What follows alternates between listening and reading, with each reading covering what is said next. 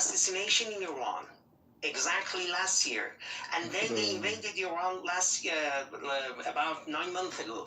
So in the last 2 years, you know what I mean? When we are talking about threat, we have to make it clear what we mean by threat. If you mean I'm going to make it clear. Kevin, hold on a second. Hold on a second. I'm trying to answer the question. I have the next question for you. Go ahead.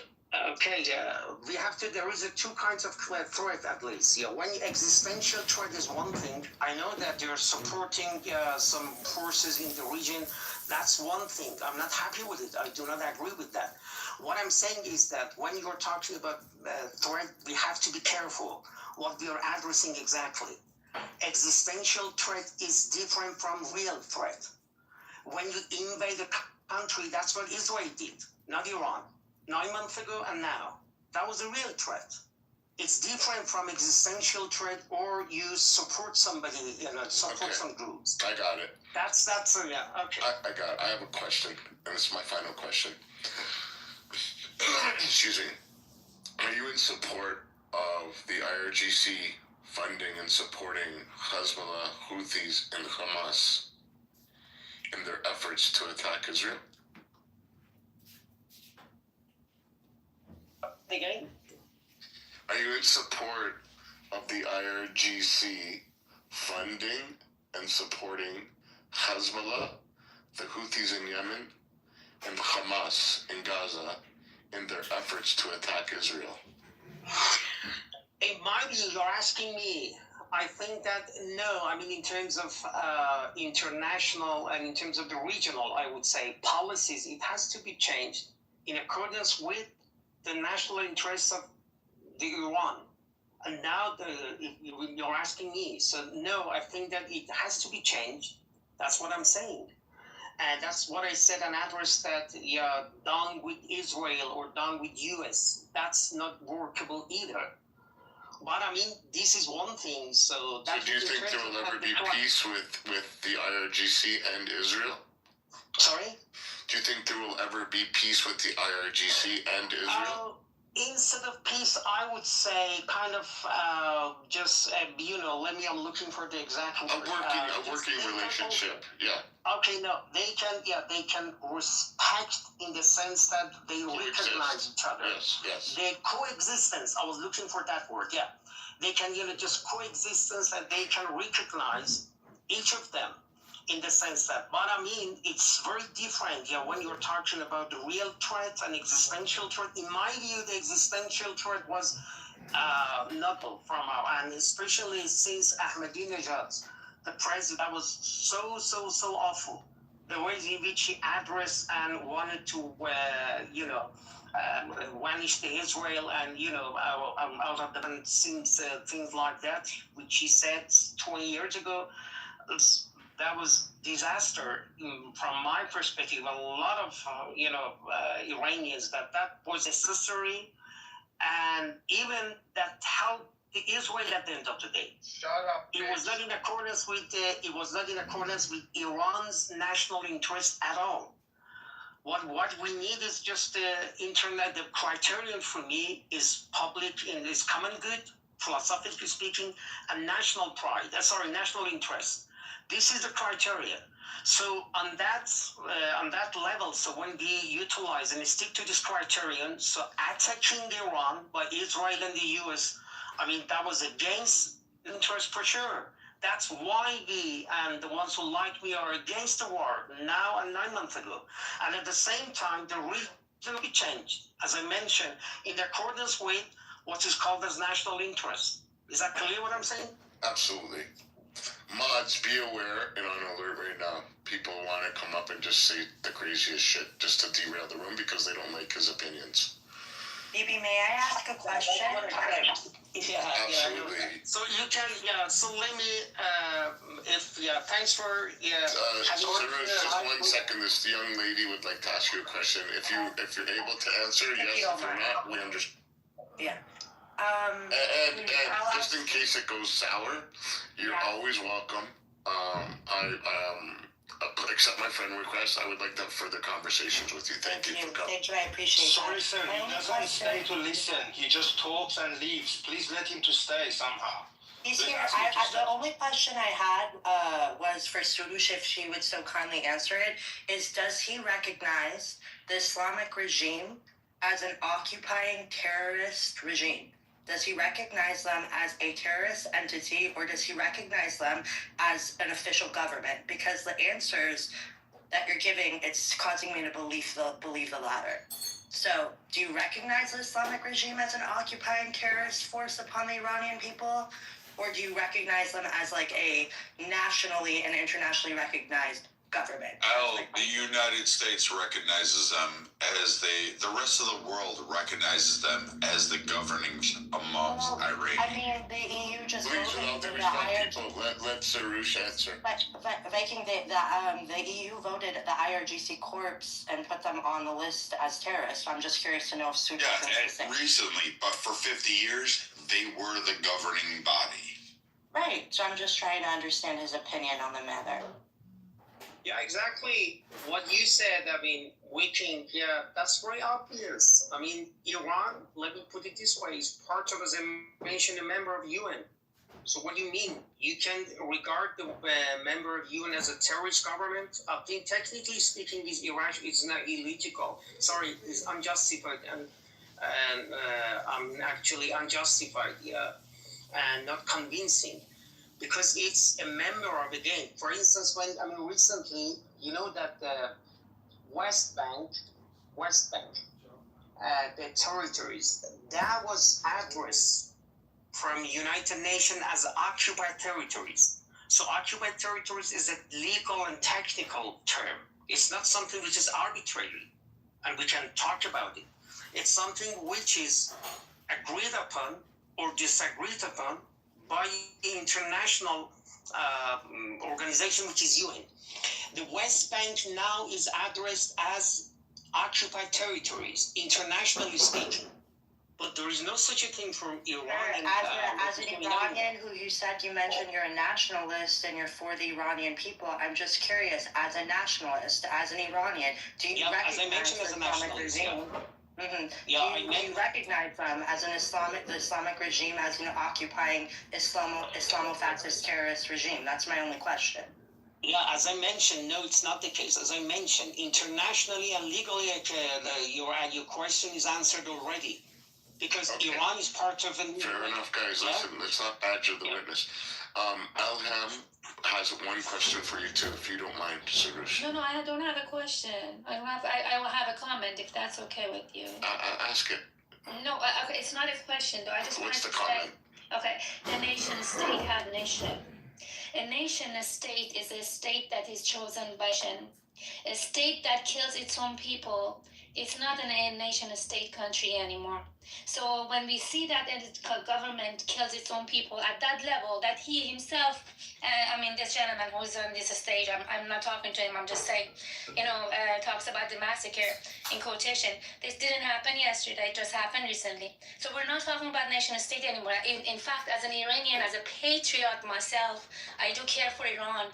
When I see that they spent my natural resources to build those cities, the rocket cities, that's not in the interests of Iranian. So as an Iranian, by having the interest of Iranian in my mind, the first thing and the only thing, Islamic Republic puts Iran in danger, is not a well-wisher for Iran, is not chosen a government, at least as of recent. So no, there is no nation state, and we should save Iran from its enemy. Thank you so much.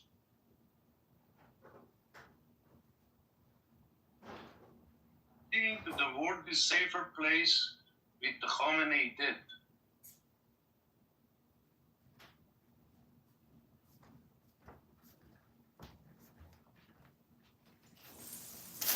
Do you hear me? Does it think... Your question is the world a safer place with Khamenei dead? Yes. I don't know if he wants to answer that. Sarush, would you like to answer that? No, just I wanted to say goodbye now. Thanks. No, I think I went. Why am I scared? Thank you so much for coming. I appreciate it. We'll see you tomorrow. Yeah, okay, hopefully. Have a good day. And appreciate it. Thank you. All right, thank you. Yeah. Of course he won't answer that. Well, he has the option to answer it or not, guys. You can't force people to I answer. respect the guy. I'm not, and no offense, but he won't answer because it's going to be problem with you.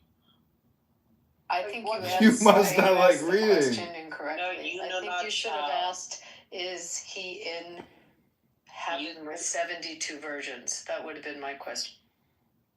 Hold on a second. Yeah, let me just, Kevin, friendly send, ask you. I don't have any reservation to answer. Probably you are aware of the ways in which I have published a lot of my critiques to Ali Khamenei. Yeah, but now, so being said that, not now, since 10, 15 years ago, I was interrogated for your You must not like books. I was interrogated. So you're happy Khamenei is dead. So you're happy Khamenei is dead. Yeah, okay. What I'm saying, hold on a second. Just wanted to say that there was no reservation. If there was no reservation, I wouldn't have published the things which I have published in the last 15 years. Now we are in the war situation. That is different. That's what I'm saying. The priorities change. War situation is because of Islamic Republic. Okay, that's another thing. Just wanted to say, just wanted to say that there are a lot of, just for more clarification. I don't want to convince you. Just wanted to correct you that there is no reservation to say anything about Ali Khamenei and others. I put up issues theologically, politically. No, I have a large house with thousands of books on in Iran. Not at the moment, in the last 15 years. Okay? Okay, do you believe Khamenei ordered killing people? Do you? No, I'm not attacking. I'm just I just said, Listen, I have a question. Listen, be curious. Be silent, The people in the diaspora today that haven't been to Iran in 30, 40 years, 25 years, that come to these rooms and have to say on what should be going on in Iran without understanding political climate that's going on right now in Iran, do you believe they have any weight on situation? And as well, do you believe that they understand with what the people are saying in Iran that live in Iran as opposed to the diaspora? Because I'm hearing the diaspora Iranians are having this big loud voice as opposed to the Iranians that are inside Iran. Do you believe there's a difference in communication that they're trying to get out to the world? Do you, what I'm basically asking is, do you believe that the diaspora Iranians are spreading the word from the people of Iran, but they're adding emotions to it and they're making it sound different? Well, if I understand you correctly, I would say there is a sound between diaspora for sure that they are pro-war. Absolutely not. So what are you talking about? Don't interrupt, Leila. But absolutely not. You're gonna get shot. There you go. Sorry, sir. Yeah, that's okay. And there are two voices. That's what I'm saying. There are two perspectives. The ones who are pro-war and explicitly they say that. And there are the ones who are just not supporting the war. Some people implicitly support the war. Some explicitly support the war. And there are some who are against the war. Three categories, you could say. And I'm not talking about the numbers. We don't know. But you are right that the voice, because they do have, for instance, the ones who support war, they do have an media it's called in Iran's International. This is a media, okay? They implicitly and explicitly support the war. Yeah, this is because of the voice they have. But I mean, in terms of the numbers, you don't know. We do have 8 million people in diaspora. We don't know. A lot of them are just witnessing. They don't say anything. We don't know whether or not they are. And in my view, this is my view. It's not based upon. And I mean, even if some of them are pro-war because of the hatred towards Islamic regime at the beginning of the war or heading or just before the war, now since the second week of the war, a lot of Iranians, I'm not saying a lot, based upon my experience, I would thoughts and their ideas is already changed. Because they see, now they are witnessing that it's not just about, as you asked me, IRGC, and things like that. No, they're ordinary people. More than 2,000 people are killed so far. And the infrastructures and the historical, buildings and so on and so forth, they are being attacked. They already attacked and destroyed. And so that's what I have heard from some of my clients. I'm a psychologist and psychotherapist by the way. I see that in Ontario. Yeah. And so the number one problem is, I want to add, so this is the problem. Because you have a very polarized view. Sorry? People want to your view is very polarized. People want to silence you, which is sad. Because if your views are that disturbing, instead of silencing you, they should be allowing you to speak so the people can see what they're saying. But I'm receiving message after message in my back channel saying, do not let him speak. Do let him speak. You have no clue who he is. Do not let him speak. Silence him. And I think that's the number one problem we're having today. We need to be able to speak, even if we don't like each other. That way we can understand who we're speaking with, and we can learn how to communicate to have a better tomorrow. I don't agree with anything you had to say this evening, but I'm still going to show you because I want to learn from you, and I hope you can learn from me, so we can have a better tomorrow, not for us, for our children. And that's why I thank you for being here tonight. You took my position. Left. Okay, thanks. Thanks Thank for you so much, sir. But I have one last person that wants to ask you last name, Elham. Elham, Roya's sister. You have the mic. Yes. Oh, no, I don't have a question. Elham has a question. Oh, Okay. okay. I'm sorry, should I say it? Yeah. Okay. You know what, Pete, I appreciate I was suffering through the experience a lot. What I think happened is that when you, I don't want to label, I definitely have my opinion about this guy, but when you hear the people who are in quotation unhappy, not people who don't want Islamic Republic in power, this whatever 0.00001% people that don't want, they're unhappy, they hear that they say, the voice the voice of diaspora doesn't match the voice of the people inside Iran, one. And the second thing he said, which caught my attention, was that I'm sorry, Bibi, your mic is open. Your mic is open. People are in my room right now. Bibi, your mic is open. Hold on, I got it. Yeah, your hot mic, Okay, Bibi, and thank you for taking my position. Oh God. Okay, so two questions. Oh God, Bibi, your mic is open. I know, I was joking. Oh, okay. I mean, I said no. You're doing too much. It was a reverse engineer, folks. You see, when you have the Islamic Republic mouthpiece tell you that the voice of the diaspora doesn't match the voice of the Iranian inside Iran, one. The second thing, that the Iranian people, many of them are not, they don't want war. Believe me, you have to know. This is a revenuing questions. You are that close to the victory. This is exactly the voice of inside the border, and the pro-war section is something that the people want. It's the people will. So I just wanted to say the reverse engineers were just mind-blowing. At least that's what my take was, and thank you so much, Bibi did it. And I only sent you a couple of messages, by the way, in the back channel. Thank you so much. Question for you and Brad, whoever can answer. Is fine? Go ahead. So I want to know your opinion after listening to Mr. This guy that was talking about. Do you think he was sort of supporting Islamic Republic? Absolutely. Oh yeah? Okay, thank you. What did you think? We were born yesterday? I'm glad that you guys... Wait, Soroush left? Of course he left. He always does that, man. He always does that. He hates people. He hates people. He doesn't like Iranian. He Because I was not here. Hold on. I wanted to ask him if Israel committing genocide in Gaza.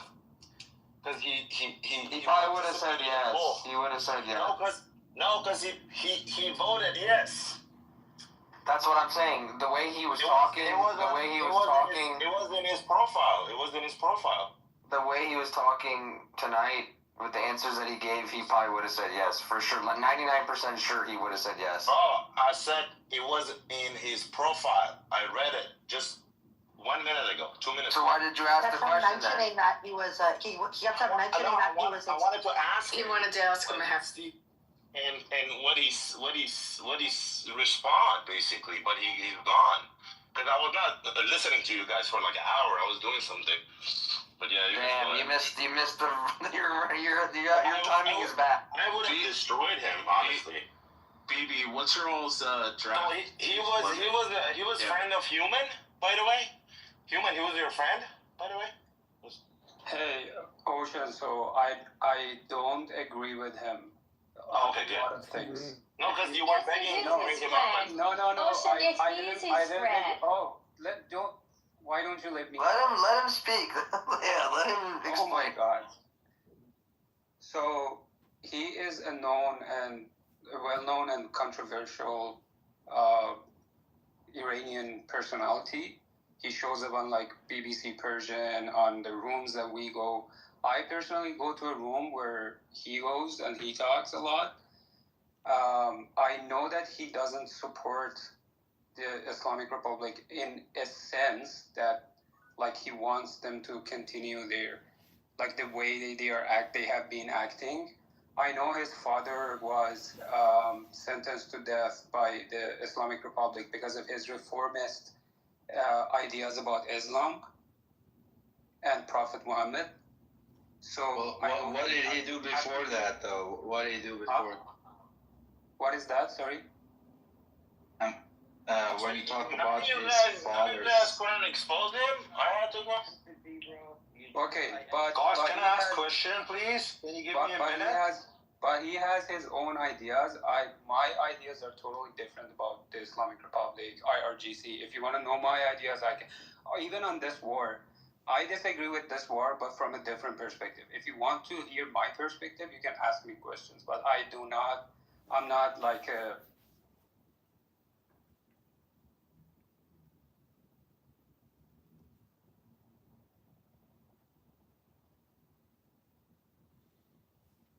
He kicked That's me! still not the whole. Somebody kicked me!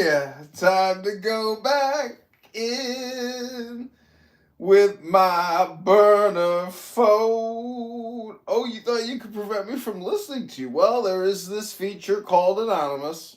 I know you're probably going to be upset, but in the President Trump house... Or I support him. I just go. Let's see who kicked me. We got Abby, Serendipity, Harry, Pepe, Viking, Beaver, Ocean. Who was it? Was it Abby? Was it Abby?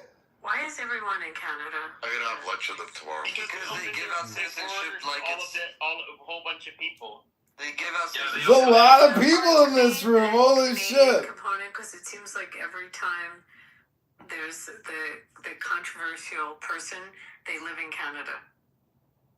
Because Canada's a lot of Persians, for whatever reason, I feel like a lot of Persians I've spoken to, primarily on Twitter, but some of them follow me and I followed them back because I met them back when Million Marathon. Basically, a couple of years ago, they're doing spaces. Marathon.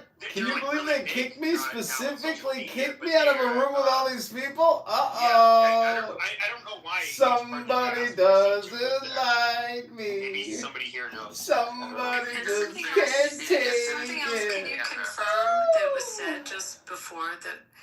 What is the diaspora population of Persians? You said 8 million. 8 million. And how do they determine that? Just They went to curious. Beverly Hills. Can I say something about Surushkai? How did they determine? Go ahead, Abby. Keep asking questions. You can fucking Google, you obnoxious twat. So it's through visa and immigration records, and that's all worldwide, 9 million? Yeah, worldwide. Correct. Yeah, but I think it is not 9 million. I think it is less than that. It's I about think the 8. exact number. It's about 8 million, I believe. And the bulk is where? In the United States? And I don't know, Abby. Let me fucking Google that for you, you stupid fucking I believe bitch. Germany. You stupid annoying bitch. Abby, when's the last time you've been to Canada? Abby, when's the last time you got laid, went to bitch? Canada. I just got laid at the fucking Bruce Springsteen conference, Did you bitch. take a shower? Why should Americans have to subject themselves to Canada? Because I'm a hockey fan. It's a problem. Yeah, what do we stick on topic, I was guys, watching instead of one of talking about hockey? There's too many Okay, no, I Okay, Abby. Let's take advantage of the people that are Just here. The population is 8 to 9 million around the world. That was my question. Can I say something about Swedish guys or not? Is he gay? BB, there was a police officer in this video in Canada. Likely And he's like, I'm done talking with you, sir. I have to go break my fast now. And I'm like, oh God, this is Canada. So how loud is the 8-9 million population voice, do you think? And where is it the loudest? I think it's been consistently loud in Europe, in Canada especially. It was pretty dramatically, fantastic. I mean, it was one of the greatest one in this last come out. And I think in US, I think pretty much it's consistent everywhere across Australia, in Europe, in Asia maybe the least. In Asia maybe, yeah. But I don't know how it's spread in Asia. Is it true that most of them work at the excuse factory? No. Where did you get that? Just because they're not in Iran fighting the... No, just because what you suggest, as if like they should be in Iran and fighting, and that's the excuse. No, we want to hear them on stage saying that they're going to go out and slaughter the IRGC and cut them up in 1,000 pieces. But yeah, like, we can't do that. They will kill us. No, but if that's what they want to do, how can they do that? If you don't have a way to get there to do what you just said, you can't fly to. Your solution is pointless. This is fucking retarded, dude. I've been listening, in the background, and I get it. There's Americans that are pressing them because they're like, why aren't you guys doing anything yourselves? Okay, first of all, a lot of news has come out. Okay, this involved the U.S., Israel, Pahlavi. They all. Okay, he did. Pahlavi, or is it Pahlavi? Pahlavi. Okay, so he didn't just come out of nowhere and start being a mouthpiece. I mean, it was with the backing of the U.S. and Israel, and the problem is though is that they really don't have any fucking guns. So I mean, what weapons they have? Yes, he's the okay. I mean, I'm not going to approach somebody with a steak knife and try to kill a police officer. We see how that works out in the United States all the time. It doesn't work very well. How much of the population is against the IRGC? Like 3 million and like 80% hate the IRGC. 99%. I actually was going somewhere with my question. There was a reason. Oh, you were, Abby? Because I'm trying to understand the voting blocks in the countries where there's a big population and how strong the voting bloc is and how strong the voice is in these different countries.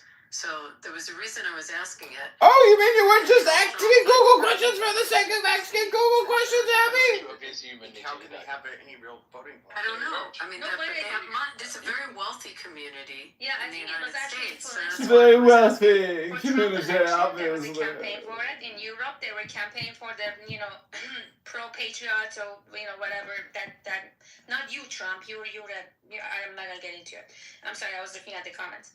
Anyways, but yeah, you're right, Abby. Definitely there's an influence there, and the power has already been exercised. And there were, but be more, yeah. I mean, there are many Iranians who live abroad. There's a doctor here. Hold on, bitch. Acts in the United States that are banned.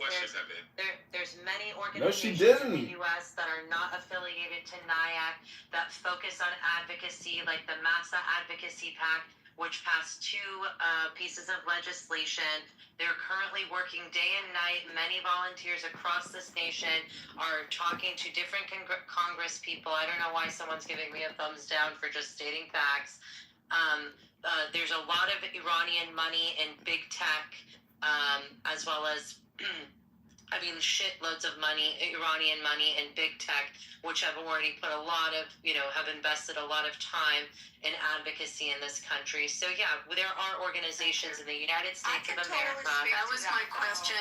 Thank you, Roya, for answering. So, Ilham, I was going to ask you a question, or you asked me a question, and I was going to ask you something back. Can I speak to Roya's point? Because that's. I know. Ilham asked me a question. Well, actually, Abby asked us a real grown-up question, so Rhonda can answer with a real grown-up answer. So, Abby, would you like to listen to Rhonda's answer as well, or no? I would. Okay, cool. Please, Go ahead, Rhonda. I want to talk as well, please. Everybody wants to talk. I know yes, California, there's a couple of. There are a couple of the mayor of Beverly Hills is a Persian Jew. We have a congresswoman right now in Congress who's first generation Iranian American. Are you talking about Sepide? No, whatever. I don't know what her name is. We also have How do you know it's a congresswoman then? Because when you don't know their name, like how do you know there's a? Well, I don't know her name off the top of my head, but I can go check my Instagram. I can go check my Google for you. So her name is. No, I actually don't have to have anything. Also, there's also people that are more. Great job, Nane. I mean, you don't need to be a bitch. I'm responding to Abby's broader point. And there's also city commissioners, also people that are in, all different municipal I love filming these people. Iranian-American I live for this. I need more burner phones though. Canada, where there's a big population, are there? I don't know anything about Canada. I don't care about. Yeah, Canada. there's a woman that was. So I'm gonna find out which accounts of mine are blocked from this room. I got a bunch of accounts. Okay, Ilham had asked me a question. Yeah, she was going to ask her something. So you said, "What do I mean about the excuse factory?" Oh my God! Can we go back? Stop being a fucking autistic. I don't have anything else to say. And I would like to clarify that Yasamina Ansari, who's in Arizona 3, is who I was speaking about, who is Iranian American elect in our Congress. Arizona 3. Is Iranian? For some reason, I thought he was. It's a woman. Oh, okay, never mind. Barack Obama was Iranian. Hold on, there's a reason for the question. There's a reason for the question. It's obviously a very close community, and they've stayed close as they've moved into the diaspora. And so I was asking how organized they are, and it's also a very successful community in the countries that they've gone into. So have they gotten into the political arena to make sure and to protect the interests that they have? That was my question. And I didn't know in Arizona. Pepe, is that Phoenix area? I don't know who this. It's a woman. I guess I. Roy, do you know? Abby is always asking Google search questions. I What don't a clown. exactly know where Arizona 3's what that congressional district looks like. I don't know what's up with these congressional districts. What county is it in? He comes out tomorrow and he says, "Everybody go." Oh my God! Can we go back to the conversation? Can we hear the Iranians' response? What they're going to do? We're always going to make excuses. I mean, why are we listening to a guy that the only gun Shut the fuck up. No one cares. The only thing that we've heard, Bibi, are you really going to allow this piece of shit to talk to you? Wait. So are we asking what Arizona 3 district is? Because it's west, like. Oh my God, I'm not blocked. It's west Phoenix. So it's like the western part of Phoenix. Western, okay. So you can go down the extreme there. Talk out mute. Peoria? Like that area? Peoria! Bitch is still thinking about my campaign! So it's not a very large Persian community in Arizona, but this is exciting. I mean, that's an exciting. Is it out here? It's not the same as California. But there's most of the Persians, at least I've personally met here, there's like a large Baha'i community. It's not Persian, stupid. I think some of them might be Muslim. There's one doctor that when I College Republicans Club at Arizona State University, he'd come and talk to us. This was back in like 2003 or 4. Dr. Jasser, Jasser. but he was a Republican, and of course at the time with the global war on terror, he was not a, he was kind of expressing how like a lot of us are natural Republicans, but unfortunately, you guys, they feel kind of, a lot of the Muslim community felt under attack and so forth, but. No, you definitely get quite a bit. At least here in Scottsdale, you get quite a bit. I mean, long story short, like I was trying to say to you, we have a lot of organizations. United for Iran is also one of the big groups that focuses on tech and human rights because we have so many groups. We have the Abdul Rahman Buruman Center. We have the Center for Human Rights in Iran. We have we have Pars Equality Center. We have a lot of organizations. Farhang Foundation. We have American Iranian Bar Association. Obviously, Women's Foundation. We have multiple. We are organized in the United States. Hey Abby, I really wanted to speak to her point. Are you affiliated with Nyack by chance? Am I affiliated with whom? Abby? No. She's not Persian. No, I'm not Persian. I'm affiliated. I'm part of the Republican I'm asking Roy. National. I'm affiliated on a national basis with the Republican Obviously, I'm not connected to National Iranian American Council, the sham organization that doesn't actually. Can I speak? Dude, who is this girl? Who is this woman making? I have no idea. But this is very odd. It's incredibly important that a community that's in the diaspora, as organized and as successful as the Persian community is, that they organize. And I love hearing that there's actually, representation in government. I think that's great. Not as strong as it should be. Not as strong as it should exist. They don't Another case for why I don't want immigrants. The grassroots. But this is a community that's succeeded, that has come to our country, that's contributed to our country, and they should have a voice. And I think that's fine, but I don't want it to be a whole different conversation. No, I don't want to. I was just asking. Once you do that, you get power struggles, and I'm not going in that direction. But you wouldn't have Uber without us. But anyway, Abby. Without who? Jews or Persians? Without Persians, and you wouldn't have a lot of things without Jews either, assholes. Well, which one? Okay, are you guys retarded? I'm not, whatever. Oh my god, please, guys, please. I noticed that there's a bunch of people in the room with red tickets. I need you to go to the top of the room where it says President Trump. There's an arrow pointing. Click on that.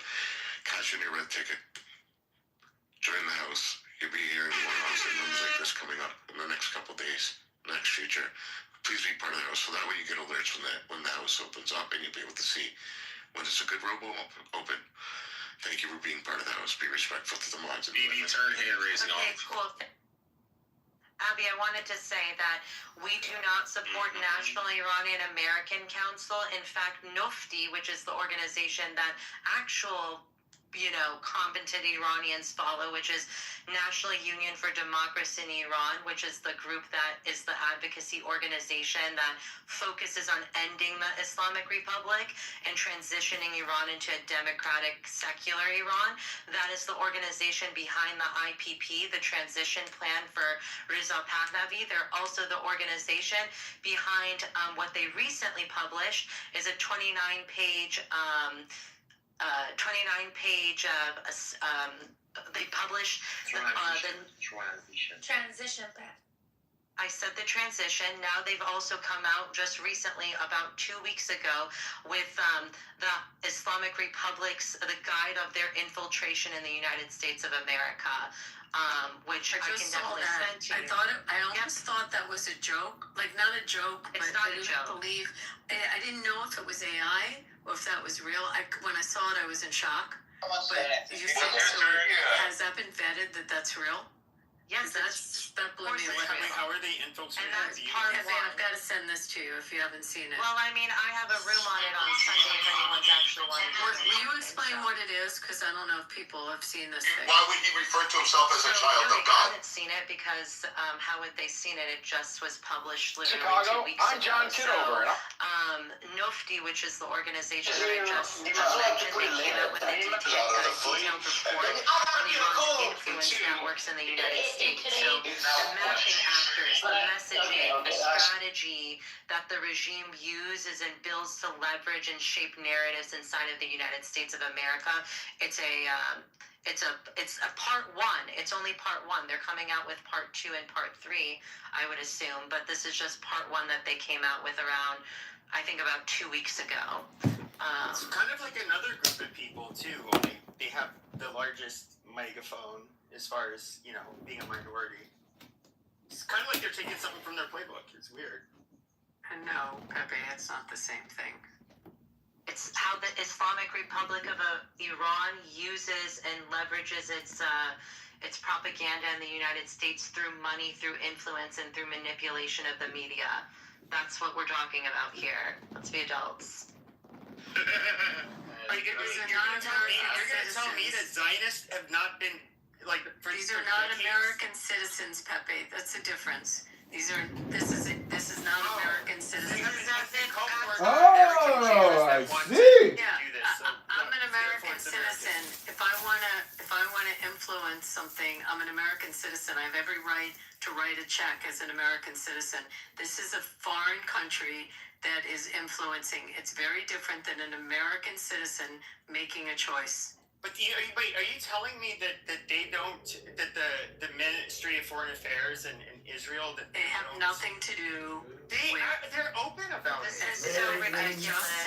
If you want to attack, and you can say it, I, as an American citizen, can write a check to whomever I want to write a check to that is serving in government and contribute. As an American, as a born American citizen, I have every right to do that. A foreign country coming in and infiltrating what Roy is talking about is a completely different situation. Completely different. I can't believe that he's if the premise of what you have a problem with if you have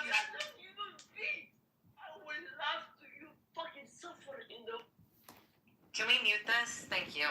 I mean, if you have a problem with PACs, C4s, if you have a problem with super PACs, then you can have a problem with the concept of those organizations. That's something that you can say. But if you solely have a problem with one fucking PAC in the United States, then that's a you problem. Because if that doesn't apply to if it doesn't apply to the NRA, if it doesn't apply to other big PACs, then it doesn't. Then it's bullshit. Sure. So I think what you don't get is that, like, even I get a lot of things. I think you don't. No, what you don't get is that, like, even this past summer when shut the fuck up and let me finish. Like, actually, I won't.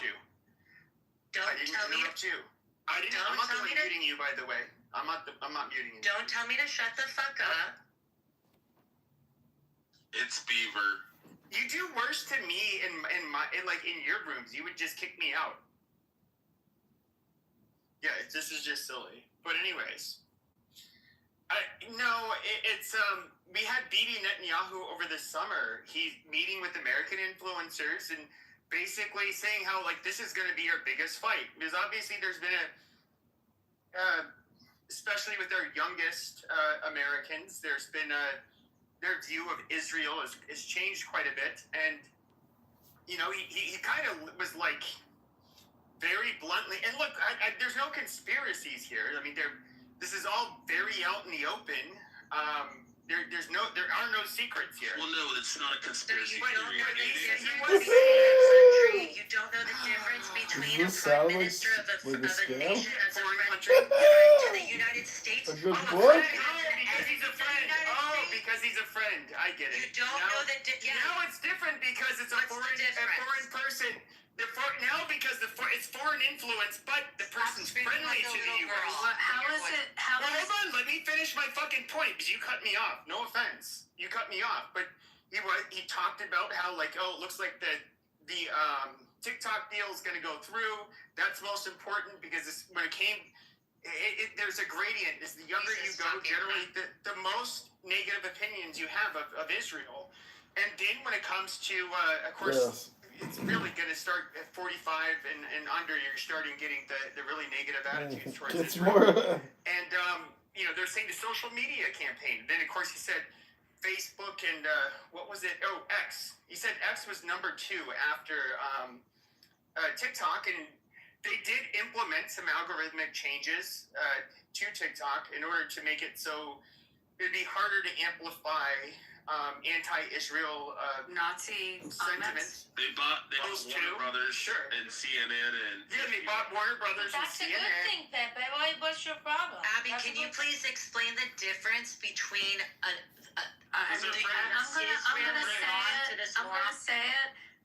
APEC is a bundler. It bundles money of U.S. American citizens, with mostly Jewish Americans and Christian Americans. It bundles their money. It doesn't write checks. American citizens write checks. If you have a problem with Jewish Americans writing checks under our First Amendment right to contribute into the political process, then that's your problem. If you have a problem, it's not my problem. I am not done. If you have a problem with people who care about guns writing checks to the NRA because they care about guns, then you have a problem. If you have a problem with people that support a particular interest writing, then go to your member of Congress. Let me finish. Go to member of Congress, go bitch about it, and tell them how you feel. But right now, our law is, I as an American citizen can take money and I can bundle my money with someone else who's an American citizen and give it to someone that I support that's running for office as an American citizen, and that's the difference. Thank you, Abby. It does not write checks. I'm going to say it 50 fucking times. American citizens write checks, and their checks get combined with other American citizens that write checks. I have a limit on how much I can give to every congressional candidate, and if I want to reach my limit because I like that candidate, I do it. Now, one last thing I'm going to say. That particular organization only does support for U.S. Congress and Senate. It has nothing to do with the executive branch. It only contributes to Congress. That's it. It does not do, I'm going to finish my sentence. It does not contribute and does not get involved in state elections or anything to do with the executive branch. It bundles money for Jewish and Christian Americans that support the state of Israel and some Muslim Americans. That's it. Now I'm Rich, hold on. Roya, does that answer it? I mean, that doesn't answer it. I would like to, yes, no. No. It does answer it. So, Abby, it doesn't answer it. So, okay, I just moved you to the audience. You removed me from the room for doing much less. So let's not pretend like you're a victim here. Now, Thank you, Nick. Okay, shut the fuck up. Abby, can I respond to your question or no? It's up to Pepe. Can you let Roya respond? Oh, they're both gone. I don't know how that happened. So, Abby, I'd like to hear from Roya. And then I'd like to... Okay, can Roya and Pepe go back and forth? Matt keeps taking me. No, Abby, it makes complete sense. So the same people. If you don't have a problem with colorist, if you don't have a problem with America's Bridge 21st Century, if you don't have a problem with NRA Political Victory Fund, then you shouldn't have any problem with AIPAC. Sure, I can. Thank you. No, sure, I can. The reason why is because it's for the benefit of a foreign country. Now, whether they're Christian Zionists or Jewish Zionists, it does not fucking matter. Okay, these are U.S. citizens. What does it have to do? It does not matter. It's for the benefit. Did you listen to what Abby said? Yes, I heard what she said. No, hold on.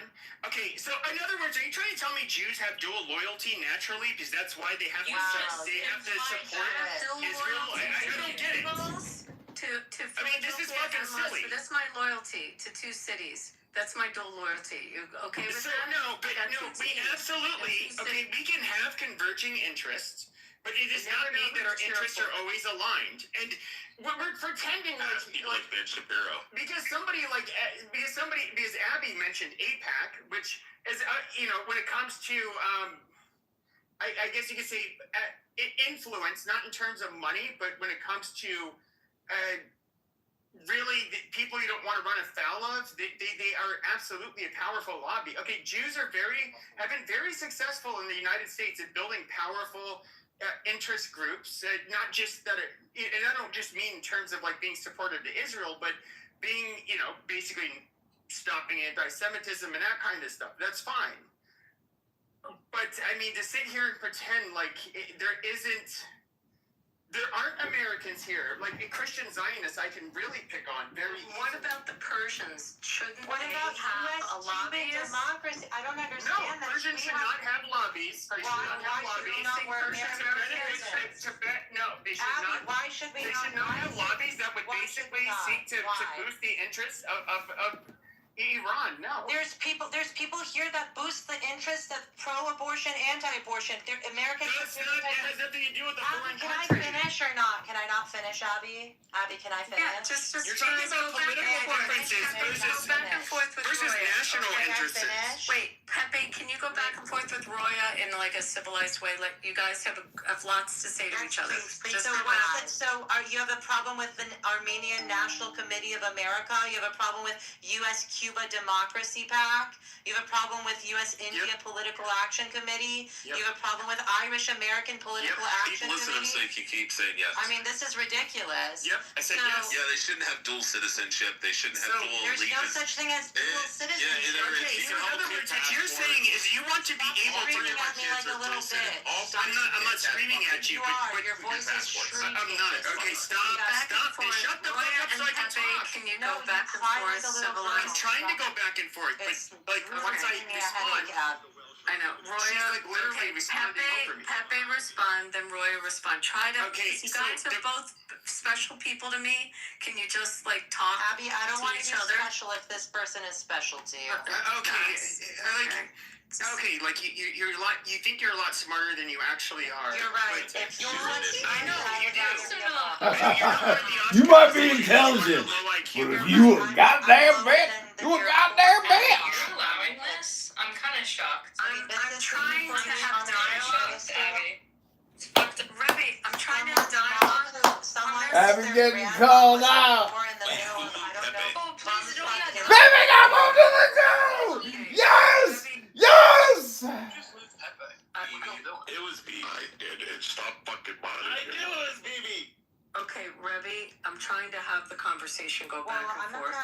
And I really hope on Iran because that's the subject.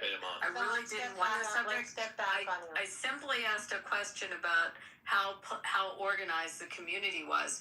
And it BB got kicked too! BB got kicked! Understand the Persian community in the diaspora. That was where I was trying to go. And it went in this direction. So maybe we could take it back to the Persian community. If everyone's okay with that? No, what I wanted to say before we move on. No. Hold on, Rich, hold on. I'm gonna bring up Rich. No, Rich. I had my response to her. So what I don't appreciate, and this is I don't want to talk to this guy anymore. Primarily, shut the fuck up. I did not interrupt you. Please stop. Oh my god. God. Thank you, BB. Stop modding this person. If I'm going to be disrespected, I'll leave. And that was quite anti-Semitic, I have to say. Why not allow BB kicked Beaver too? Why not allow a reasonable debate with Roya rather than a hot-headed debate? Because there is a reasonable debate to be. I don't even want. Are we debating the role of C4s and super PACs and American? We are, but you're not listening. No, I don't give a fuck about listening to you. I know, but you asked me the question, and then you didn't ask you a question. I was talking to Abby. No, it was a back and forth between us. I'm talking to Abby. I don't want to talk to you. No, you're so. Kick BB down. He's kicking everybody, including Beaver. Roya, can I He kicked Beaver, Pepe, he kicked me. Dude, just remove him from admin from your fucking house. Like, this is fucking retarded. I mean, he already let me boom the room. Abby, so how would you like to reframe the question that you asked? I mean, that was it. That was just I was asking a question to I'll the answer. community. We're not as Where did organized everybody as we go? should be. We're not as we should be. We have influence as far as in tech. Those interests are trying to organize better. Organizations that focus on advocating for Iranian human rights. National Iranian American Council, as we know, is a puppet of the Islamic Republic. They said it on their own state TV in oh so many words. And as you see in this report that I sent that you should read from Nofti, which is the actual organization that represents Iranian American interests in the United States of America, you will see that NIAC for a very long time has infiltrated and used its influence to keep things in the gray zone and, such as advocating for JCPOA and things like that. What is the name of the one advocating for MEK? I don't know the name of that org. Roya, that's very helpful, and I love the Persian people, but I'm trying to explain to you why many white nationalist room are not as loving towards the Persian people. He's not a white nationalist. But I'm not. I really don't care, Snoopy. I know why you're not. Why interrupting me? But why is everyone interrupting me? I've literally said nothing. Why are you fucking mischaracterizing his fucking character? I love Pepe. I've never called him a white nationalist. You just called him a white nationalist. We all know you. No. I'm talking about other. First of all, Pepe knows that I don't think of him as a white nationalist. So why are you interrupting me? I never. You clearly bring it up after Pepe was rating. Pepe. Well, I'll address Pepe. Pepe, do you think that I believe that you're a white nationalist? No, you and I are cool. No. Okay, so thank you. So Pepe and I are very cool. So Roya, as a person who's always, since joining Clubhouse, been sympathetic to the Persian community, and a person that's been respectful towards Pepe for 5 years in a row, will you allow me to interloculate with you for 30 seconds, respectfully? I already know why white nationalists don't give a fuck about Iranian Americans, so we can move on. You don't need to teach me something I already know. I would like to engage with you because I care about you, Roya. Here's the bottom line, okay? Here's the bottom line. Refugees have been moving to Europe and gang raping white girls in Europe all the time.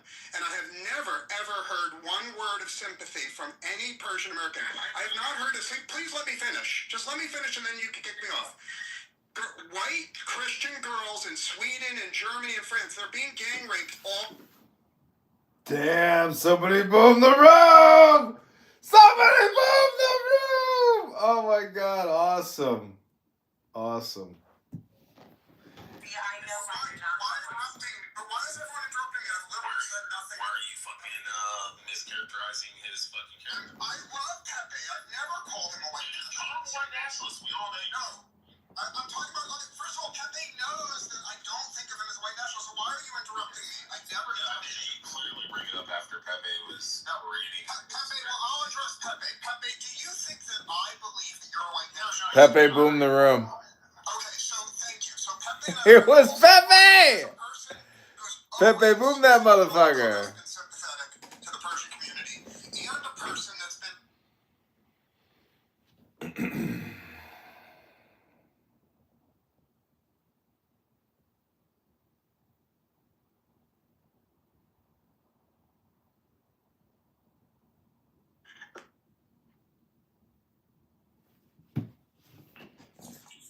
How'd you feel about the verses? You're from where?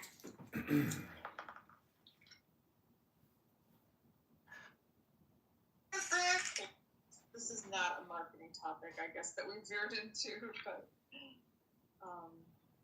Hey, but it was interesting. But I'm gonna clock out. It is getting late here, and it's been a long day, and I will.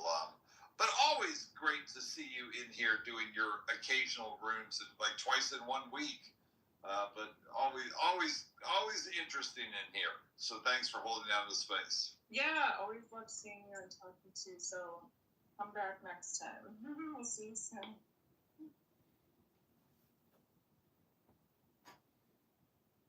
So we're just in the room, we're just talking about, usually we just talk about like marketing in general, or I'll put a topic up so that we have something to kind of anchor ourselves around. And today I've been talking a little bit about lucky breaks. So brands that maybe they were doing well or they were entrepreneurs and they wanted to really get their product out there or what have you. And then sometimes you just don't know, like you're working in the dark, or maybe you're calling on, you know, accounts to try to get your product somewhere, and you don't know if you're ever going to get a lucky break, or if you do, when, you know, and it could be disheartening. But there are brands who have done it and who have become household names because of it, you know. So some of it's luck, Viking Brad. Believing, knowing, being on your. Okay, Pepe boomed that room. I saw Pepe do it real time. Pepe can't handle it. He can't handle Roya. Well, wait, so Pepe boomed it? Yep, Pepe boomed it. Damn, that was a big room. It was, but Pepe can't. Pepe is so insecure, he can't take being kicked to the goo, you know, being demodded. It's Pepe's world. It's Pepe's show. That's what Pepe does. It's the Pepe show. And when Roya comes in, it's the Roya show. Roya June show. But this is the new President Trump house, because the other house is in disarray. And let's be honest, you know, Matt Cool, though he's cool, I mean, he's an old burnout. He doesn't have the wherewithal to mod a 600-person room, you know? I mean, I don't know how much pot Matt Cool smokes, but it's not more than me. So how does Matt Cool, you know, create these huge rooms and let them go to shit? Because he's just sleeping at the wheel. And Beaver and all these other white supremacists that claim they're not white nationalists, but they are white supremacist nationalists. I don't understand it. That's what they are. And I can't stand listening to Rich. Rich is one toxic son of a bitch. That is one toxic motherfucker. If I have to hear homicidal suggestion and ideation on an average weekday, I'm not up for it. Clavicular, welcome to the room. Thank you. I appreciate you leading this room. Thank you. I'm not leading it. You are leading it, sir. Well, I appreciate it. Tell me what's on your mind, Megatron.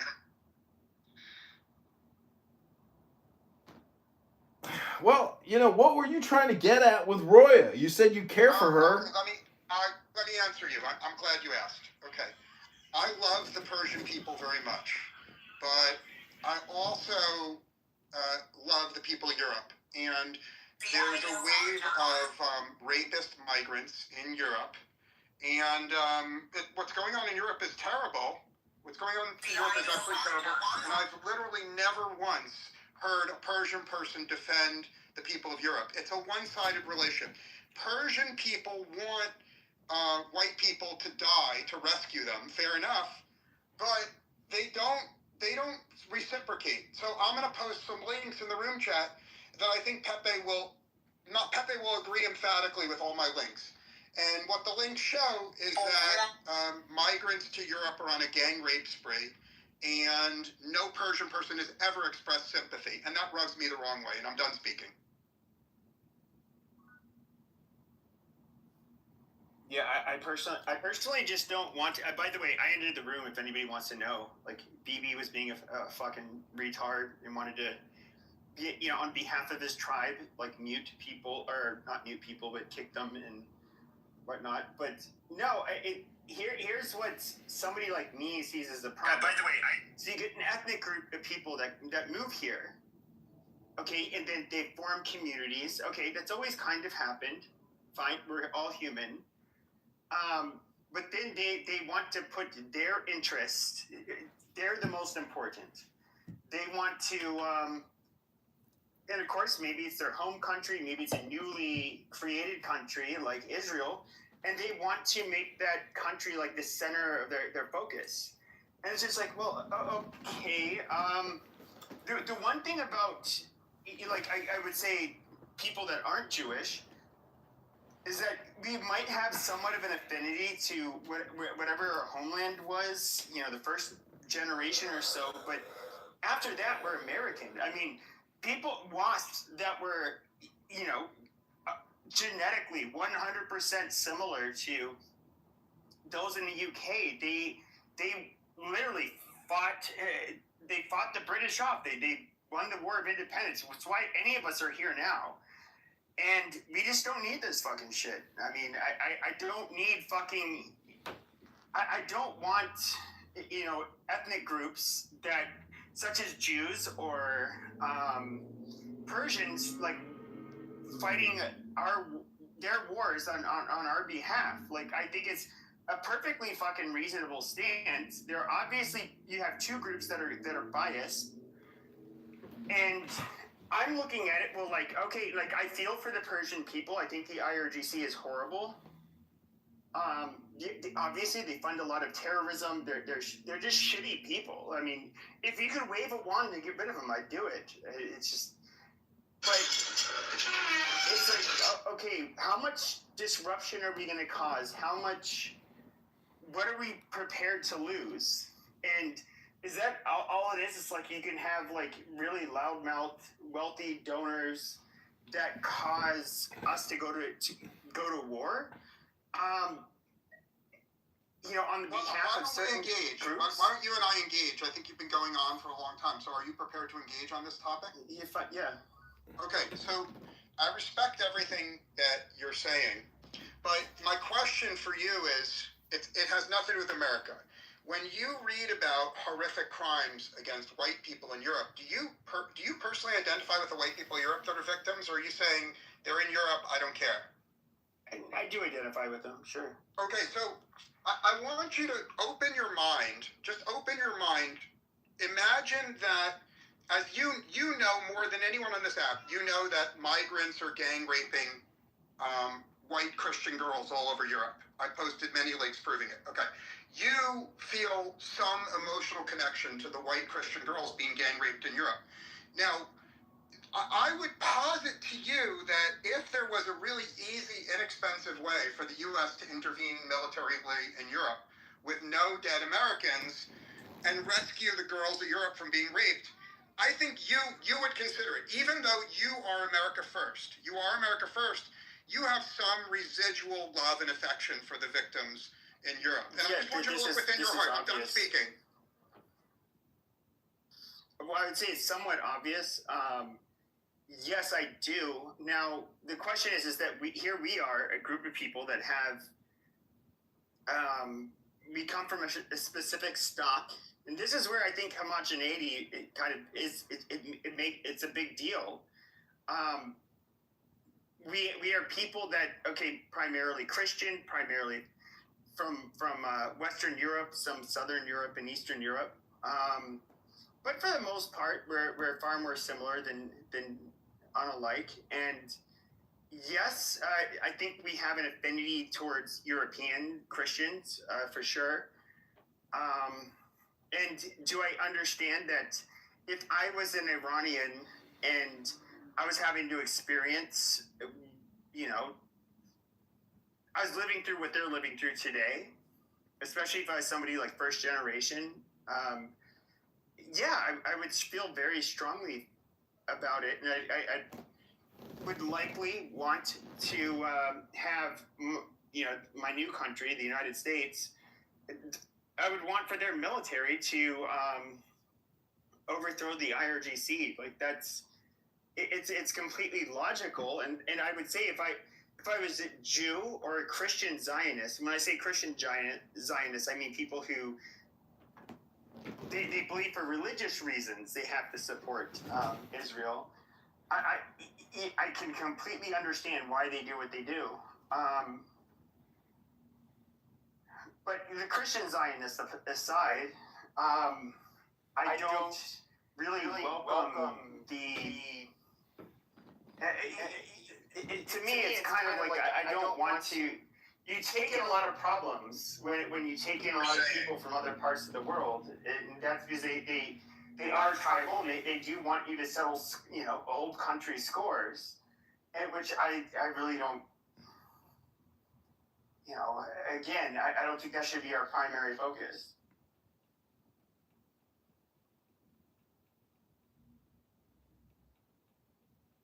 Well, that's perfectly reasonable. You love America. You're America first, and I respect that.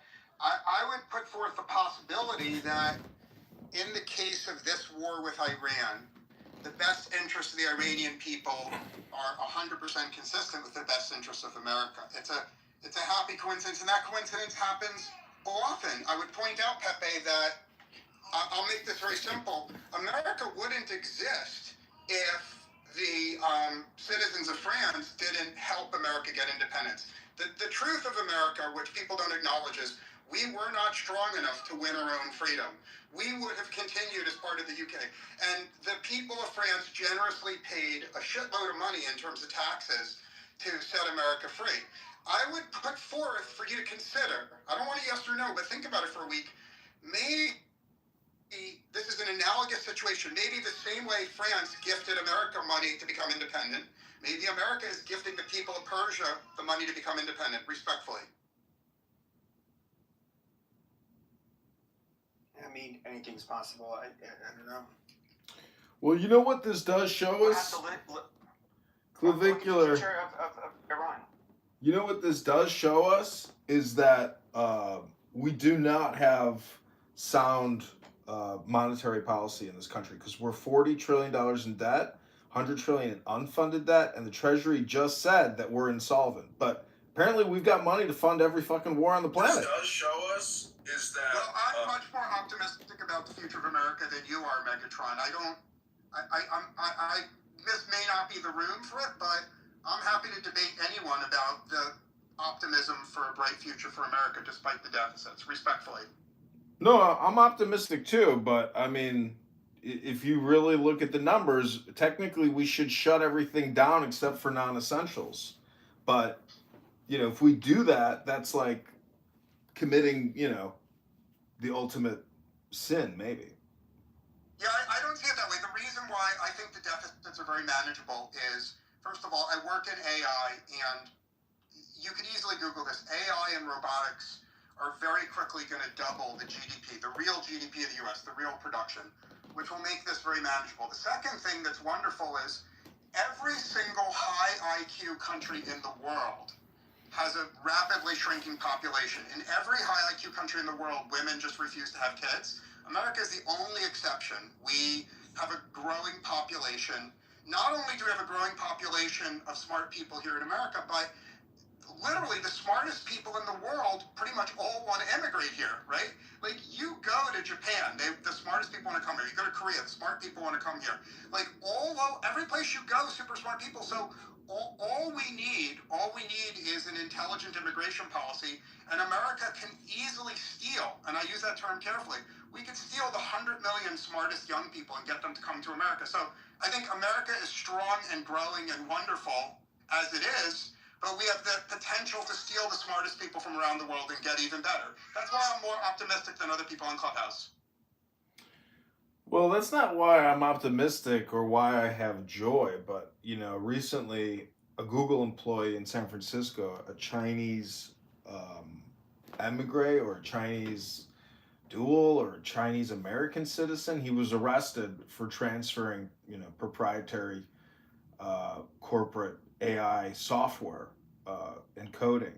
So to think that we can poach versus just offshore, I don't see the difference anymore. When we can just hire in India, what's the difference? I really respect you, but as a person in business, it's not the same. Now, I will grant, I feel very comfortable with, I have a lot of conversations with leftists, and I treat them respectfully, and woke people and progressives, I treat them with respect. They have something to say, but I also have polite conversations with people I would call immigration restrictionists, and you may be friends with some people that are, quote, immigration restrictionists.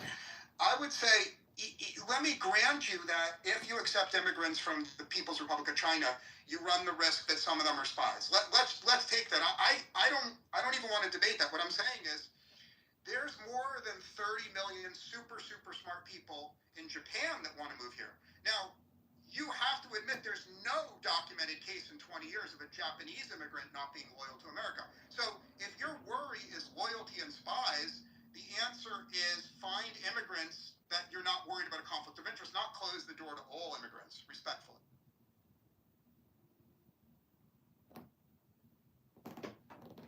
Well, I'm running for mayor in Chicago as a libertarian, and it's only a very small percentage of people, whether you're on the left or the right, that can actually act as a bridge to have successful communication or what you would call bipartisanship.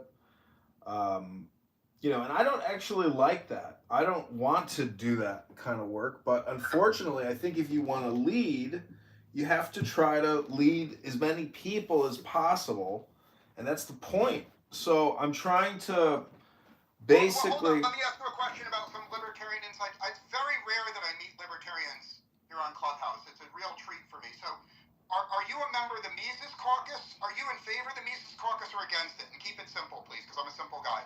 I'll just say I'm not a member. I'm not against it. I'm not for it.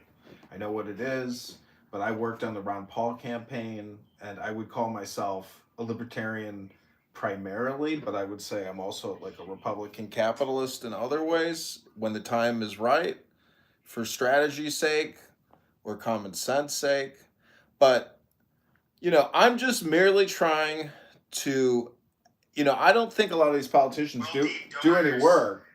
I think they just, I think they're actually just communicators because all they do is create videos and pictures on Instagram, and their vote. I respect that very much, but you can't make a broad screed.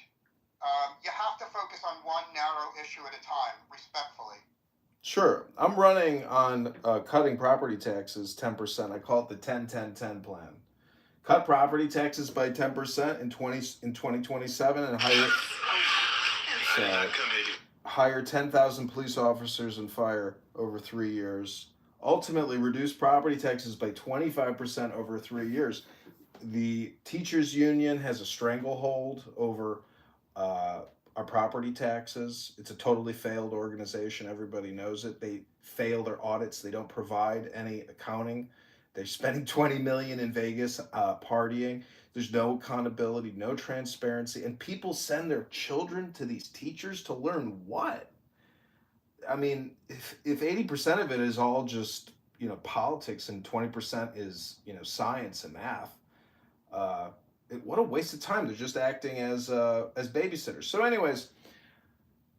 I'm running on specific topics. We're highly taxed here in Chicago. We got a City of Chicago sticker tax. We got a water tax, sewer tax, a garbage tax. We have a plastic bag tax. We have a 12% sales tax. We are taxed to the death. You can't stop working and you can't retire because the property taxes will ultimately force you out of your home, or they'll sell it out from under you if you don't pay the property taxes, and they'll auction it off and you'll lose your home in a year and you'll be evicted. So we have no real liberty because we have no real God anymore, in my opinion. I think, the big paradox is liberty and God, God and liberty.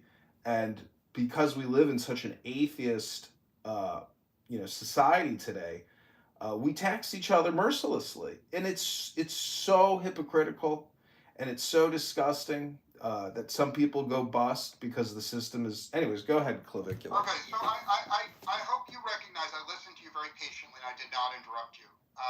Everything you say makes sense, and the current occupant of the mayor's mansion in Chicago, I think, is the least popular mayor in the history of the city. So you don't have to say anything to persuade the people in this room that he deserves to be replaced.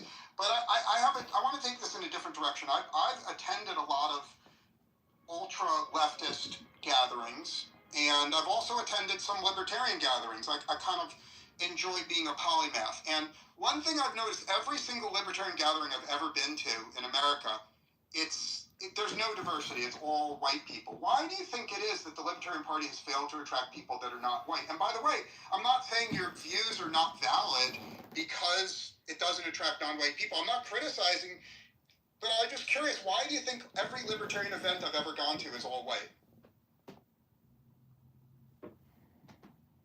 Well, I listened to you very closely. I didn't interrupt you, and I hope, that you'll allow me the time to speak. You love to always constantly say, I will be very, not discreet. What do you say? Anyways, Clavicular, the point is, it's historical, my man. Obviously, today I was thinking about how the Republicans and the Democrats, that historical point and to where we are today and how it plays into the Civil War. but also migration of population. But really, it's comes down to economic philosophy. I don't care about the political friction or the political difference. I'm more interested in saying, how do we run a business successfully? That means a net profit. What's our cost of goods? So again, the reason why they're Democrats. I mean, I don't want to just give you the low hanging fruit and say because they're getting free shit, and why punch the hand that's giving you the free shit. So it's more than that. It's really just a question of awareness and economic philosophy. If you know how to grow an economy or how to grow a business in a city or how to grow the GDP of a city or of a country, now we're talking, because we can't inflate our way out of this. We can't borrow to spend our way out of this. We have to grow out of this. It's the only way. And that means opening up business, not restricting it, not doing head counts. We want international businesses to pour into this country and give job opportunities to our fellow citizens. So we have to grow this country in the same way that we would grow a pizza shop, one slice at a time. So I respect and admire what you're saying, but I've already moved many of the businesses that I invest in out of places like Chicago. I don't have the balls that you have. I don't have the courage you have. I don't have the strength that you have to actually fight to redeem Chicago. I've moved my businesses to places that are low tax and business friendly. My favorite is actually Nashville. I would urge you to look into Nashville. So let me ask you a personal question, right?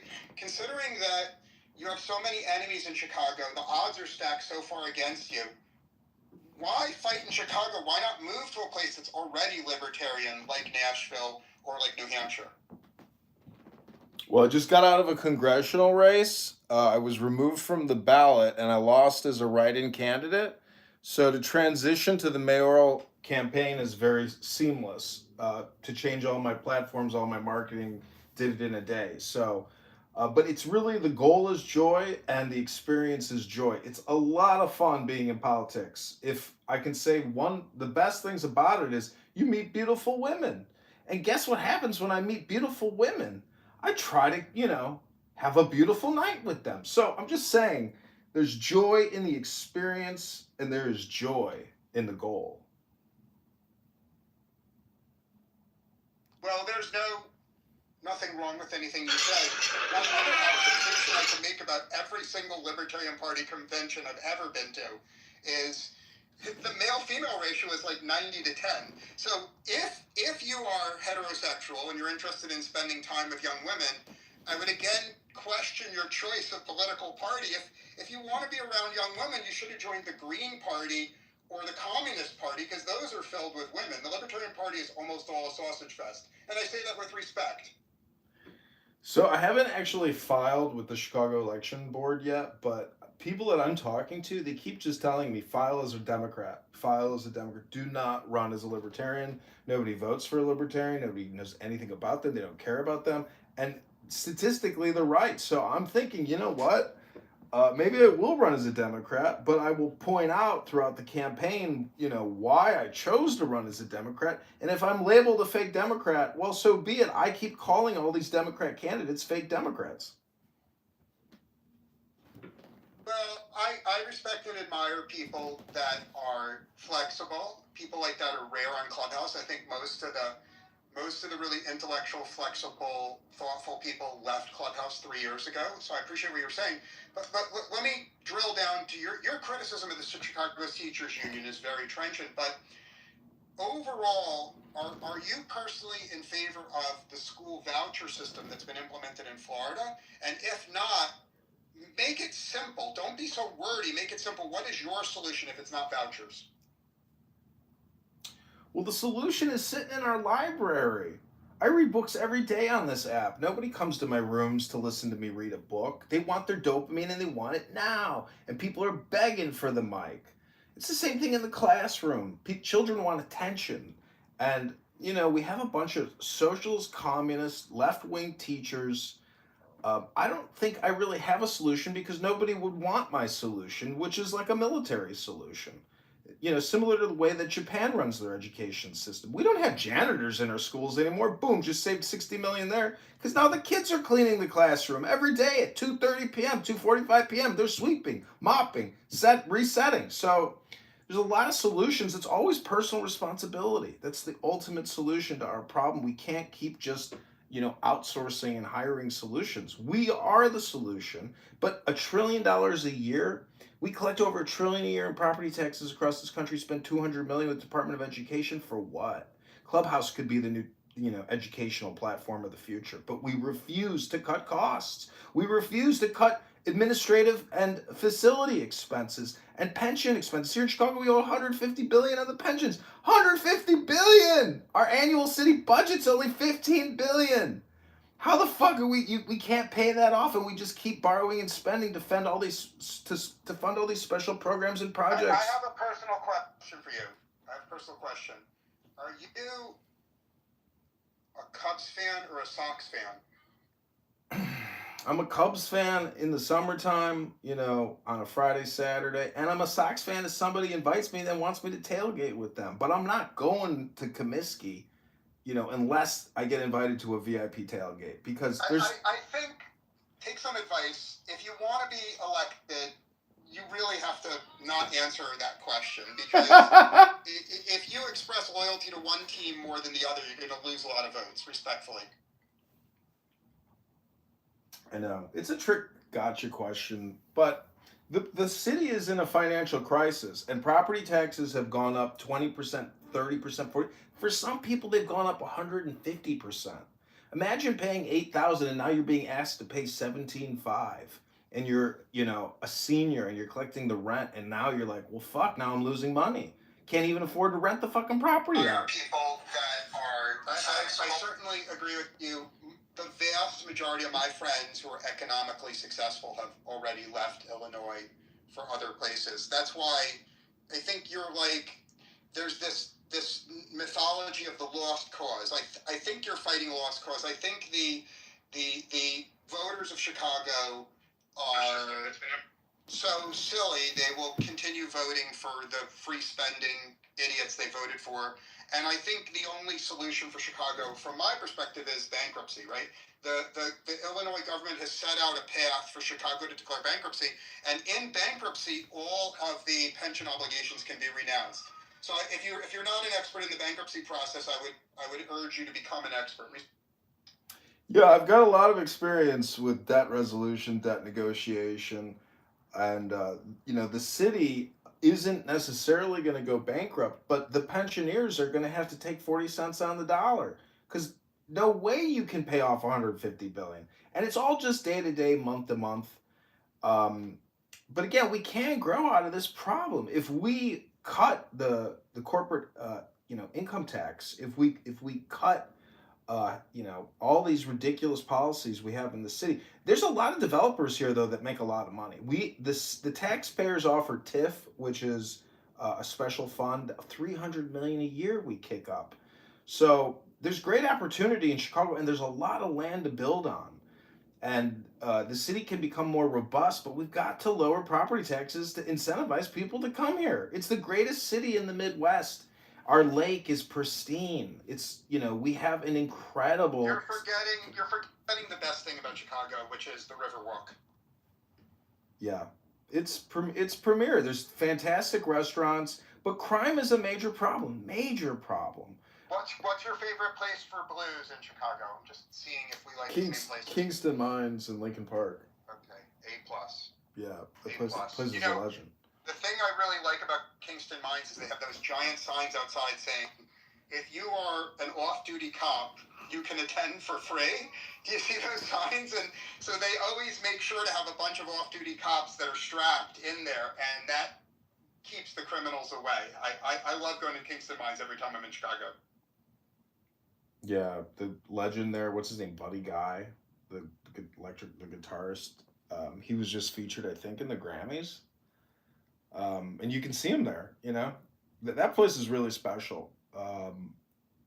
But anyways, this is my third time running for office now. And a lot of the fun, I know I'm not going to win.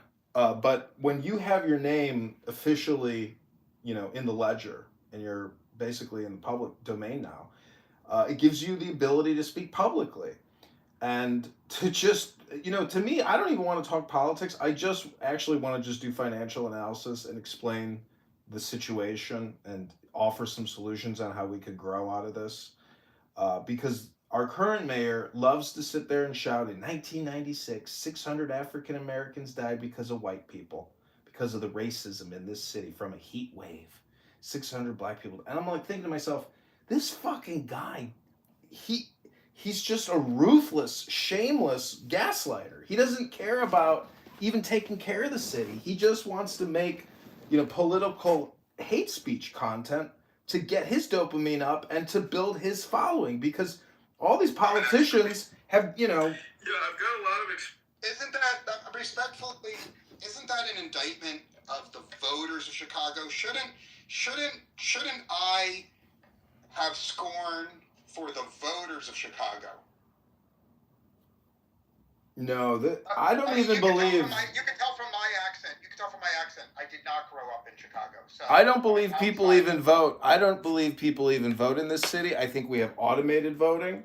If you look at the numbers on the South Side, in the elections, I think there's just so much suspicion of the Chicago Election Commission, the Illinois State Board of Election, in terms of automated voting, that no matter who it is, we've got voter fraud, I think, in this city big time, and it's just total. So let's imagine.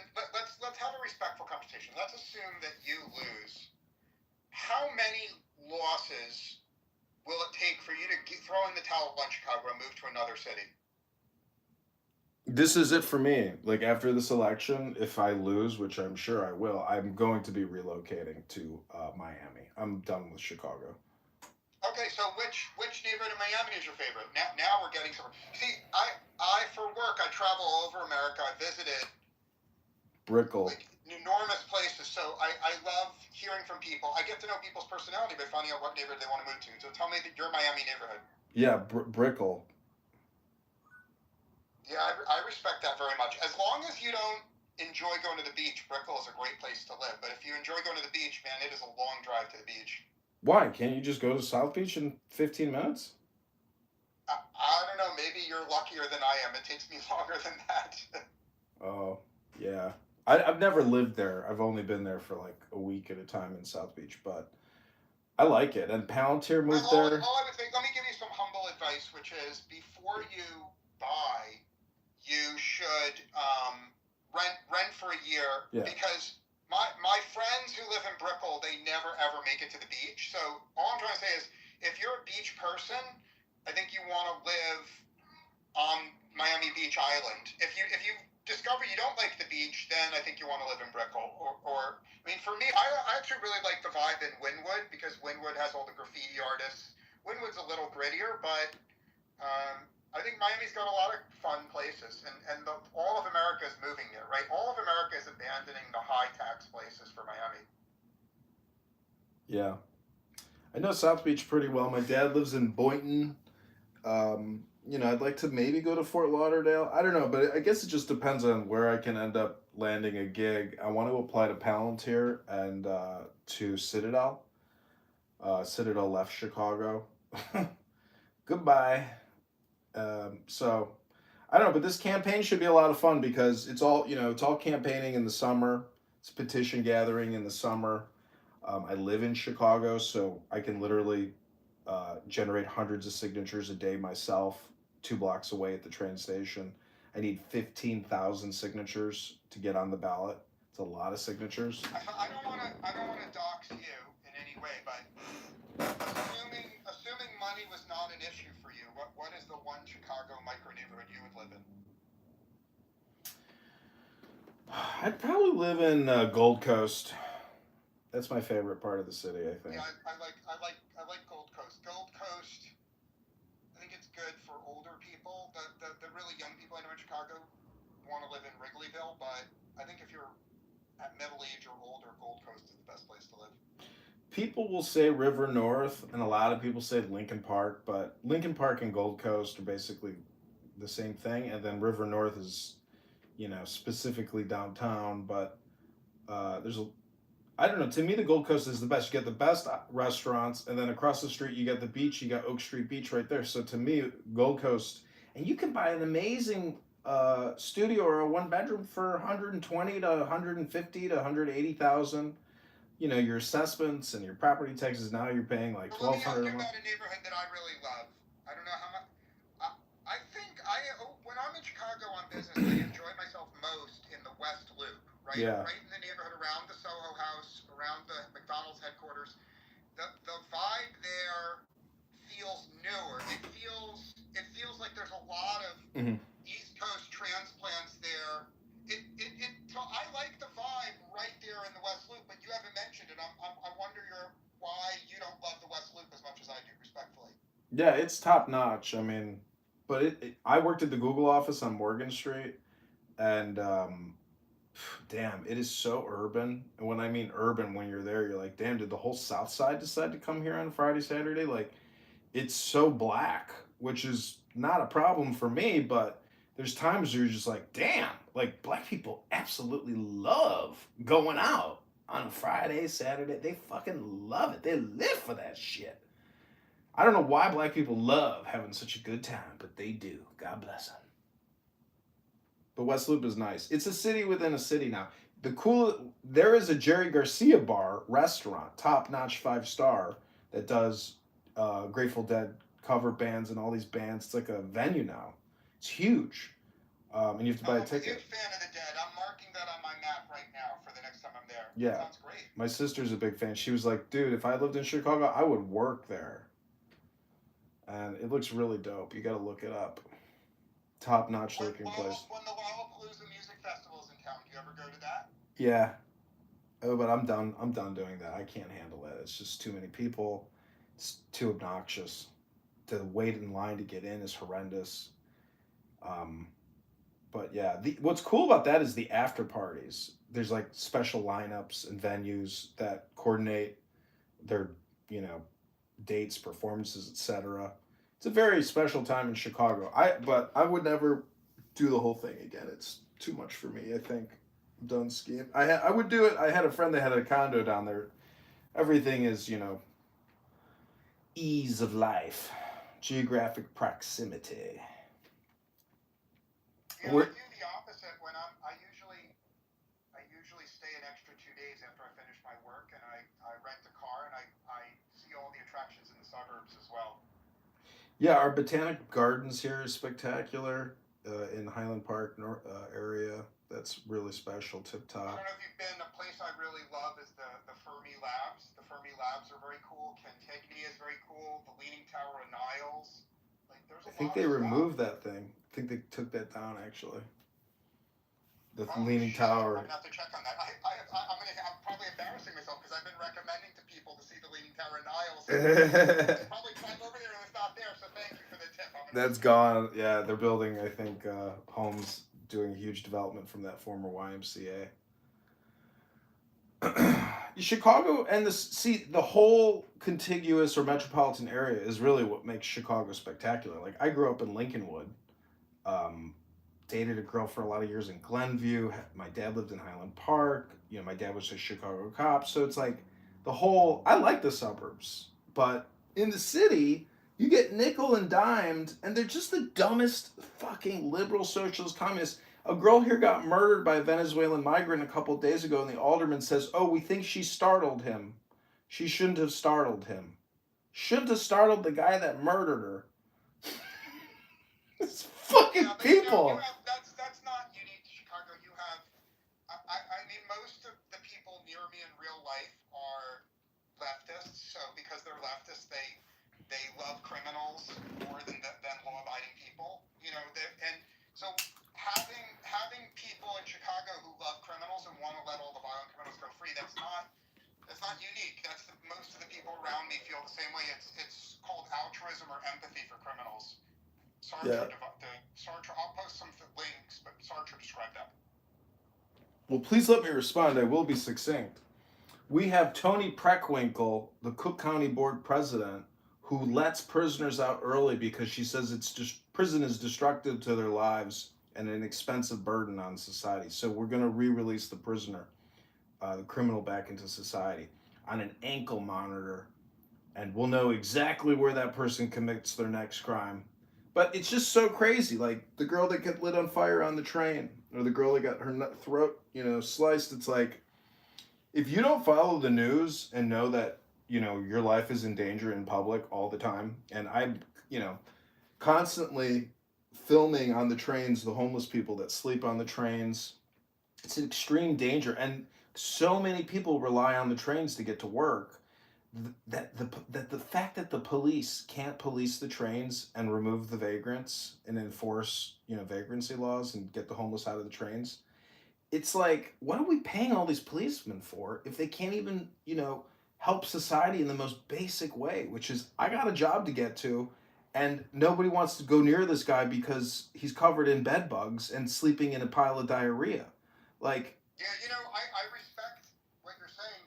If you get a chance when you're traveling, take the trains in DC.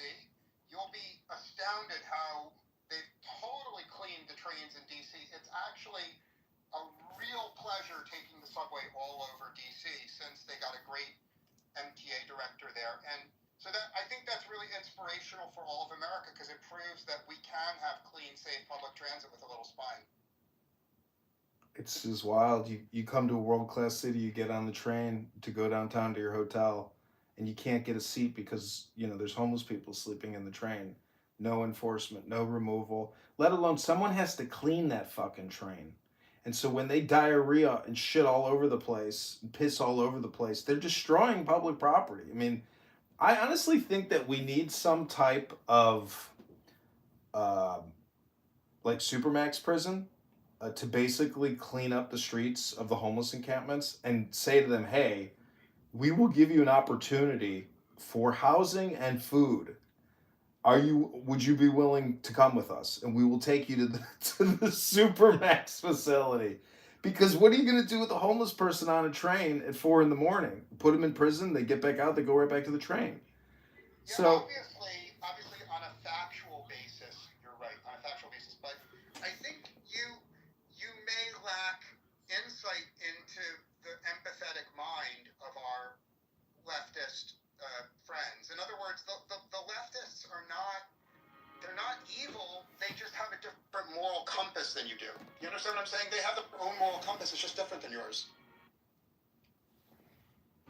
yeah, I mean, the tough thing is, it's like, have you ever been to a boot camp? Like when I was a kid, our high school sent us to a juvenile boot camp to see how juvenile offenders, go to boot camp. Like Scared Straight. I think the term is Scared Straight. Yeah, but they're actual participants in a military barracks, and they're doing all military protocol, procedure and instruction. So it's like JROTC for young criminal offenders. But anyways, my point is, like, the work to lead people who don't want to be there to begin with, it's like, it's impossible. It's a waste of time. So I just, as a society, like, like you said, I mean, their morals or virtues are different, but it's just so unfair to everybody in Chicago that wants to live in a clean, happy, healthy, functioning city to allow thousands of people to sleep on the trains and to use them as a toilet.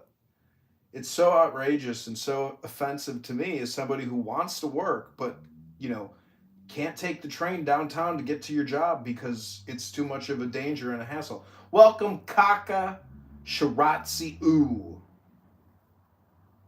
Is there something you'd like to say, Kaku? Yeah, I'm just trying to figure out your vibe. What is obvious is you were talking about something other than the topic. Yeah. All right. So, well, do you want to talk? Maybe we should. Maybe mayoral candidate. Would you mind if I change the title of the room? Go for it. Okay. Thank you. I gotta find another room. Let's just stay here. Let's just talk about everything.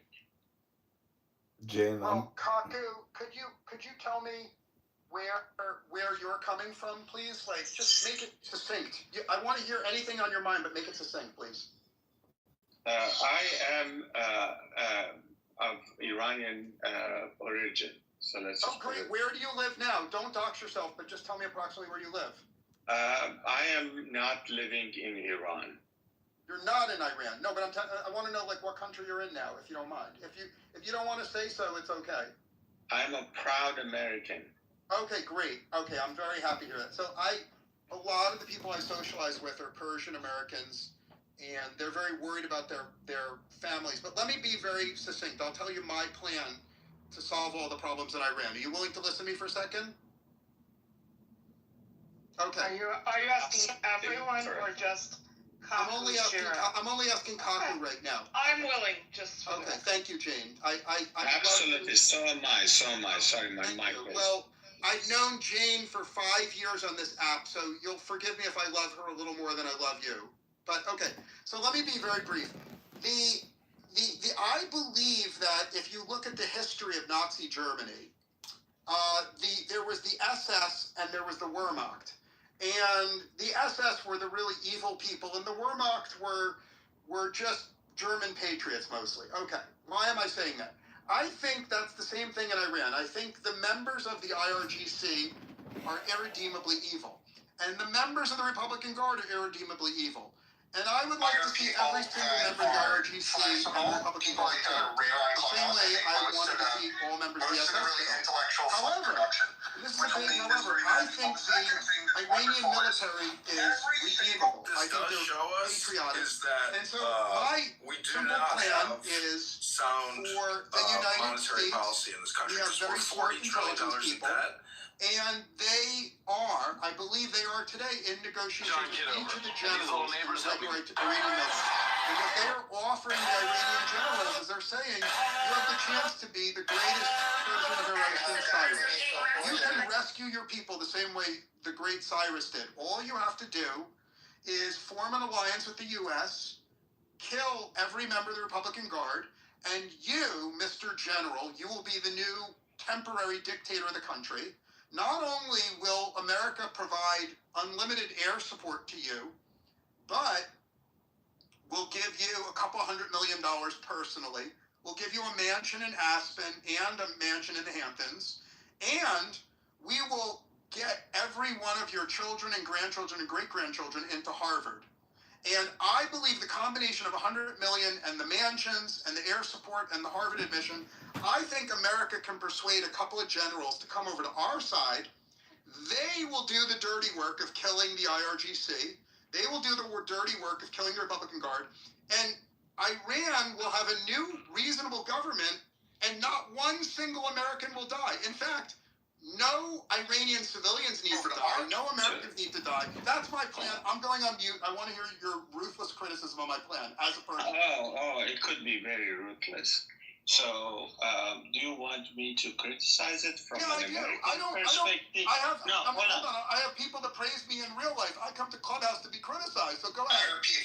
Yeah, and thank you for presuming that I do not have, and the rest of the people don't have, others that praise them in real life. So that is very humble of you. But, so do you want me to criticize this from my American perspective? No, criticize it. Pretend you're a Persian patriot. Start from the Persian perspective. Criticize it first. So, Persian perspective. So, I think that nothing good is going to come from a foreign invasion, because it inherently contradicts the sovereign concept of an independence of any nation. So I think that is a very flawed concept. Do I think that your proposition of buying some people, and by the way, Aspen, not a good choice, because Iranians are not into ski. So I get what you're doing, but probably somewhere in California would have been a better option. So I think it is possible that you can buy people, but right now there's not much left, because everybody has been eliminated. So So from an Iranian perspective, I don't think it's going to end up well for Iran because you just explained it. You're going to install a corrupt person who's willing to take money from an external superpower. So it's not good for Iran at the end of the day. It was not good for Iran before, but this has the potentials of being worse.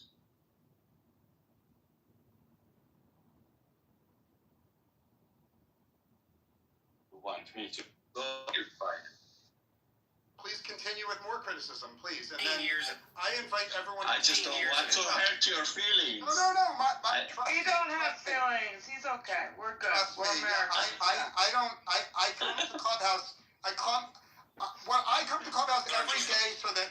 But I fear you're holding this up and articulating, and you're going to unleash at the end. I'm not going to unleash. The people in this room have known me for years. I will not unleash. You're doing me a favor, so continue. So from the American perspective, is that I don't think this was our war. I'm the most certain about that. I think President Trump is basically worried about, should be worried about midterm elections because the district in, the county in Mar-a-Lago just flipped this morning. So what we are on the verge of is another 2 years of an impeachment circus at a minimum. So I think that got to be lingering on the back of his mind. I also do know that taking care of the IRGC would not be possible without massive ground troop deployment, and by massive, I'm talking about 250,000 or so, because anything less is running a risk of getting overwhelmed by the enemy kind of troops that have the ground kind of and the air supremacy is less kind of going to help me when I have people exposed. The ground troops. I think the Strait of Hormuz remains to be a big leverage that my enemy could use against me, because it's going to be, even though President Trump tried to manipulate the stock market by saying that I received gifts and stuff, so that kind of lifts the pressure from the stock market. And also I do know if anything sinks in, God forbid, any tanker sinks in the Strait of Hormuz, it's going to take a month to clean that up. So we'll be talking about months and months of disruption. So all of that is also make me think not being in How much our property taxes have gone up in the last decade. Families can't keep up. That's how many extra dollars the average family paid in property taxes. I became mayor, property taxes were climbing. I promised to bring relief, and we did. We cut the rate 15%, saving the average. I'm Mayor John Kitover, and I've got good news. Under my plan, the property taxes are finally going down. Property taxes keep climbing, and families are getting squeezed. That's what's happening to the average Riverdale family. Property taxes have been climbing like a cat on a curtain. As your mayor, property taxes are crushing families in our town. I'm Mayor John. Taxes have gone up. Dramatic, brutal, probably is required. I don't think that there's any, how we used to do things. Do you think that the analogy of the SS versus the Wehrmacht is accurate for Iran, or do you think it's a stretch to make that analogy? I don't know enough, but I trust what you're saying, and I get the reference. I think there's always, I come at everything, I think you may know, from organizational lens, big ones. So hold on, I'll just say my last part. If we just pretend these are huge organizational problems, then there's just one guiding principle that I tend to rely on. You can't just keep patching shit up that's broken. Do something more dramatic. Do it quickly. See what happens. And go from there. So I'm with you on something very, even psychotic. I guess that's not exactly a nice thing to say, because you've thought about it way more than me, but not that seems, kind of same old.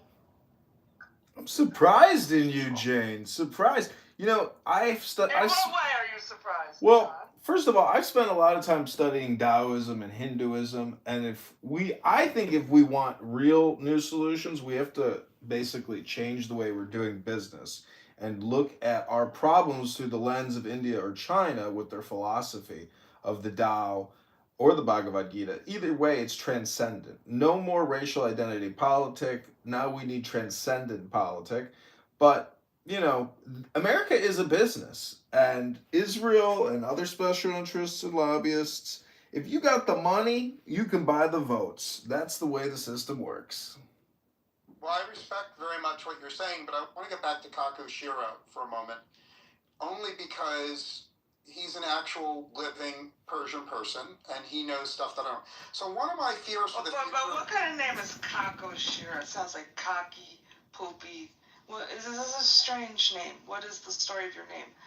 It will help me with it is a reference. Okay, all right. So let me kind of. You use the pejorative description of my name. I did not appreciate that, Jane. I take it back. I'm taking it back. Okay. So everybody on this platform has some sort of bogus. Even you, I do not know if this photo is photo of you or Jane is your name or not. And yet you have the audacity to ask me what my name means or where it comes from. So that speaks to your kind of personality, because... Well, it speaks to my... Yeah, thanks. Okay, so I have only one rule on my stages, which is I'm never able to get a lot of women to join my stages. Maybe it's me or something. So I have an ironclad rule that I don't allow men to insult women. Now, it's not symmetrical. I invite the women on my stages to insult the men, but I don't allow the men to insult the women because that's just my rules when I'm a moderator. The other thing is, women are allowed to cut off the men, but men cannot cut off the women on my stages. Now, if people don't like those rules, they don't have to be in my rooms, but that's what I find works best. Now, you know what's so funny?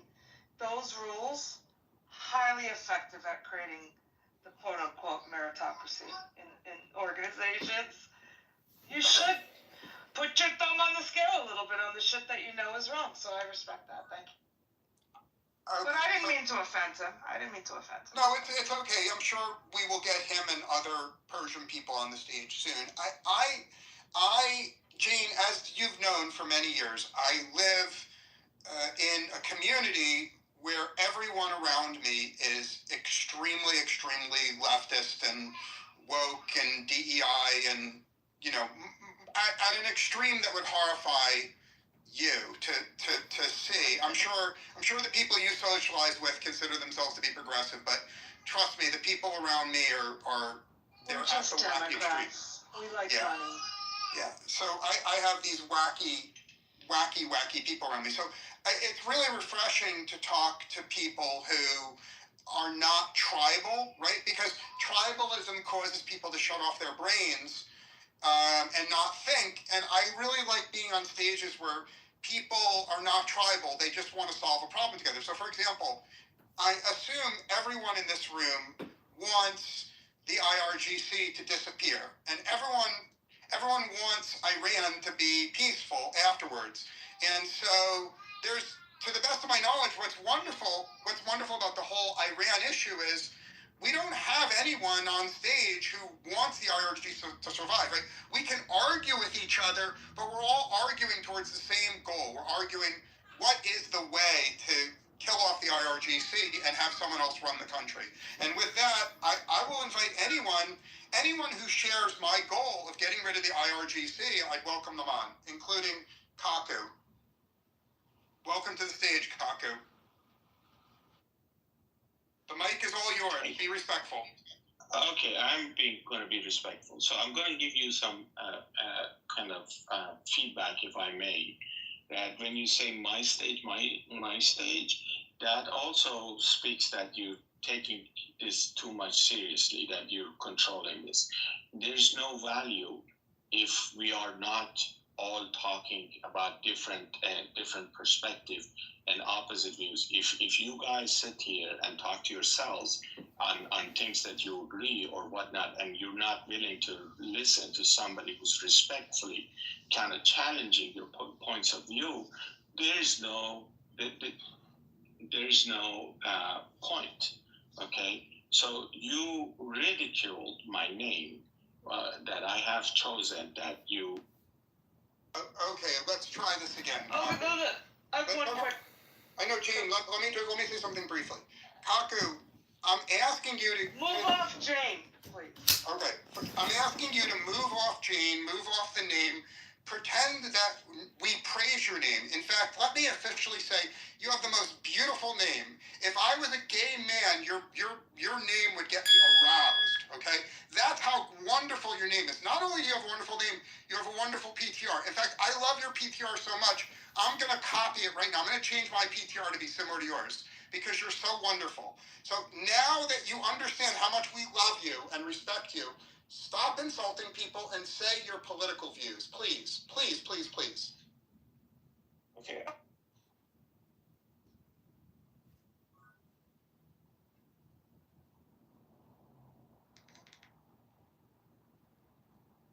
It's all yours. No one will interrupt you, Kaku. I'm not sure what PTR means, so so I don't know what that means, and I'm not the one who insulted anybody's name in the first place. Now, going to the political views, yes, I think the getting rid of the IRGC is a good thing. I think we agree on that. So that is not the that is not what we are talking about. But the way it's going, first of all, there's a good chance that is not going to happen. So actually, as far as I can tell, as I can see, you can carpet bomb, you can level every city and every town, but unless you deploy, like I said, 250,000 ground troop, they will remain. So you're not going to be able to get rid of them. So the question becomes: is it worth it or not to level and then what do you think? How do you think they're going to take their revenge? They're going to take their revenge on the innocent people who are just there, and they're going to start killing them because there's going to be uprisings, and they have their machine guns on the back of pickup trucks ready to go. So that much we know. Okay, so this whole argument that if I'm not in favor of carpet bombing Iran is because I'm supportive of IRGC, it's a fallacy of your making, because you're trying to see it very black and white. It is not black and white. Nothing in life is in black and white.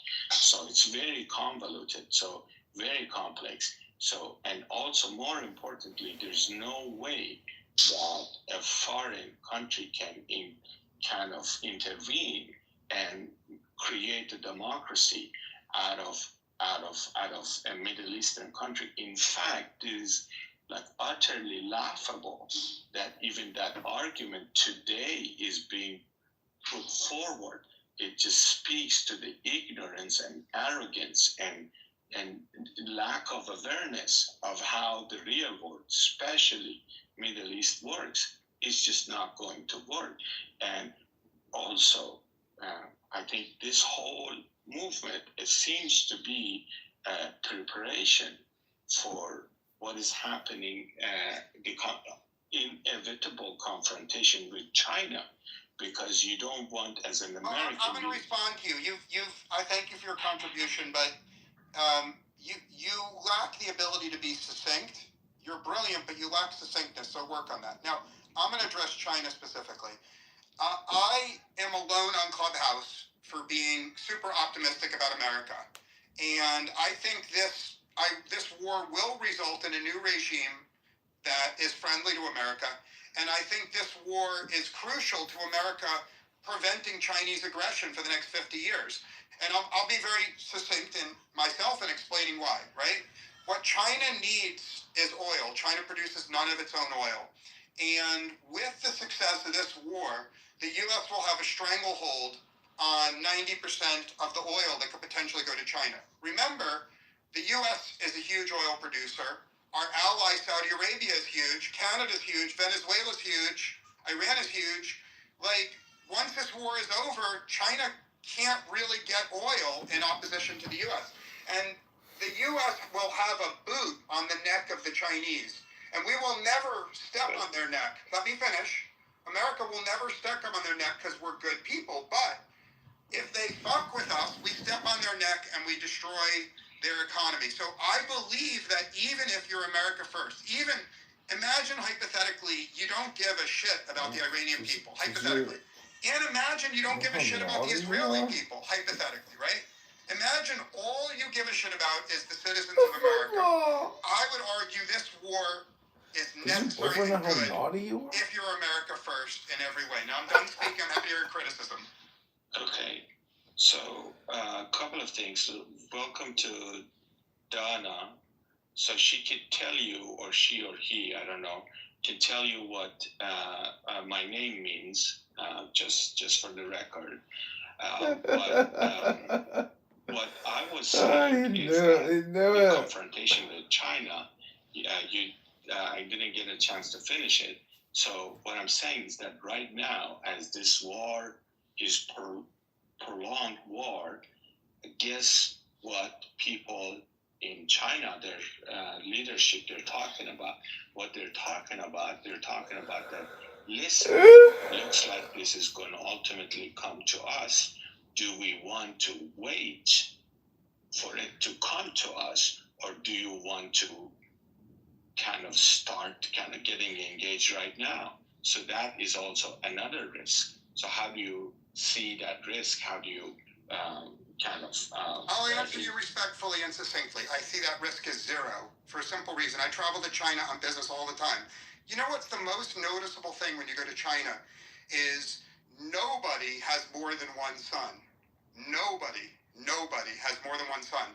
So if you ask every single motherfucking family in China, all billion of them, whether they are willing to send their son to go fight in a war with the U.S., they will literally laugh at you. You cannot find one single family willing to sacrifice their son in a war. The other thing about China, and please excuse the background crying, the other thing about China is literally Chairman Xi just purged every single one of his good generals. Every competent general, every experienced general, because of his paranoia. Please let me finish. Because of his paranoia, he purged them. So I would say a country where nobody has more than one son, that has no good generals, is not going to fuck with the U.S. I'm done speaking. I'm happy to hear everyone in the room criticize me. Okay, so first of all, again, you are the one who lost his cool, and you have the power to send me down so that I cannot speak. But you're the one who lost his cool. So yes, I haven't been to China, and I don't know. You're probably correct. I trust you on your statement. But once the fires and war starts, I think that mentality is likely to change. The same thing is about Iran. The same thing, the new generation that for years they've been talking about. It's the same exact story. Once your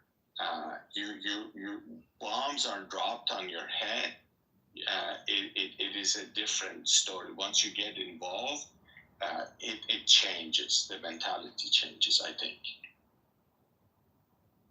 It's not that they're not villains. That's what I'm trying to say. Yeah, I honestly, I don't understand what you're saying. Dana, why don't you, the mic is all yours, Dana. No one will interrupt you, Dana. Okay, thank you. I just wanted to ask Mr. Smarty Pants a question. If the war is not the answer to a regime change, if the uprising that caused in killing like thousands of Iranians is not the answer to regime change.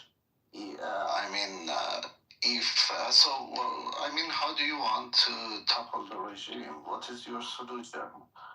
Is it like you want to go and talk to them very nicely and ask them, please leave so we can take over the country, or what?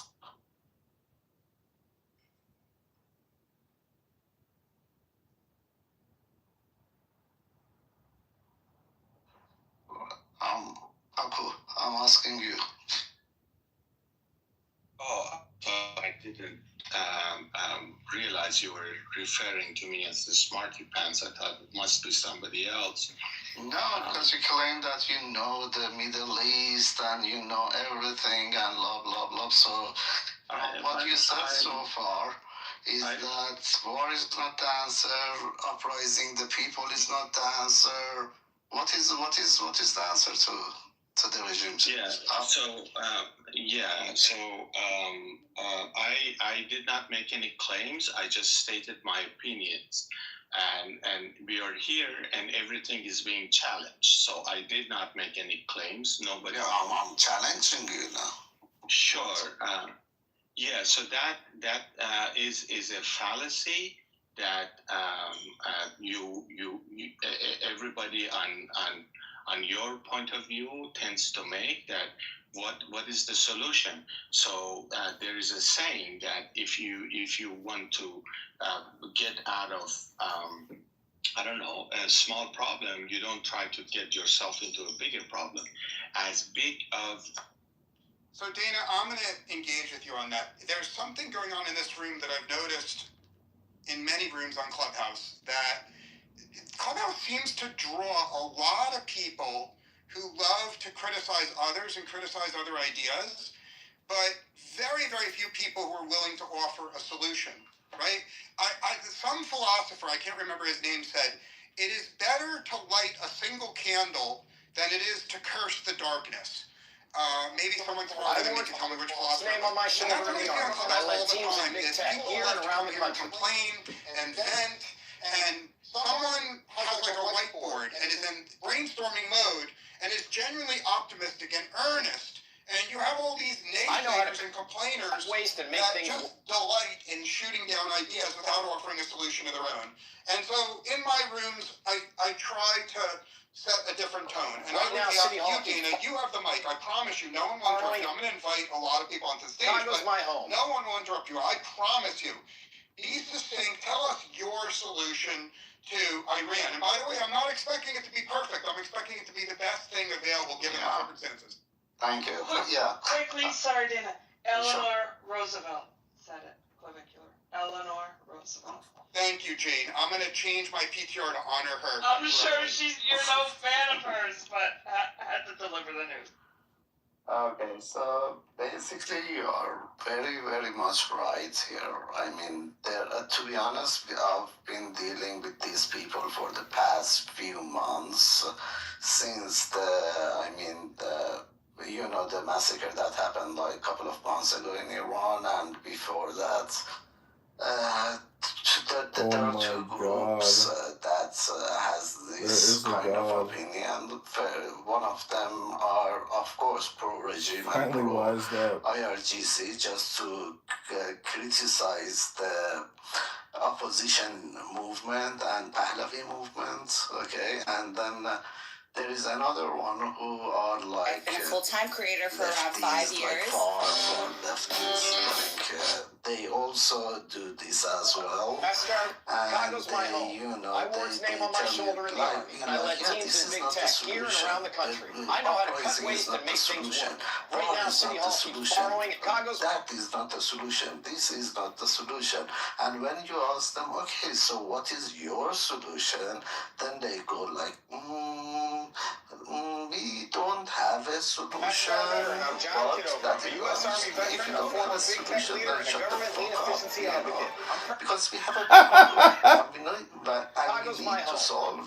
Into our country, That regime which was in power for the past 47 years. Every day that he stayed in power, the damage that he's done to the country, to the resources, to the life of Iranian people, you cannot imagine.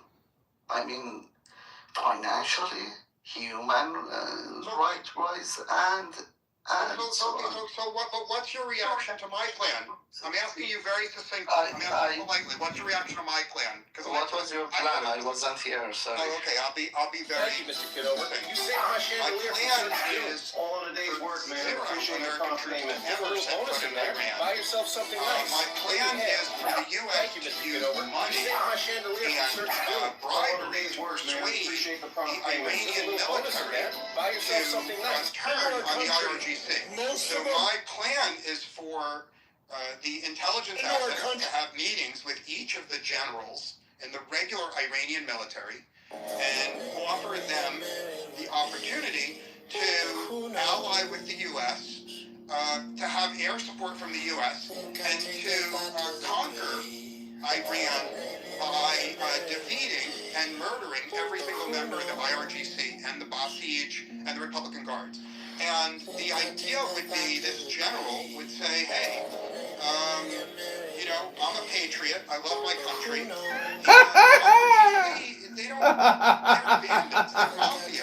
You are free, Claire, that clown. You deserve a real man in a I'm gonna kill them, and I'm gonna put it in the government. Claire Bear. It's going to be fair to every racial group and every religious group and every economic group, and we're going to be fair. But Congressman, I wore a frame on my shoulder in the Army, and I led teams in big tech here and around the country. I know how to cut waste and make things work.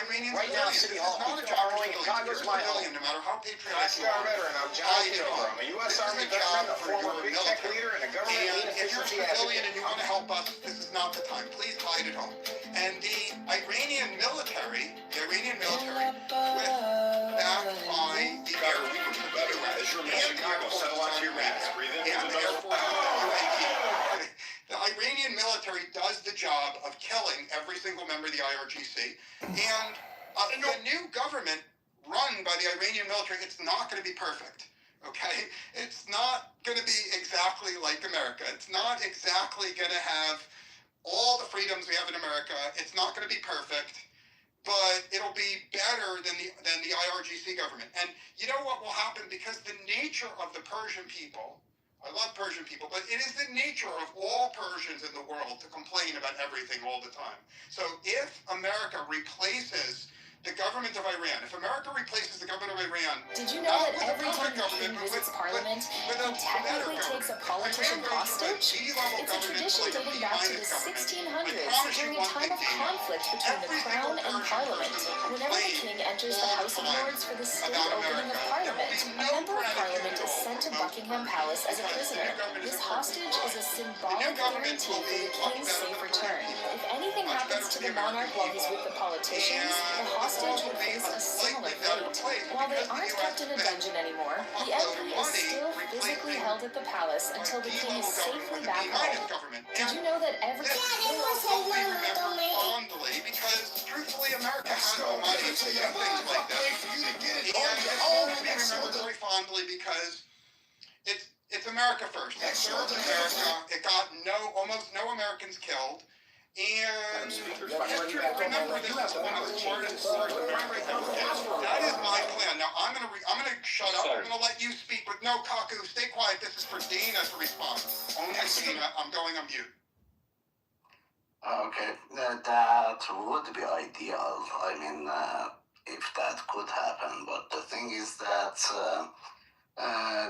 the problem is that in Iran, the military and IRGC are so mixed together. I mean, it's like the high ranks of the army that they are from IRGC. So it's not like you can, separate them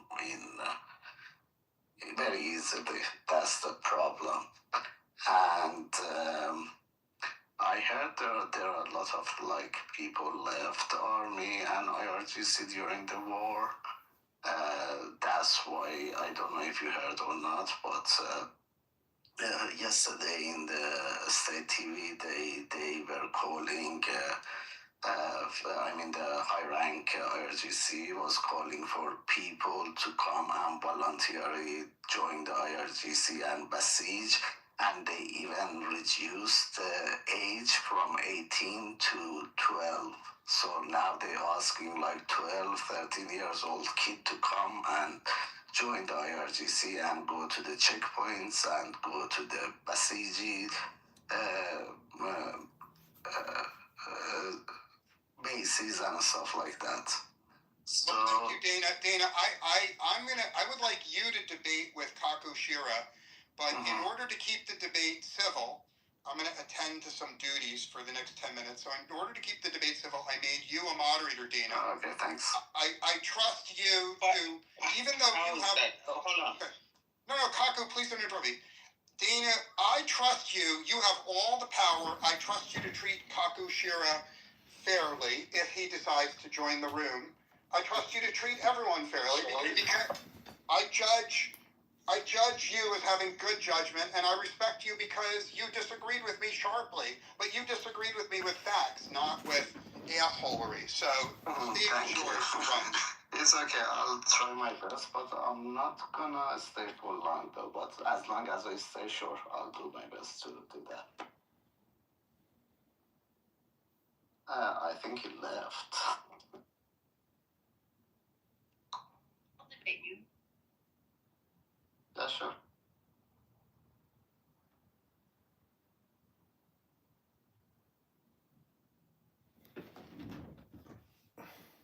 Hello? Hello? So, you know, with regards to the Republican Guard killing IRGC members, I really personally, I don't like hearing people on this app calling for murder and saying, why aren't the Iranians going... I'm really sorry that you're going through that. I'm really, really sorry. I know it's a super difficult thing for you, and I'm here for you. I'm here to be supportive of you in any way possible. Yeah. Are you talking to me, or do you have like your a niece? To someone else. His mic is on. Clavicular. I think you're on hot mic, unless you're speaking to us at a distance. Is it possible to mute him or no? Yeah, I think I can do that actually. I know how difficult it is, and okay, he's muted. That's great. Okay, so I don't like hearing people on this app call for other people to commit violence. To me, it is so disgusting. It's very childish, pedestrian, pathetic, very loserish, in my opinion. And I really also dislike hearing screeching Iranian women. To me, it's such a turnoff. It makes me want to think, you know what? I'm not with that woman. I'm not with her. If she's going to come on a social audio app and scream, you gotta kill these fucking people. You gotta fucking kill. To me, that's a big turnoff. I wouldn't go sacrifice myself for a loudmouth cunt on a fucking social audio app screaming for the death of these, Islamic IRGC people. That's just me. What do you think, Dana?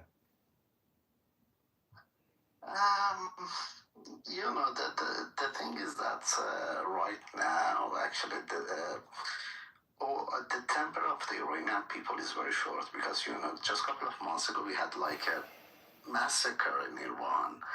A lot of people were killed by the regime.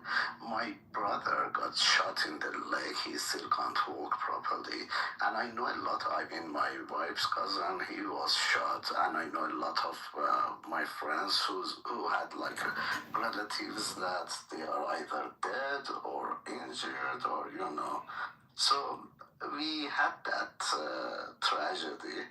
And now the war and everything, of course, a lot of us are, happy with the war, but the war is never a good thing,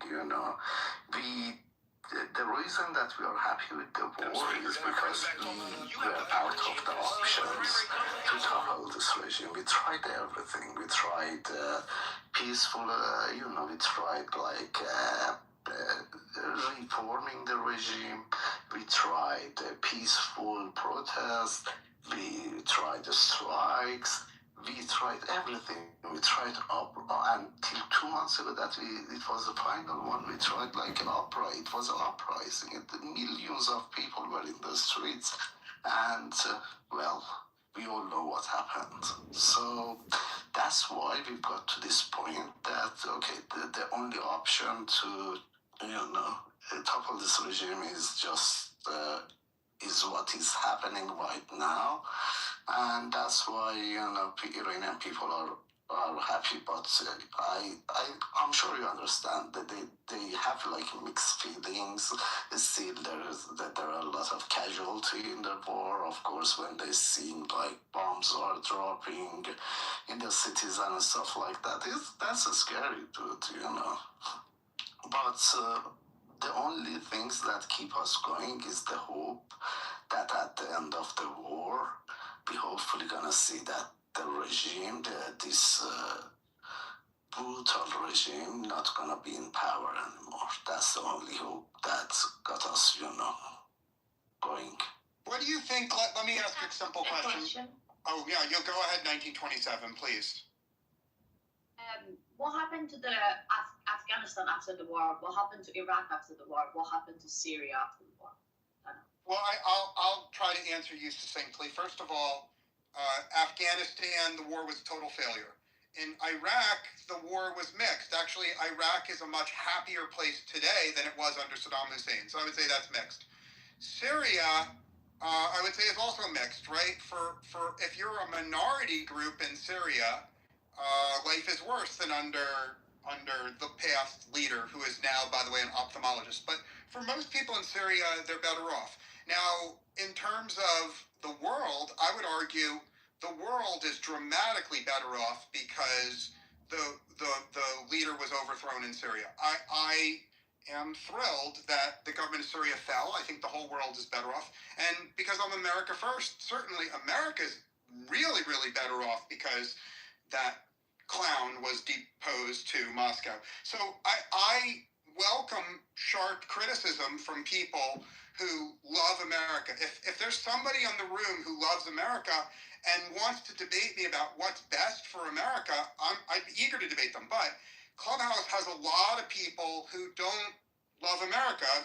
Clubhouse has a lot of foreigners and leftists and communists who, for whatever personal reason, they want to see America die. They want to see America suffer. And I don't want to engage with them, not because they're evil, but they just have a different moral compass, right? It's like, I'm not going to try to persuade a religious person to give up their religion. I would not persuade a foreigner that hates America, a foreigner that wants to see me die, a foreigner that celebrates when Americans die.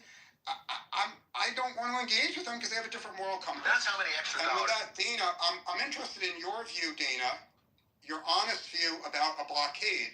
So what about if the U.S. said, we don't have an appetite to drop in ground troops, but we're going to impose an airtight blockade around Iran so that China can't resupply the weapons. So we say, starting tomorrow, every train line is blown up, every road is blown up, every bridge, every connection between Iran and the outside world is permanently severed. So Iran will not be able to import any spare parts or ammunition from China or Russia. Do you think that as a strategy would cause over the next year the IRGC to lose power? Be critical if it warrants criticism.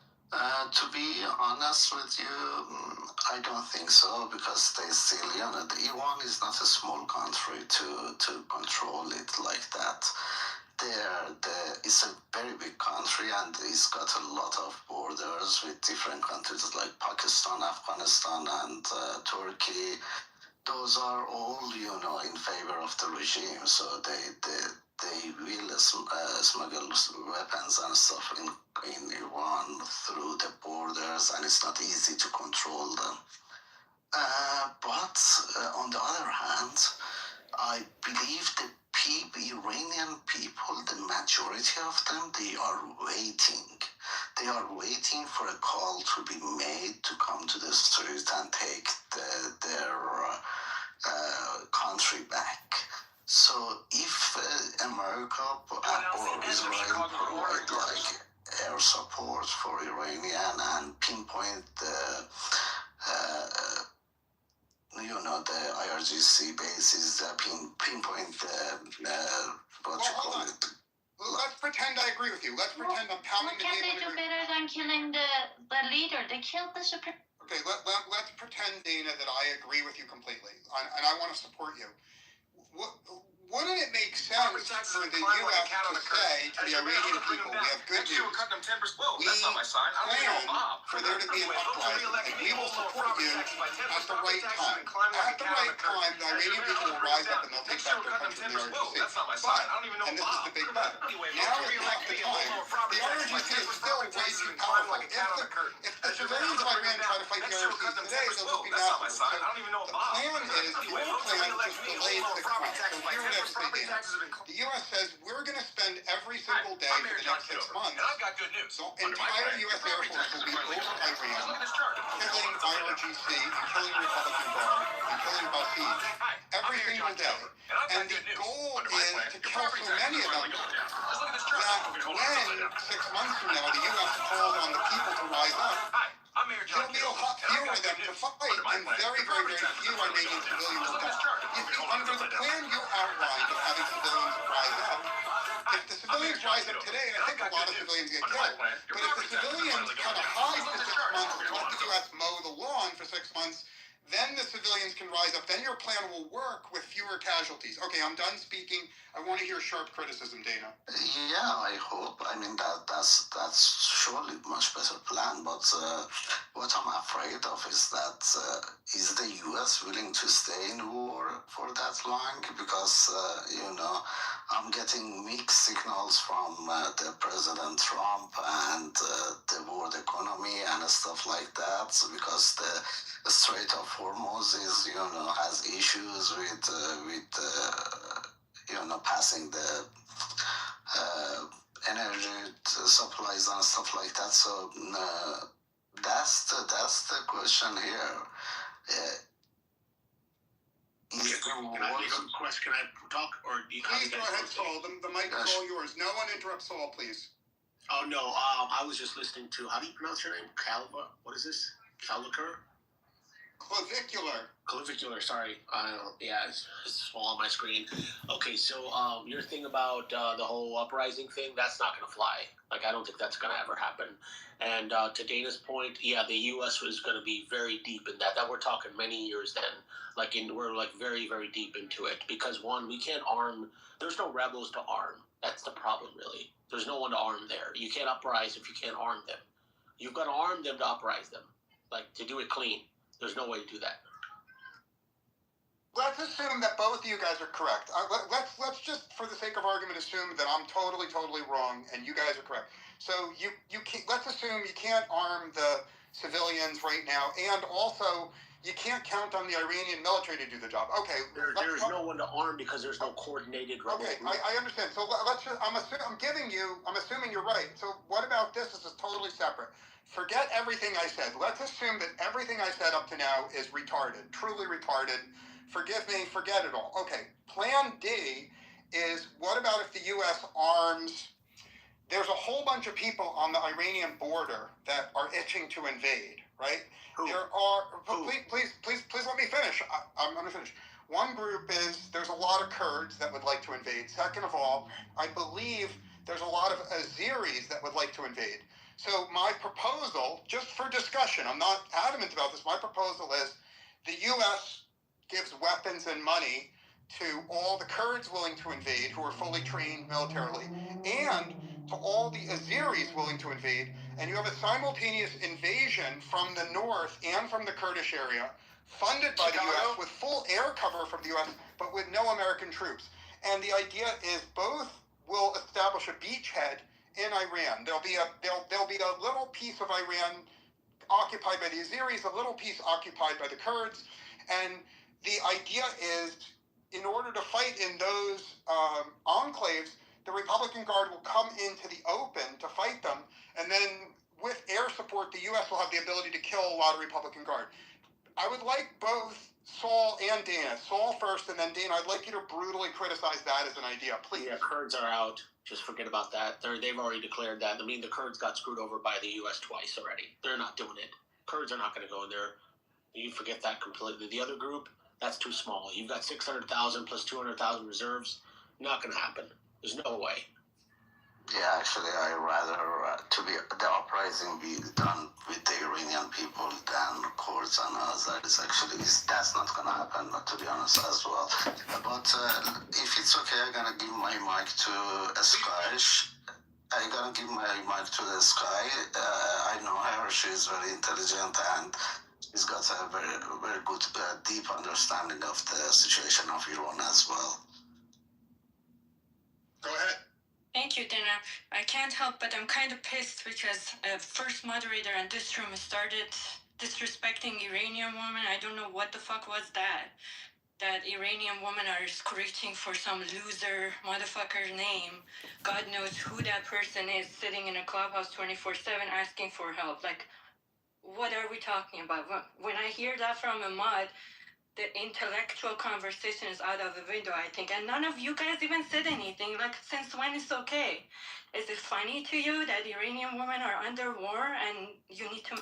No, I'm not referring to an Iranian woman under war. I'm talking about a Los Angelino woman who claims she's a doctor and she's on here. She hasn't been on here in 24 hours. I'm just saying that it doesn't matter who the person is, but when I hear someone screaming on this app, you know, to me, if you want to win and influence and persuade and inform the audience or your co-speakers, etc., you have to speak with some gentleness. You can't expect anybody to do what you want them to do if you don't speak to them with gentleness. That means, you know, talking delicately, not screaming like a banshee, a harp, you know, a loud-mouthed, obnoxious person who shouldn't be listened to. They should be punched in the face because loudmouths get knocked out. Do you understand what I'm saying? Hello? Well, there are some people who just say, fuck your feelings. What do you say about that? We're not here to please anybody. And we got to understand, establish a ground point in here that not you or me having to do anything with power or politics. We can just discuss the politics, but let's not trip over we have the power to send military anywhere. So I don't understand, why should we even take an offense? Like, somebody has to come here and beg you and please you so you can say, okay, troops, go there? Like, what a bullshit. That's also not what's happening. So, but anyway, I've been triggered so much on Clubhouse because most of the people that ask others have to be nice, they're not showing it themselves. So I don't know. How is it that even a... Well, we all have complaints about the irritating losers who are on Clubhouse. The thoughtful people with good social skills have all left. So you're dealing with a suboptimal crowd here, present company included. So either take it or leave it. Like, talk to the issue of what you want to see happen in Iran, or leave the room. Don't stay on the stage and just criticize people personally. That's boring. Richard, I guess you want to yesterday talking about credentials and talking about... Okay, listen, come on. Let's not go down your credentials and your... Hello? You brought this up yesterday too. Okay, I'm going to talk about the topic. Can you hold on? Okay, go ahead, Sky. You got 30 seconds. Okay, focus on the topic. Sky, focus on the topic. You got 30 seconds. Go ahead. I was trying to... You guys. Okay, whatever. So I think Uncle Trump has planned it very well, and we as people, we don't have the patience to see that. This is very well planned from what I see, from what I talk to my friends in Iran, they're saying. And in order for, you know, arm some other group to do that, you gotta know what you're dealing with. Well, the U.S. has spent a lot of money in that area with this war so far, right? Last thing you want to do is to give it some bunch of losers who don't know how to even face IRGC in the first place, and not even get anywhere with that. This is in history too. I don't know exactly what groups. I can do my research again and come up with the names of the groups that US has done this before, when they try to arm some group and send them to do the job, and it's never been successful. Especially when we're talking about IRGC, which has expertise in long, like trying to make the war very prolonged and waste time and money. And they're just, as we're speaking, there are missile cities coming up that people didn't even know that Iran didn't know existed. So when you're dealing with that, you need very powerful Why does military the to British face them. Parliament- As we can see, U.S. and Israel being the most powerful military in the world, they're still kind of struggling there. Haven't done the job. I thought the first week IRGC would be done, but apparently not. And from the other side, when I was listening to you, Dana, you said about the IRGC asking for 12-year-olds and plus to come and join. That just tells me to me they're done. And we need to sit and watch that. But from what I also understand, I think Marco Rubio has a very good knowledge about what's happening in Iran. We do have a population that is in support of America. People of Iran, majority of them are in support of America. 80% of them are against the regime. And they've been demonstrating that, and Iranian regime is at their weakest. So I think this was a good move from the U.S. to make Iran as an ally. And what's your solution now? What's your solution as of what would you do? Assume that President Trump gives control of the U.S. to you, Sky. What do you do in the next month? Be specific. What they are doing, they're sending troops there. I think a small amount of troops coming from the south and coming from the west will be the solution, considering if the uranium, enriched uranium is not the threat anymore, which I think it is still. And that's probably why the troops are going there. But I think the boots on the ground is the ultimate thing that I would do if I was the commander of chief. Make sure the operation is going smooth and make sure I can finish this toppling the regime so I can get access to what I want to do, changing a regime to where I want to change a regime, have some peaceful person over there that I don't have to come back and bomb every 2 years and spend all that money, and make sure that the peace is in the Middle East so I can still have my bases over there and my power over there as a first world, as a country that is number one in the world. That's my solution. Well, thank you, Scott. First of all, on a personal basis, I want to thank you for offering a very sharp, specific, opinionated thing. Most people that I experience on Clubhouse are weasels. They don't succinctly say what they want, but you speak exactly what you want, and I respect that. However, there is a but.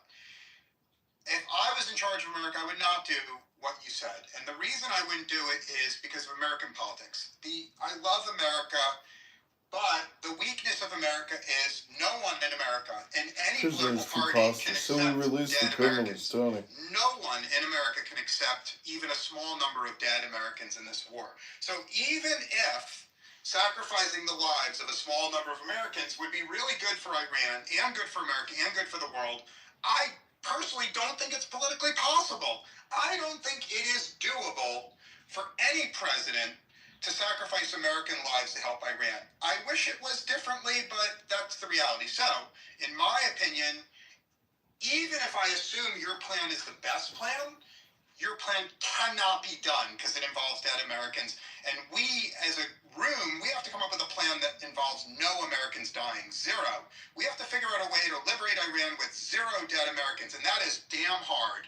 And given the collective IQ in this room, we probably won't do it. But I'm up for the challenge. If anyone else wants to comment and criticize me, I'm eager to hear it. Can I make a point real quick?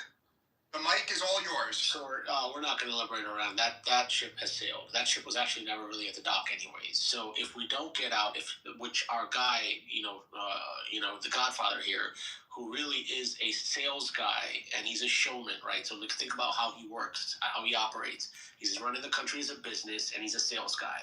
So he has to get out on a high note. That's it. If he's not out before the midterms, he's going to get impeached again, and he knows it. Right, that's the big scare that's going to come. He's probably going to try. They're going to probably try to impeach him once more. He's got to get out before then. How's that going to happen? So that's the point I want to make. And I think a limited ground invasion highly is possible, but very limited. But he has to get out on a high note. So my question to you is, how do you think he's going to do that? Well, I hope that you're wrong, because I hope that our president is a very, very, very flawed person. I'm not going to go into details, but he's flawed. I hope that he cares about his place in history more than he cares about the midterms. Because I think if he really cares about winning the midterms, I really think he's going to screw the people of Iran, and he's going to screw America. I think in order for him to win the midterms, he has to screw the people of Iran and he has to screw the people of America. And I pray that he doesn't do that. I think for the sake of history, he has to keep this war going for his entire presidency and not reach a peace deal with the mullahs. I hope he doesn't reach a peace deal that keeps the mullahs in power. But I freely admit that he may be greedy enough and selfish enough to sacrifice America's interest and Iran's interest and sign a deal with the mullahs. And I hope you're wrong, but I would give the odds of you being right at about 50%. So also, what's your I don't think we'll stay in this any more than maybe 4 more weeks. If top max that, maybe a month, maybe a little longer. Then he can't afford to stay. There's no way. There's economical pressure. But the shot of winning the midterms right now is slim to none. That SAVAC will never get approved. So it doesn't matter even if he wants it. He's running through all options right now, right? The thing is, I don't think he legally wants to go through another impeachment. They will try to impeach him, like a very high percentage, if this thing continues on. So let's assume that even though I think it's terrible for America and terrible for Iran, let's assume that he will sue for peace. How good a peace treaty do you think he could get with the mullahs if you're correct? I don't think that deal will matter to him in terms of the Iranian people. I think it's going to be the U.S. interest. So that's a very hard question to ask to answer. I would say I don't think it's going to be the best plan. It will be a plan. I mean, look what he did with the guy in Syria 2 years ago. He was a terrorist. Now he's at the White House. I mean, he'll do a deal with anyone. He'll do a deal with the devil if he has to. Yeah. Okay. So it sounds like I need to simplify. I pray that you're wrong, but I give you 50% odds that the president will sit down with the mullahs and sign a deal. The deal will be bad for the Iranian people and mediocre for America, and that's your bet. Are you prepared to say, Sol, that if you come to my room in 6 weeks and the war is still going on, are you prepared to admit you were wrong or not? I'm sure, absolutely, but the thing is, I don't know. I think it's a hard number. I would say it's short. At best, he can keep. At best, himself, he can keep it going short term, right? There's time that's against him, anyways. How long? Who knows? There's a lot of factors involved here. If he keeps it going further and the midterms are gone, he's out. He's going to get impeached. Well, I mean, certainly the Democrats have the ability to impeach him, but they don't have the ability to win a conviction and remove him from office. I understand that. I don't mean technically he's out. I mean, like, this is a whole new chapter of a road that I'm sure he's not ready to, or he wants to go down again. Very interesting. Thank you. I'd like to hear every single other person's opinion because, as I said, I think you're 50% likely to be right, even though I dread it. It's not what I would do if I was president. I think there's 50% chance you're right, Saul. Because of abuse of power, if you look at the Article 2 of how they will try to go after him, it's so crazy. I mean, the one thing that the Godfather says is that the Democrats always unite. That's so true. So yeah, they will come after him. Okay, can I interject? Comment on this? It's all yours, Sky. You have the mic. As long as you're succinct, you have it as long as you need. So there's not going to be any deals with Mullah, and that's why Trump is doing this, because he understood that when he was trying to negotiate with them. And you should know these thugs, their ideology in life is depending on it. The whole pride that they took this 47 years to have a fan base was that The name is joining Chicago's mayoral race. Dictatorship of Iran. That's how they call it. I'm America and Israel. And them telling them how to live their life. So that's how they have this IRGC as a base. Because deep down in their fucked up mind, that's what they believe. So if they reach, and even coming to the negotiation table is such a big thing for them. And I love how Trump exposes them when he says they're trying to negotiate, but then they go on the TV and tell their people, we're not negotiating, we're not even going, it's haram, we're not sitting at the table to do any negotiation. So when you're dealing with such a bunch of idiots that they just hate you to the core, there's not going to be any negotiation, even if you're the best. The reason Obama was the only one could do negotiation because the nature that he had. He was very friendly and pleasing, and that was his, his method for the whole international policy.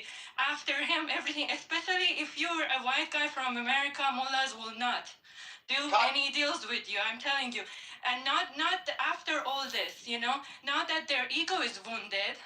They for sure gonna strike hard. And as we speak, you saw how they came out and said, Americans, you're not safe anymore in your parks and all that. They're even threatening us right now that we're gonna get hit here. So, yeah.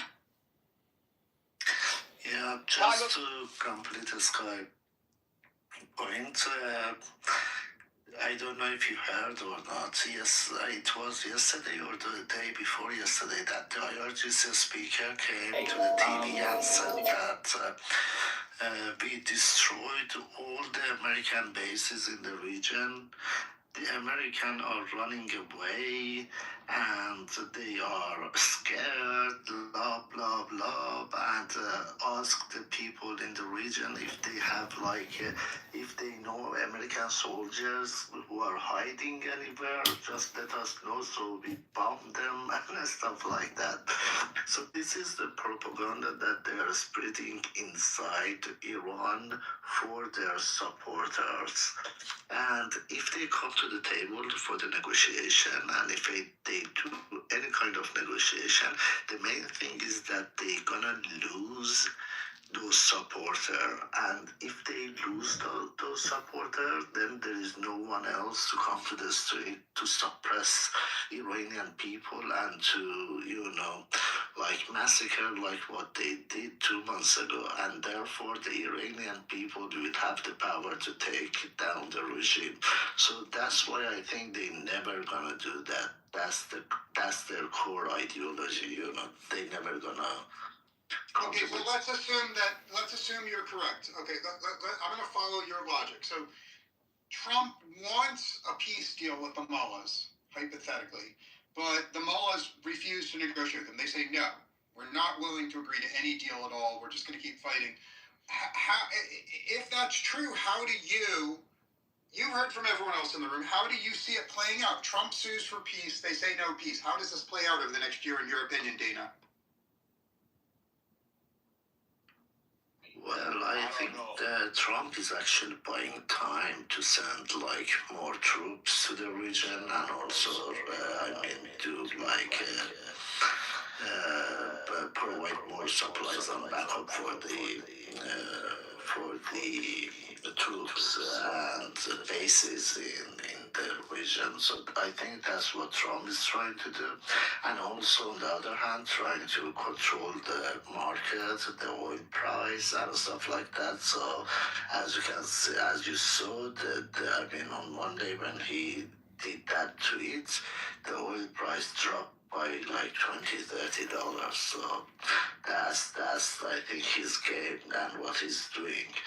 But regarding the negotiation, even if there is something which is, if even there is something going on, I don't think it's gonna result in anything, and the war will be ongoing till this war must have a winner. It's either IRGC who's gonna declare that they won the war, or US. So it's not there is no So I have a quick question, because I want to talk about real quick. What's the actual negotiation? Let's just focus on the negotiation itself. What are we negotiating? What is the actual negotiation on the table for? What's even okay, so my understanding, I'm going to answer you, Saul. My understanding of the offer on the table, which Trump made to the mullahs, is the mullahs get to stay in power, but they have international inspectors that inspect, make sure they never have missiles, they never have drones, and they never have nuclear weapons ever again. Yeah, and so how does that change status quo, though? What's the status quo change on that? That was already in play. I don't think it was, but I want Dana to address you. Sorry, what was your question, Saul? So? I said, what's on the table? We have a seat at the table. We sat down. We opened the book. What's on the negotiation on the table? Okay, so U.S. already mentioned they have like 15 terms as he mentioned that I mean they have to do like they have to reduce the missile range. Also, they have to control the nuclear program. And the U.S. gonna provide the fuel for the centrifuge, but they cannot enrich anymore. And there were like I think 10 more like that. And in return, U.S. will shift the sanctions. U.S. will let the regime to stay in power, and that's it. I mean, that doesn't change much from the years and the decades in the past, though, right? International inspectors rarely ever got access there, right? So that's really going to be a big problem, right? Yeah. So fuel for centrifuge, okay, but the thing is, I mean, and what they're going to allow exports of Iranian oil because it's been sanctioned. I mean, what else is here? Like, I don't see a lot of difference here. No, there isn't. That's what I'm saying. That's the thing. And also the other thing that U.S. wants is to control the missile program, and that's a red line for the regime. I mean, if they give their missiles away, then they have nothing else. That's the only thing that the regime has to threaten. Like Israel and all the world. So if they give it away, they're gonna be like Libya. What happened to Libya? Libya also did the same thing. They gave up their nuclear power, they gave up their army and everything, and then after a while they got attacked by the world as well. So that's why I believe this is not gonna happen. And on the other hand, also the Iranian regime responded actually to that terms, and they said that not that we're not gonna accept those terms, but we have 5 conditions, and the conditions were, first condition was that U.S. has to pay for all the damages caused during the war. U.S. must stop the war and must not attack Iran or any of Iranian proxies in the region in future. And there was like, I think U.S. has to evacuate the bases in the region, and there was like 2 more that I can't remember, but if you want me, I can look it up. And I mean, yeah, you can. I mean, the interesting thing is, this is not a great. This is like we're at the negotiation of the Ukraine freaking Russia deal. That's like this right now. It's like the same type of negotiation. There's nothing really going on here right now. Exactly. They are so far away. I mean, far apart that I mean, it's not imaginable to come to agree. Has got to choke point the Iranian economy, break it down. I mean, limited ground troop, and then somehow uprise and have the internal people ask the regime somehow and put their own puppet in play. But that's just not possible. That's the ultimate proper way if Trump could pull that out, the genie in the bottle. That's no way to do that now. It's impossible. Yeah, I mean, the uprising is an option, but I think that would be the last option. I don't think it's possible, though. You wouldn't be able to do it, though. I'm not sure, actually, because Iranian, I mean, you have 8 million people that still support IRGC, and 85 million, some million still support them. Not 8 million, no. I mean, the best they have is like maybe 200K IRGC who are armed, and willing to shoot people and massacre for the regime. The best, at best, I think it's like 100 to 200K. That's all.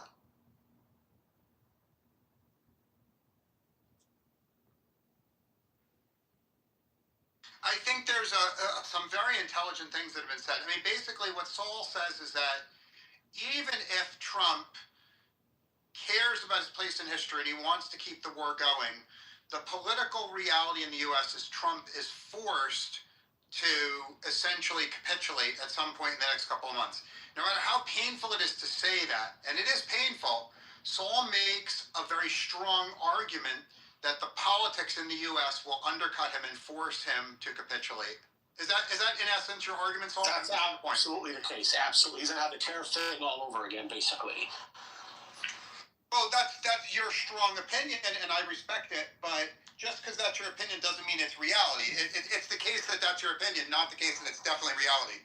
That's true. That's true. It's a big assumption on my part, and in my opinion, correct. But if you look at the track record of what's happened right now, in an ideal scenario, Trump, I think, bit more than he can chew, definitely more than he can swallow. And I think he's riding on plan C, D right now. Get on a high note, cut a deal. I'm out of this thing. That's what he's aiming for right now. Well, I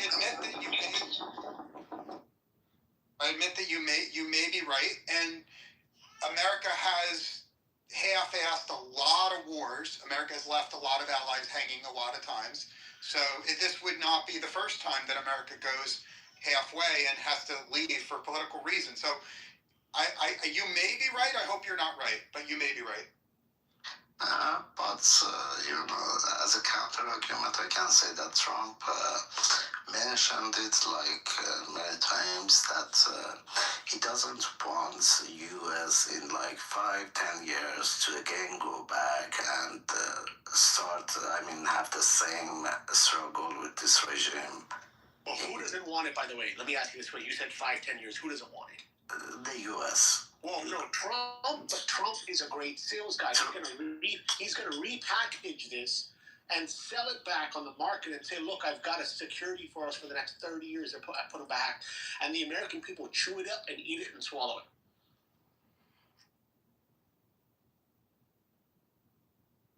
Oh, well.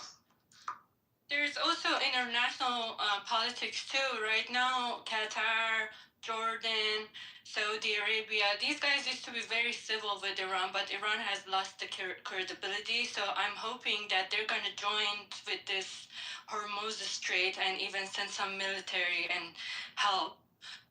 Because it's in their benefit too for this regime to go, as we can see, especially this motherfucking Qatar. I remember 4 years ago when it was World Cup, they were kicking out the Iranians with a different flag, and they were just handing out Iranian regime all their names, so to do something to them when they come back home, and Jordan too. So I'm kind of happy that now that they got their taste of their own medicine, and they have to be hit too. So I'm sure that they're going to help somehow too. They're not going to sit down there and watch their countries to get destroyed because they're very tiny, right? And their economy, they don't have agriculture. Their whole life depends on oil and the safety of that area so they can attract some tourists. There's no other countries. Let me respond to that. Yes, everything you say is true, and this war has made the U.S. much closer ally with Bahrain and Qatar and Saudi Arabia.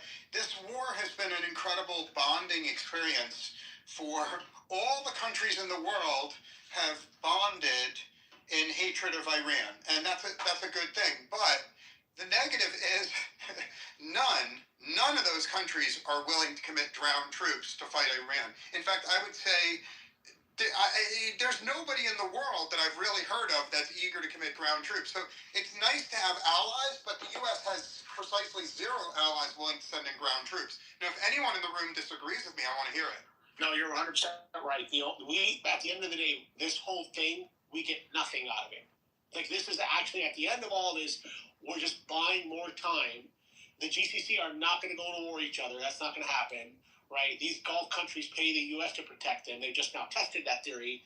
The simulated, that just actually went into real test, and they now are looking at alternative people to make alliance deals with outside the U.S. But that GCC is not going to go to war in Iran. They're not going to spend that direction at all. The curious piece I want to ask you guys is, what is Israel's remaining motive left in this? What do they want out of it? Well, that's very easy to say. Hold on, let me state of peace, and then I want to hear your. Israel wants the attacks on Israel to stop. They want Hamas to stop getting money from Iran, and they want Hezbollah to stop getting money from Iran. Israel, for obvious reasons, will keep pressuring the mullahs until the mullahs stop funding Hamas and Hezbollah. In my opinion, I'm done speaking. I want to hear everyone else. Well, the biggest enemy of, IRGC is Israel, and from day one, they have the hatred toward Israel, and they have this ideology that Israel has to be wiped out of the map. So that's that, and there goes the hardcore support for Palestinians, and then that's supporting these proxies to do damage in Israel and all.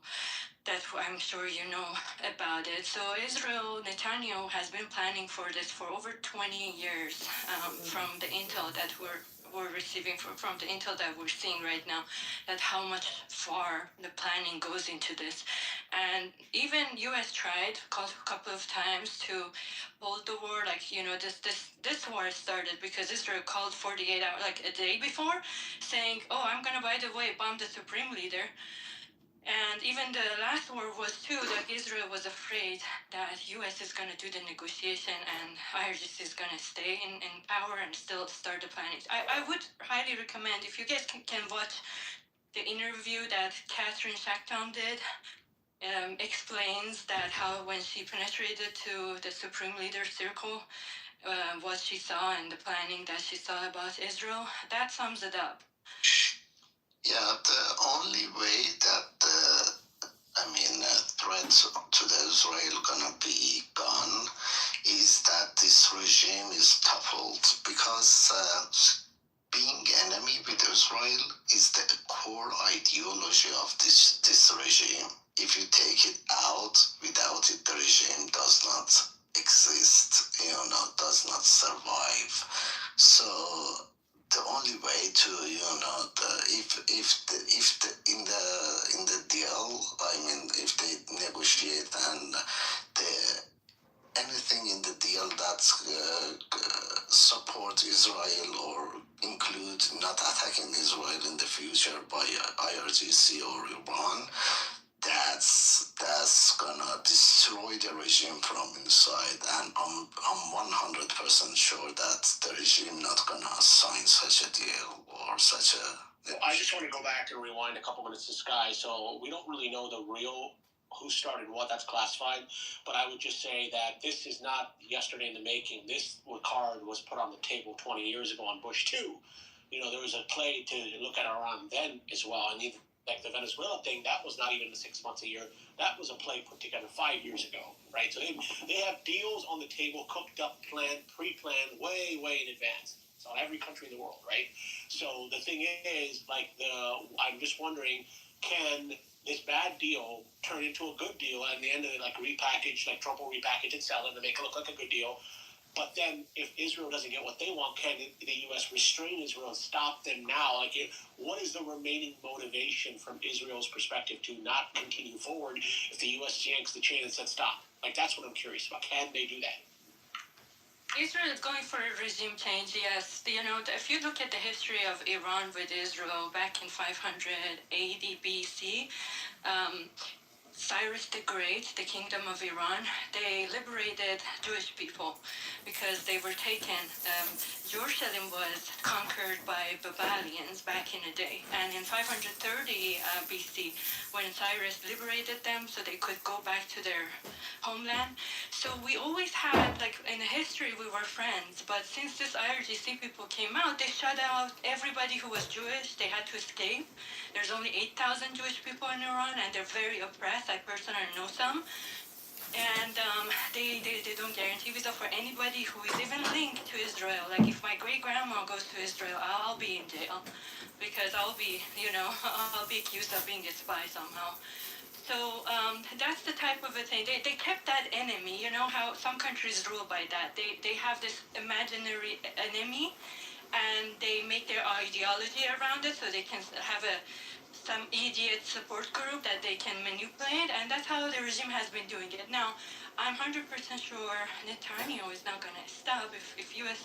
Decides to withdraw, Netanyahu will still go after the IRGC until they're gone, because, Israel is very close to Iran, and this IRGC, if they're in power, they're not going to stop attacking Israel. So that will go on, and Israel being the only ally U.S. has. If Israel gets weakened, then U.S. has no allies over there. So that's also that's also another thing that as an American, we need some allies in the Middle East. We can't just it's not that U.S. is protecting these countries too. I believe that they're paying for support of America in these Middle Eastern countries, but don't forget, that's the biggest strategy, war strategy, that you want to defend your country as far as possible to your homeland, because the more powerful we are, the more bases we have around the world. That's just a basic thing that any country in the right mind will do so. So it's not that we're there to serve these countries. We're there because we want to make sure we're in power, and we know shit before it hits to the home. So Bibi, Kelby, I have a question. Can the Godfather tell Bibi to pump the brakes and stop and live and accept with whatever regime? Can he convince him to do it? Number one, right? Can he do that?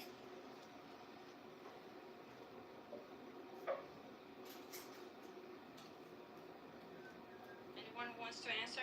I don't think so. I don't think Bibi will be stopped though. And then look at the world. What kind of world we're heading to? We have a bunch of dictators who are very pro-war. We have Putin, and then we have Netanyahu, right? He's not a negotiation guy. Eliminate them. And then now Uncle Trump is kind of joining the club too, with maximum pressure. So and then North Korea from the other side. So maybe that's the style of politics from now on. So I don't think they will stop until they. The irony in this, the really interesting irony is Bibi and the Godfather both have political dynamics within their own countries. That's what's nuts about this. They both have their own type of internal political problems that will come to bear very soon. And I don't know, Kelby, if you're really looking at that, both of them do. Yeah, I know they both do, but I think the worst is that they get nothing out of this war and then go back to their countries, That would be the worst. I don't know if Bibi can even push the war longer as well. He's running into his own, in his own circle, it's becoming problematic. In the Israeli parliament right now, there's issues there spinning up.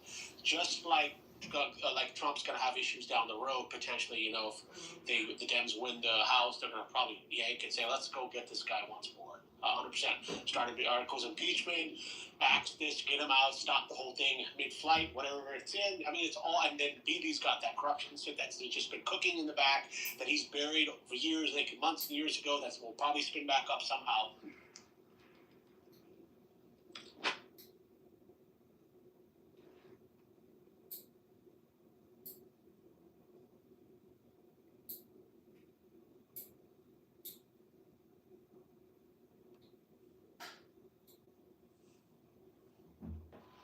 Well, I'd like to hear more opinions because what I've heard so far in this room makes me pretty sad.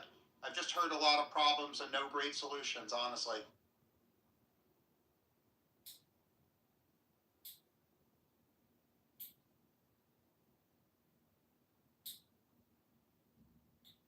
Well, what is your quote-unquote definition of a solution that you're looking for?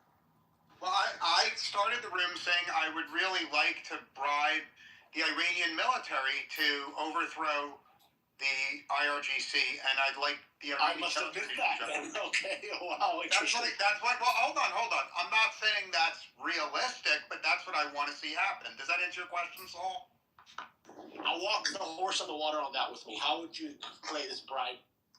Play okay. Well, first of all, my understanding is there are negotiations going on right now with generals, where essentially the generals, they've targeted generals that don't like the IRGC, generals who are being offered the chance to get air support from the U.S. and get support from the U.S.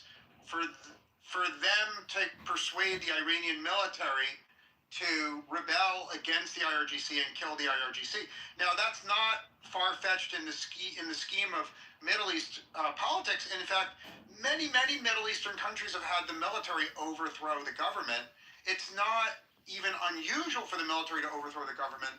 The only question on the table is, are U.S. diplomats skillful enough to persuade the Iranian military to overthrow the government?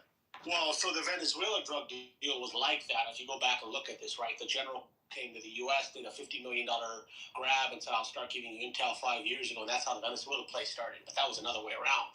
They reached out here, right? So in this scenario, I don't really know, but Dana, the question what I have is, if you stack the military against IRGC, which IRGC has their own group of military as well, right? They have it's a weird fucking situation in that country, the way they operate. Hold on, let me. Before you were in the room, I made the analogy of the Wehrmacht versus the SS, right?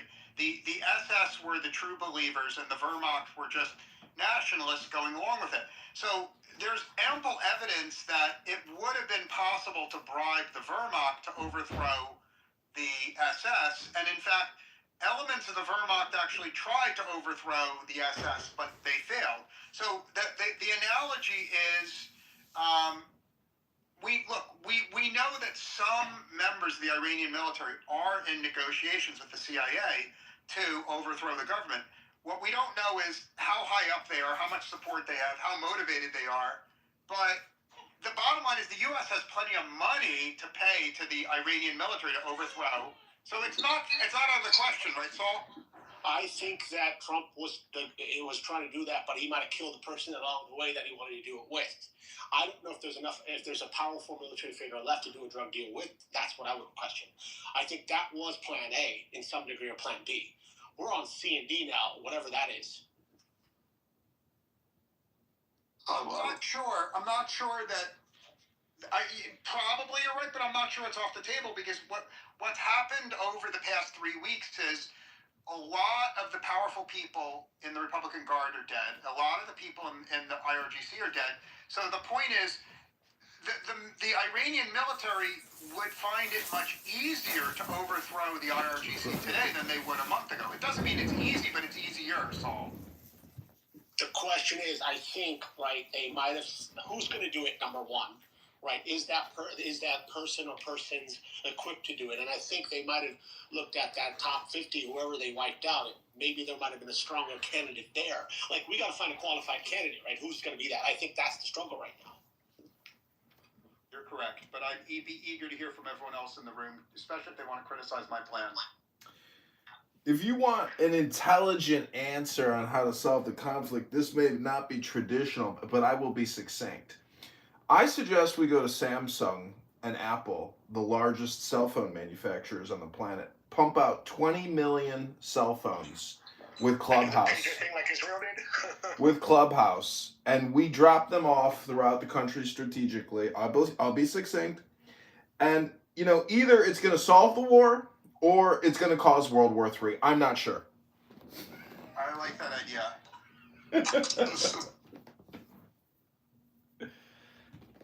Have it though. So here's the thing.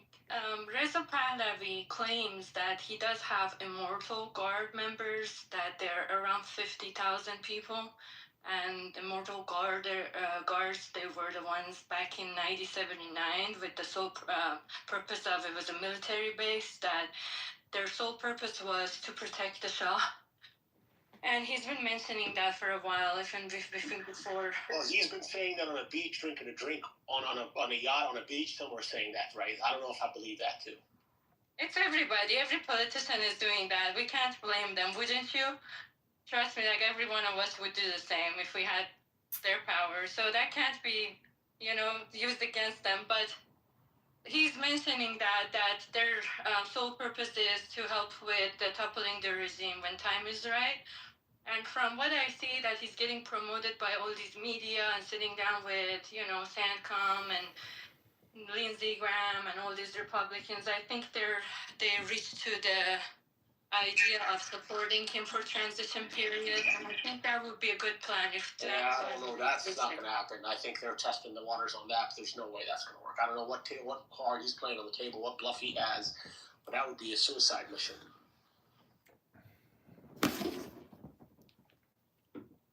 What do you think about having Blackwater do the job? So that's interesting, right? I actually was thinking about that, bringing private contractors, right? Let's bring them in, elite ones, right? And do some stealth operations. I was actually wondering, I was contemplating on that, but how complex would that be? Yeah, something like that. I was actually thinking about that today, like how would that play out? I think the one problem with Blackwater is very few Blackwater operatives speak Farsi.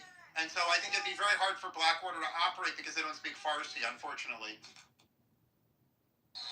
See, the thing is, right, look at it this way. The most sophisticated intelligence is not even CIA on ground there. It's Israeli Mossad that has way more better intelligence gathering techniques there. They probably have, I mean, with that last run, they lost a lot of people when they were doing the whole rug pulling and looking at everyone who's working as an operative, right? But who's remaining? Like, who do they have left? I would leverage that and see what those guys can pull out, not this way around. Well, they used to hire Afghani people because a lot of them. So this is how the last year plan went out. The Mossad was hiring Afghani people because they're illegal in Iran, right? And most of them work for shitty money.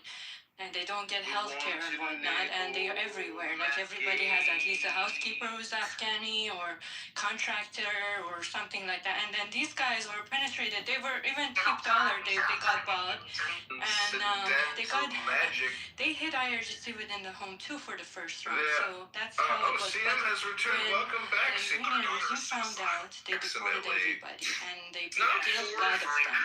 So that plan is out of the window too. Dana, I have a question. Let's say stealth covertly, they wanted to bring in arms. What areas would they do this? Like, look, geographically, I know there's a couple of areas I looked at. But what routes would they take to do this? Jack Black realized his son spent thousands of dollars on a video. Mostly in the border cities like Kurdistan, Balochistan, because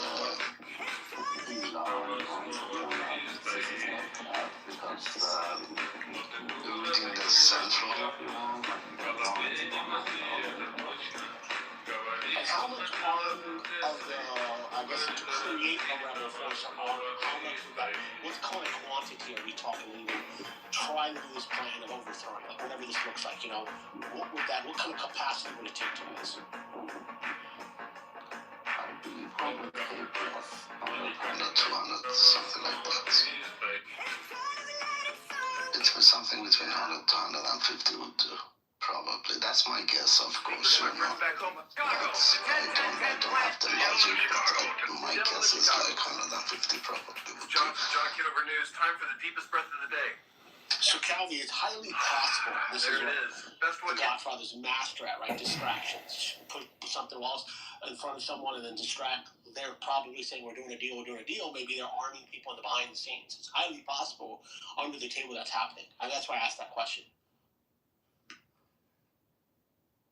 Yeah, it is. So, to be honest, I mean, that we know that there are a lot of Mossad agents and CIA agents in Iran in the ground and working with some people called Shah guards. So that's the people that Sky was referring to as. That they are Iranian who are Pahlavi's, supporters, and they claim to be their guards. So they also willing to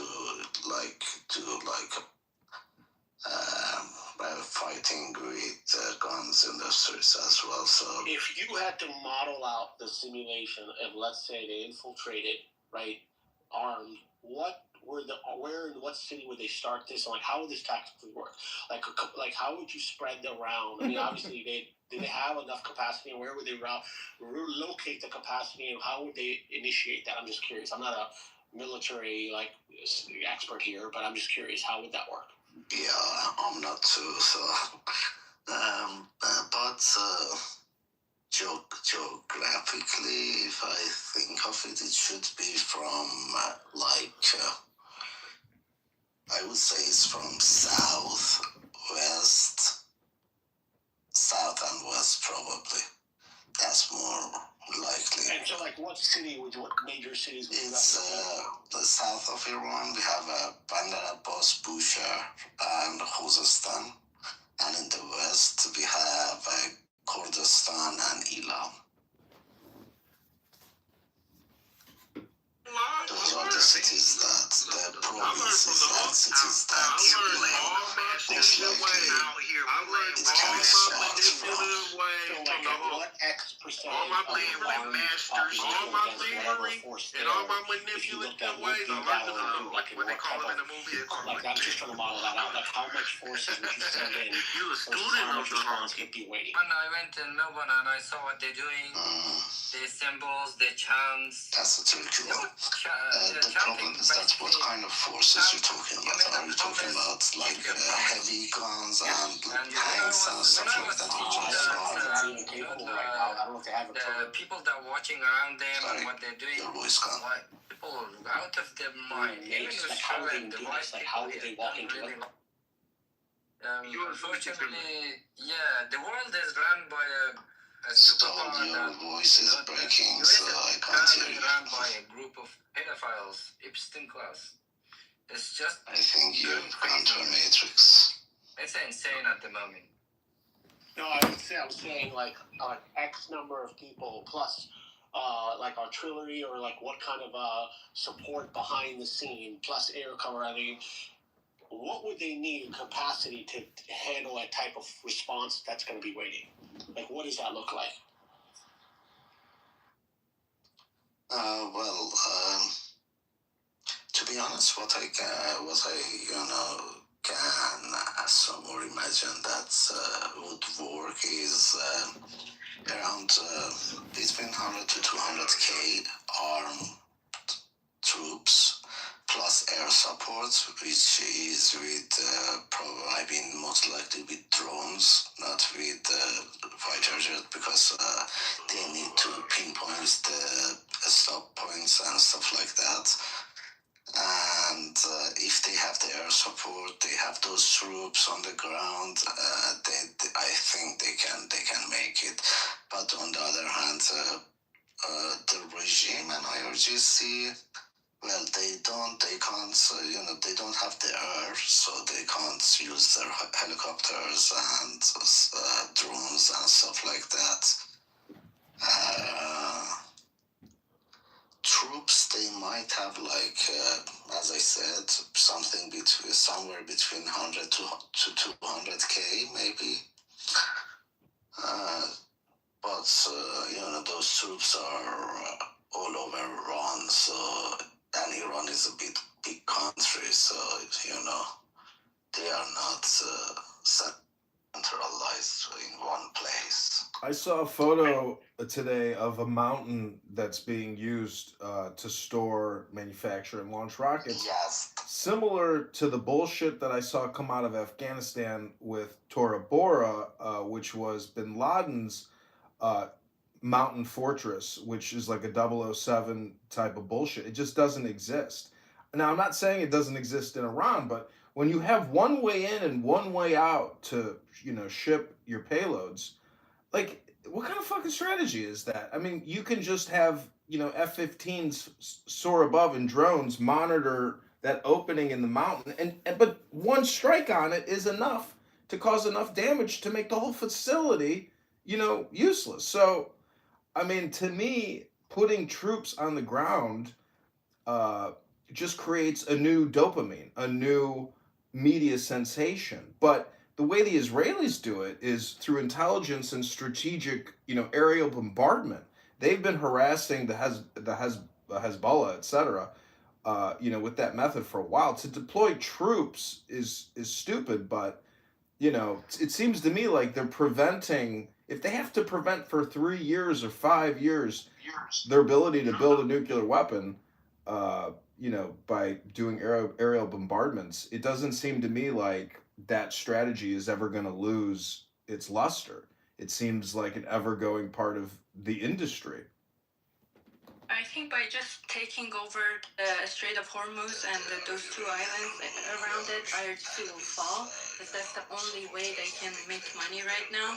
And that's been a plan for a while offered to presidents of the US. I think that itself is enough. And then if you look at the dynamic of Tehran, Tehran is a city that last year they had a plan to transfer the capital city to Semnan because it doesn't respond anymore. It can't serve the people of Tehran since it's 12 million people. The pollution and the water damage in Tehran was a very serious issue for a while.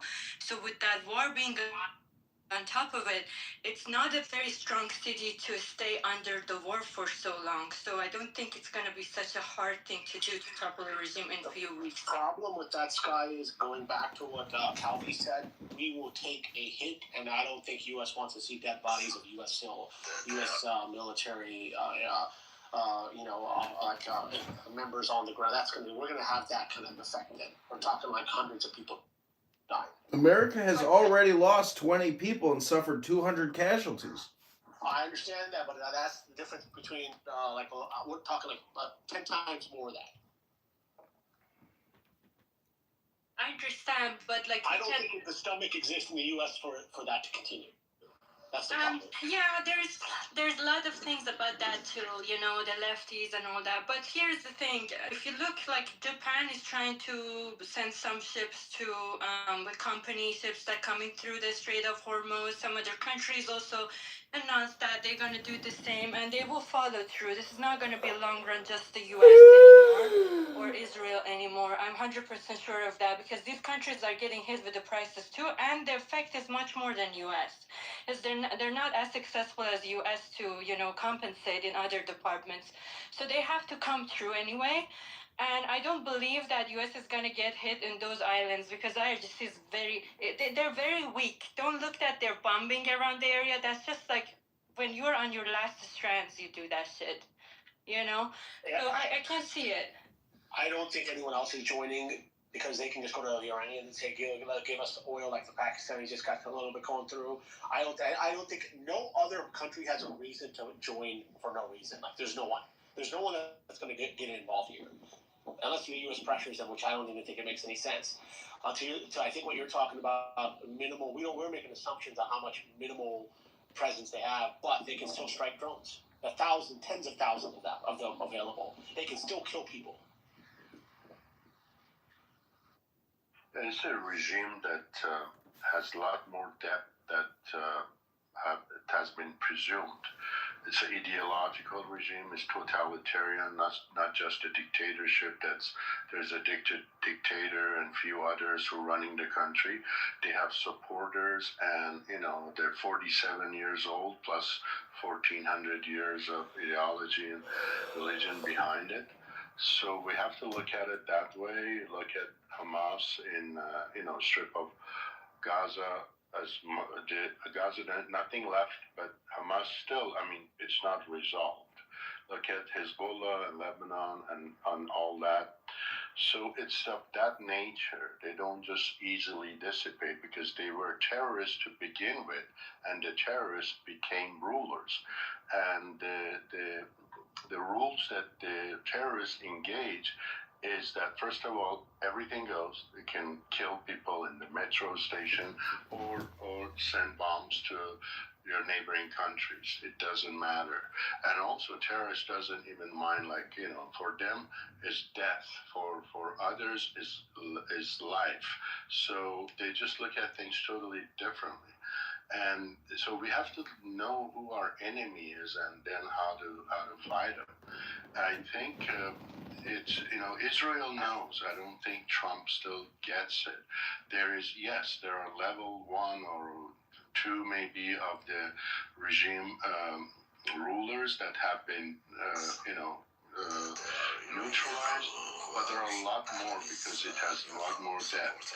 So until we get rid of majority of them, they're still going to run because they have learned to be kind of functioning horizontally as a network rather than not that they don't have the vertical system. In a way, I'm saying it has to. They have to take care of those, but they haven't. I mean, I look at posters and pictures of the wanted. There's still at least, I'd say, 30 of them, well known in all different structures of the country, from military sources, etc., intelligence and all that. And remember, Russia is taking advantage of this. Ukraine is not the main thing now, and they are getting all the intelligence from Russia too.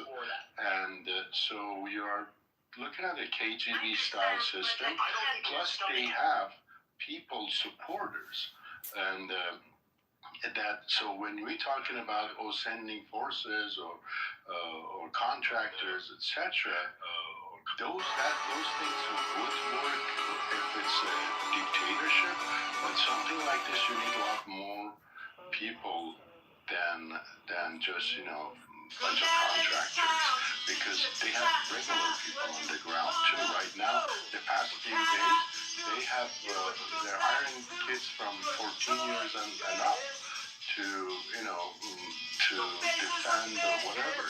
So that's what we're dealing with. And on the other hand, I don't want to be talking for a long time. On the other hand, on this end, on our end, Trump, like the last comments, is giving a message that he wants to end this fast.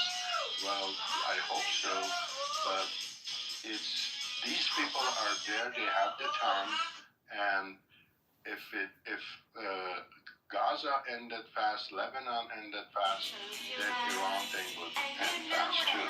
But we have started from the top, but we have not finished. He's trying to negotiate with people who are they were born this way, to be anti-West, anti-American, etc. So those are the wrong people to negotiate. Yeah, but you brought up an excellent point about the whole. I mean, this would convert into, like, look at the Israelis trying to hit Hamas. I mean, you're talking, behemoth hitting someone with sticks and pebbles, right? And that's comparison. It's the same thing. We'd be in the reverse Israel-Hamas situation if we landed there underestimating them. That's an excellent point that you just brought up, and I think that's highly possible. Don't underestimate them. And this is like a freaking KGB-style network spread across horizontally. The thing I wanted to ask you, David, is why is he asking to do a deal all of a sudden now? Like, really think about, why would you just bring it up magically? If you wanted to take it now, why would you even not take it? Just go and take it over right now. Why delay it even further? Why all of a sudden start asking, now let's do a fast deal? There's no fast deal anywhere. And then going back to this whole thing of starting it, if you wanted to take out the quote-unquote missiles and you could have stealthily done that. You could have brought in stealth operators to go and rig the thing and blow them up, right? Why are you doing all this headache? Well, I'd say number one is he needs some time. First of all, is the markets. You had to assure the markets. Things was kind of getting out of hand, and oil market, stock market, etc. Not that they're happy with it, but at least you give some positive. But and you're saying what defines oppression? Well, we can look further into this. Doesn't it also say they advocate the destruction of Israel? 10,000 forces are heading that way. Of a Zionist entity, they're not saying Jews. They're not saying. I didn't say Jews, and I didn't say Zionist entity. I said Israel. Doesn't their constitution say basically they are in favor of the destruction of Israel? Don't they? I believe, and from what's wrong with it? I didn't say anything was wrong with it. I was just asking if it's true. So does it constitute as provide evidence? Okay, you're saying so. Okay, I just learned it from the change. I'm talking about this is a documented. Go, you do it. Are there any victims of Kabul? Hold on for a second, fire. Are there any victims of Kabul in terms of Saddam Hussein's to just like Israel has the dome to defend, we have the capacity to create some sort of a dome there to allow these at least the missiles to go through, and we don't have such planes and such structure that we have in military in the air 24 hours. I know Iran is a huge country, but I think they underestimated, and they thought like it's just gonna get rid of Khamenei and a few others, and it's just gonna fall apart. And like I said, they misunderstood, miscalculated, because like I said, it's not a dictatorship that you have a dictator and his family and a few guys and you just get rid of them, it's over. It's not even it's not the style of Venezuela. This is much deeper than that. And I gave you even Saddam, like, look, we bombed the hell out of them, shock and awe, but still they were there. So we had to, I'm not saying that's the solution for Iran, but that's what we did. We took tanks, we soldiers, street by street, city by city. We went to Baghdad eventually after Basra. Days and days surrounded Baghdad, and it was a lot of work, a lot of military force and tanks and all that. And at the end, still Saddam and his forces were fighting, and eventually they found them in a hole. So they fought to the end. So these guys are even worse, and they have more people. Saddam was more of a still dictator, not a he had his own ideology, but nothing like these guys. And Gaddafi, he went all the way. So these are examples. Or even look at the Taliban. At the end, they just gave it back to them. So these are the type of people we're dealing with, and we had the experience. We just, I think it was not, the intelligence was not right. We went kind of, okay, we're going to just finish this, get in, get out. That was not the case. Not in Middle East, not in Iran. 100%. I think the people around Trump surrounding him they misled him to some degree. But at the end of the day, we don't really know what the hell is going on in his head. But I would have to say I agree with what you're just talking about. Like, I think that makes so much more sense. They really, and I just don't know, like, what the U.S. will get out of this. For the property tax rates, our families are staring down.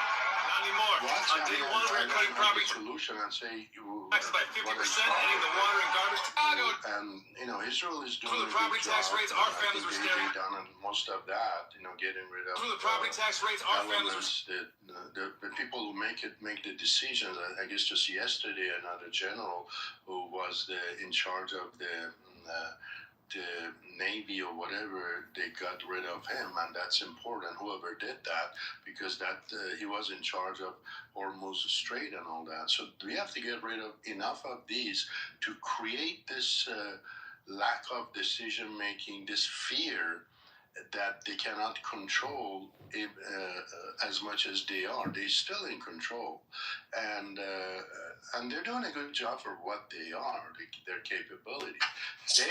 They are counting on one thing: to drag this enough for the political forces in U.S. to pressure and the world to pressure Trump to back out. And that much I agree with you, and I think if you look at it like this, so you're just saying is they need to surgically kill the roaches. Like, that's what you're talking about. Surgically go there and find and kill people. Enough pressure to make the thing collapse on its own. And if you need contractors, if you need whatever, do it. And those from Afghanistan, they don't know that.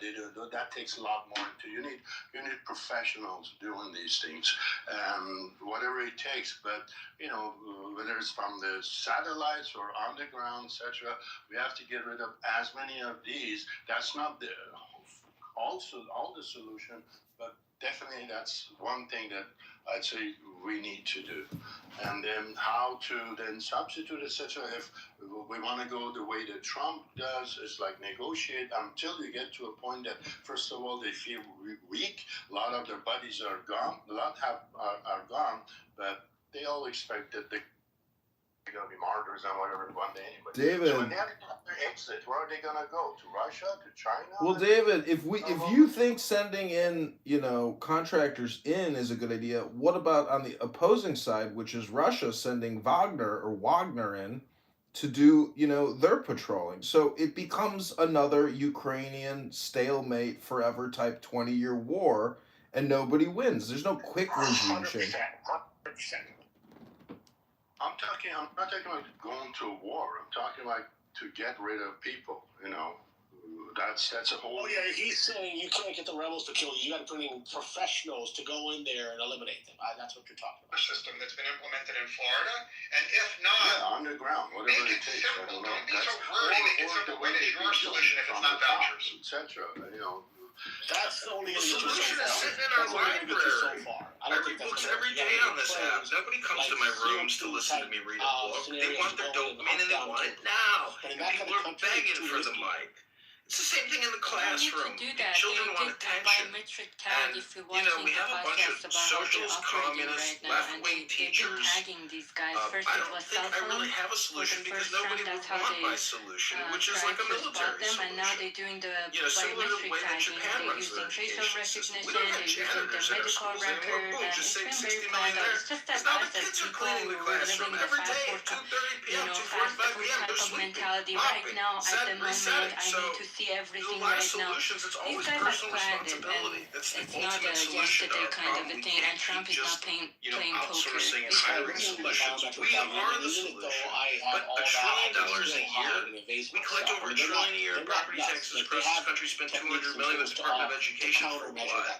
Clubhouse would be the educational platform of the these future, guys, but we listen, refuse to Iran cut is big, costs. but We people know refuse to cut places, administrative you and can't facility build a expenses tunnel and and for pension people to expenses. not know that, and apparently they were so great doing that, right? But still, Israel could, but we didn't know for 47 years, nobody knew under the house of a supreme leader, it was 14 kilometer tunnel, what was it, like, nobody knew about that, in the middle of a city that's so, at least people are, and there were multiple entrance points, like from the school to hospital to it, like, they operate in such a level that they think that they got it, but at the same time, don't forget, these guys been in, like the Supreme Leader's son, he's been getting treatment, and himself too, in UK. I have a cousin there who is a doctor in the same hospital.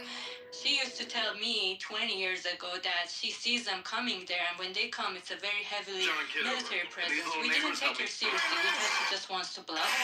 But now that we see it in news, it's so bizarre. So, they've been getting medical treatments around the world, and that's how they can get tagged. They also use, satellite images to locate them. Israeli Mossad Intel says that they've been studying the Tehran streets for over 20 years. They know it better than a local person who lives there. So they can't hide, and nowhere else they can go. So I'm assuming right now at this point that those operators are all pretty much in safe houses because they're collecting the streets right now. I'm pretty sure. Income tax. So, watch this. In the northern part of Iran is the place that everybody takes, like on weekends, they go there, right? And some little city villa in northern part of Iran is getting hit, and people don't know why. So it turns out these IRGC guys are going to their friend's house in northern part, they're going to their mother-in-law's house, and still they're getting hit over there. So these are the things that doesn't come up as much in, media here, because they see it as the low, low value type of a news, but people who live in there and ringing channels, they exclude. I would just say one thing: they can't strike a mystery if they tax someone digitally in a highly densely population. The U.S. is not going to take a risk to have another 175 whatever on bad intel. They can't afford to do that. The Israelis do whatever the hell they want; they don't care. But the U.S. is not going to do that. Well, a lot of them have also gone to the eastern province of Pakistan, which is further out. But, if they go to their mother-in-law and they don't communicate, that's it. But wherever they are, if they communicate and eventually they get intercepted, that's the idea. Obviously, it takes time, and on the other hand, they now definitely have the intelligence of China and Russia too. So we are, in a way, as far as intelligence is concerned, it's like hackers, Now we're talking like we're having like a guerrilla, like a under-the-table warfare going on, right? So I get what you're talking about, but that also takes time. It's not going to happen overnight. Exactly, that's what it is. But we know that it's been U.S. and Israel. They have been successful. I mean, they got rid of so many. But here's the bottom line: I still don't know what the exit strategy was. I presume, based on what Trump is showing, is to get to a point that they come to a table and accept, the conditions of surrender, basically, what is asking all those 15 points and whatever. Well, they're not in that position yet. So how do you make them surrender? It takes more to get rid of more of them, whatever.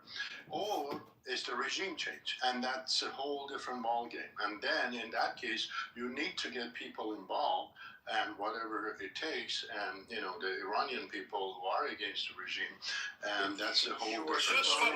I don't know what it is. So real quick, no one's surrendering. I think that any other scenario than that, we're talking long. The opposition side is having to come around and buy time, and so this is really a good piece of property. Ruffy doesn't know who it is. Look at it. Right, but the thing is, there's no surrender here. And I think if they were smart enough to put the carrot on the street, as long as they can, because that would just make things worse, and that might buy them. And on the other side, they're also going to get some support from others that they have alliance. I don't give a fuck who you are. They'll figure it out later. All right, so Alan, they're not only fighting the Gazans, they're also fighting in the Gazan conflict. They're fighting Hezbollah. They're also fighting the fucking Houthis. They're also fighting the fucking Iranians. They're fighting all the fucking Muslims in the entire fucking region that want to kill every fucking Jew. So, yeah, they're definitely the underdog, even if they're fighting the Gazans, because they're not just fighting the 2 million or whatever Gazans. They're fighting the fucking West Bank. They're fighting fucking Jordan, Lebanon, Iraq, all these fucking terrorist fucking cells all over the entire region that want to fucking kill them and are constantly launching rockets. So yes, they're the underdog.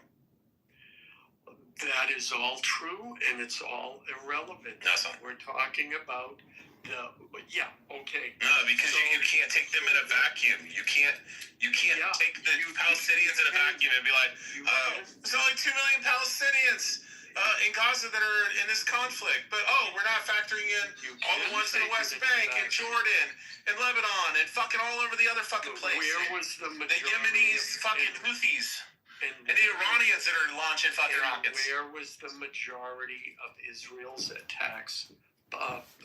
Where were they directed? Gaza and southern Lebanon. There you go. And how many people are in Gaza? What do you mean? What do you mean the 15, 16-year-old kids run around with Kalashnikovs fucking shooting? The poor little baby's getting shot. Oh no. How many people are in Gaza? One of the most densely populated fucking areas on Earth. Yeah. It's an open-air prison that has a fucking, European fucking car dealership and like 26 pizzerias along the fucking border. Look, Rich. It's such a horrific place. Look, Rich, you don't have to agree with my logic. No, you're just mad. You're just mad that you found out that the fucking Armenians were hiding in fucking tunnels that the French built them, which is terrible that the French built you. Why is that a problem? No, because that makes you guys tunnel rats too, just like us Jews. Why would I care or be insulted? I already know that the French saved over 1,000 Armenian. Yeah, by building tunnels, and then you Armenians headed them. We're trying to hunt down. Armenian genocide. Such Armenian fatigue at this point. So you choose. I have as much fatigue as I do with the Iranians at this point, and black fatigue.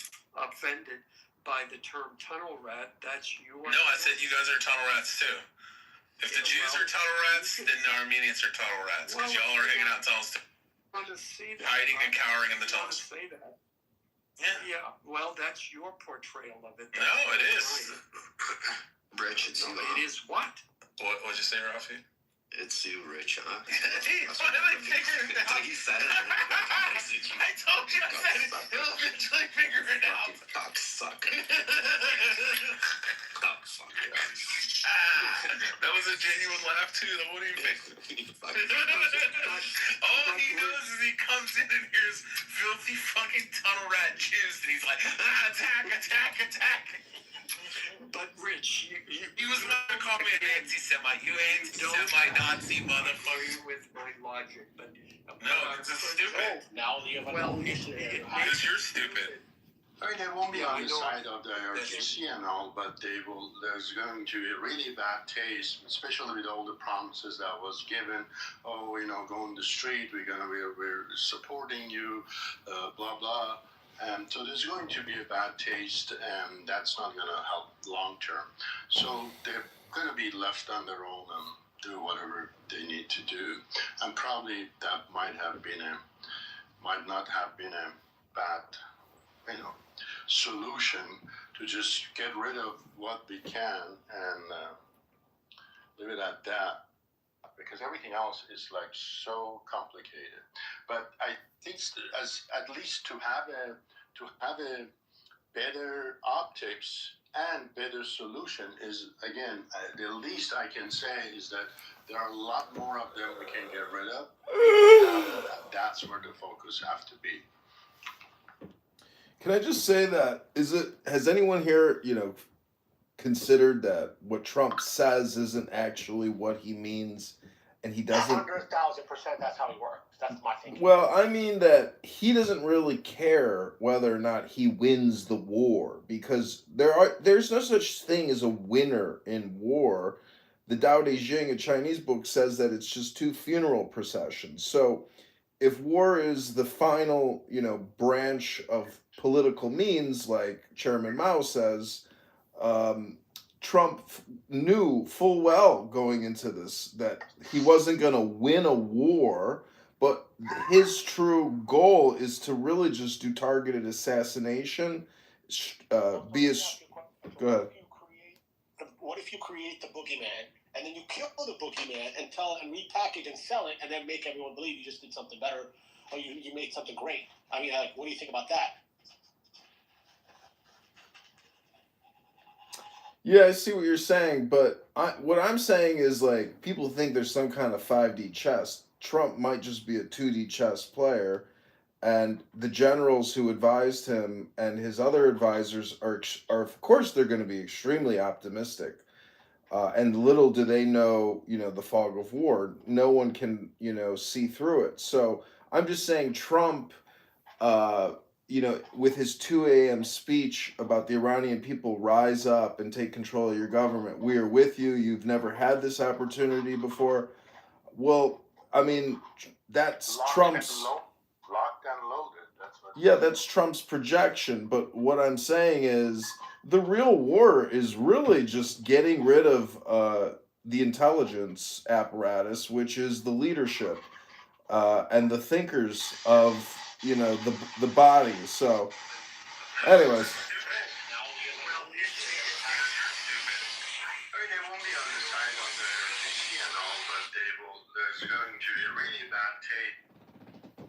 So, anyways, yeah. Can you tell me exactly? I missed that last part. What were you saying? Sorry, we're talking to me? I was just merely saying that, Trump, it's because Trump is in a position where he doesn't have a beef or skin in the game. And he's, he wants to please his Israeli patrons. But at the same time, he doesn't necessarily have the all-in attitude that his Israeli patrons may have. So I'm just saying that, Trump is in a catch-22, and he doesn't even care about an exit. He just wants to please people, and he wants to create an equilibrium, which is what I think he's doing. But the people on this app who are calling, for artillery and a ground invasion, I'm not sure that they have the foresight to know that the outcome and the end game could still just be the same thing, which is a situation you're uncomfortable with still. Yeah, I don't think I ever bought into that beginning at all. Right? I think this was a limited operation, but I think he bit more than he could chew, and I think he's trying to take a situation and take whatever situation he has and turn it into a great outcome that he can sell back. That's it. That's his definition of win. There's no win here. Well, the war has been to the benefit of Israel. I think they're going to come out as winners. I mean, the regime that was there and the regime that. What is your ultimate? What is your ultimate goal, Rafi? I don't think she could name 12 countries. Bima didn't say that. That was Alan. Get it right. I mean, she implied it. And I'm really upset that the attention was taken away from me and went to Rafi. So that's the most horrible thing of this. Rafi, are you going to let this anti-Semite talk to you like this? Bima, not you, Alan. I know you're laughing because you got a guilty conscience. I do. I'm racked with guilt. Oh, she ran away!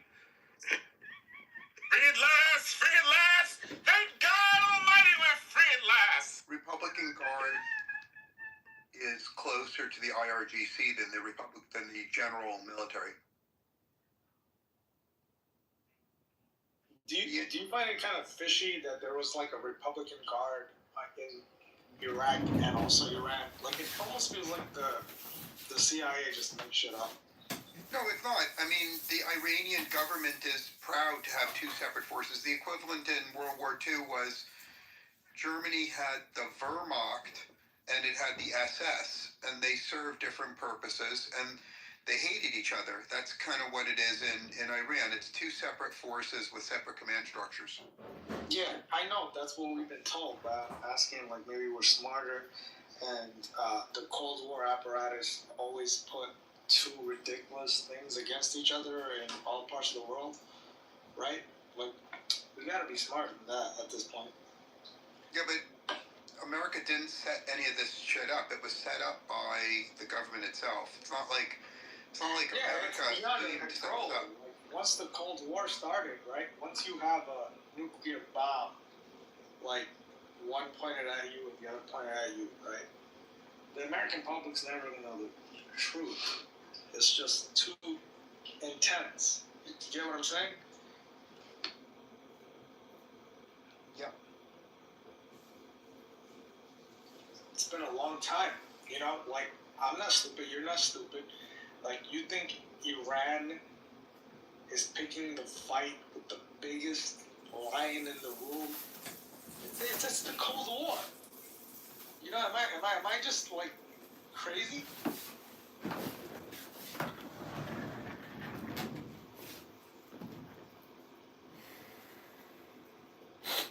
We just can't be told. It's tricky. Well, Iran is a big country, and this, this government, it's not the Caribbean island, you just go and take over or just get rid of one dictator and that's it, stand up. That's not the scenario here. And we had the experience in Afghanistan and Iraq and with Hamas and Hezbollah, etc. So this was expected. They're going to fight to their death. That's the kind of, are we ready for this? Is it expected, because we are told a narrative that Muslims and Jews are ready to fight to the death over there. I've never met people like that.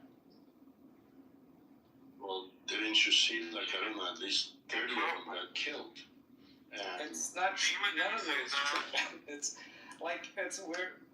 Khamenei is dead. All those, a lot of the IRGs. Who? I'm not, like, they are no longer telling us the truth. This is what it is.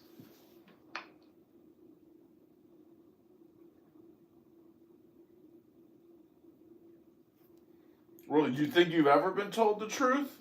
You think that the Ukrainian conflict didn't start 20 years ago?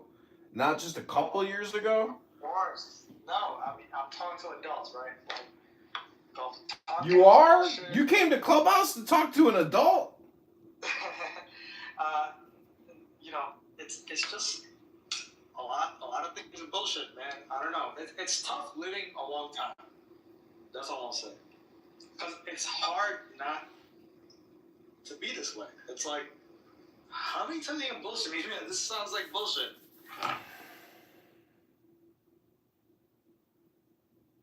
Well, war is what it is. It's really a business, and it's the blunt fact of the situation that our military-industrial complex in Wall Street has to grow their revenue. And so someone has to become the victim. And whoever the biggest punk is on the street, that guy's going to be the victim. He's going to be the patsy. Do you have any impulse in your mind to kill 1 million people? No, I didn't create the COVID-19 ZAV. That was Bill Gates, Pfizer, Dr. Fauci. That's how many Russian soldiers are dead. The young kids, like the kids that play kids that play games with us. We're not being told the cost. That's all. Like, we will have to pay it soon enough.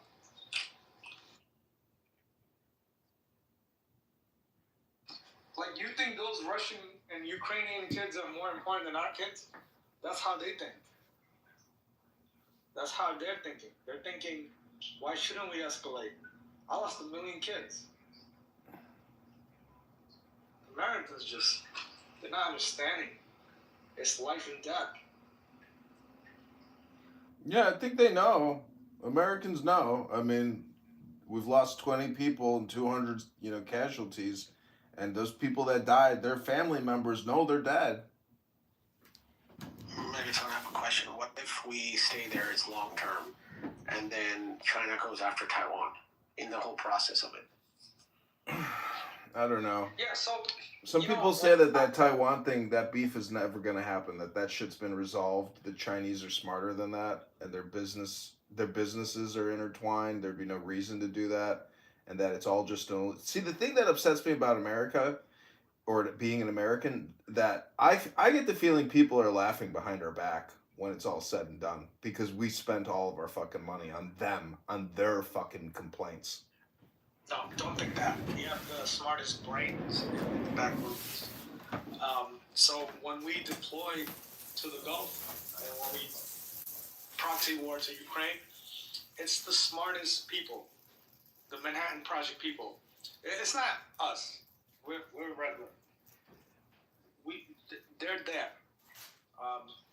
They just can't talk to us. Like, I can't fully understand. Like those bases over there, when they decide, hey, we have to do something, they can't really tell us. Like when they have to go do that, right? They can't tell us that. Like, Iran's not developing nuclear weapons. Nuclear weapons are already developed. It's just a matter of shipping it. That's what the Cold War was. They just shipped the nuke to Cuba. The nuke is available in Iran. You just can't tell us. It's a Got it. tricky world, man. Well, You're all not stupid, right? You lived a while. I don't know. Is a stupid person asking the question? Because you came here to speak with adults, and to me that's pretty stupid. I don't think that's the case, because these type of scenarios have digital these kind of fingerprints that can be detected, and I don't think that's really the case.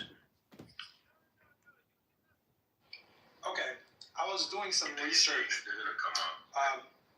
Do you know how small a nuclear bomb can actually be? Yeah, they can put it in a suitcase. It can be about the size of a RPG.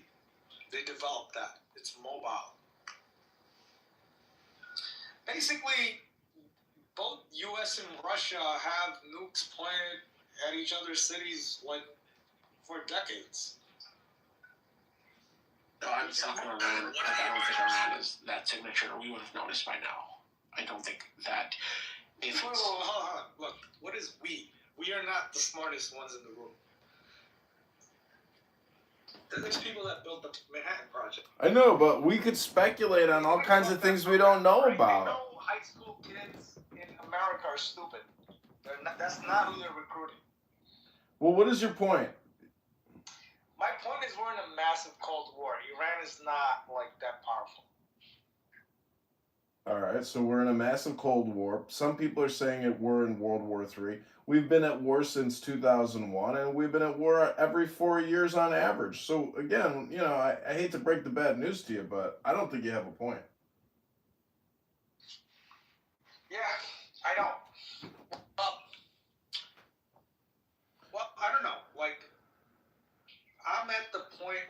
think Donald Trump is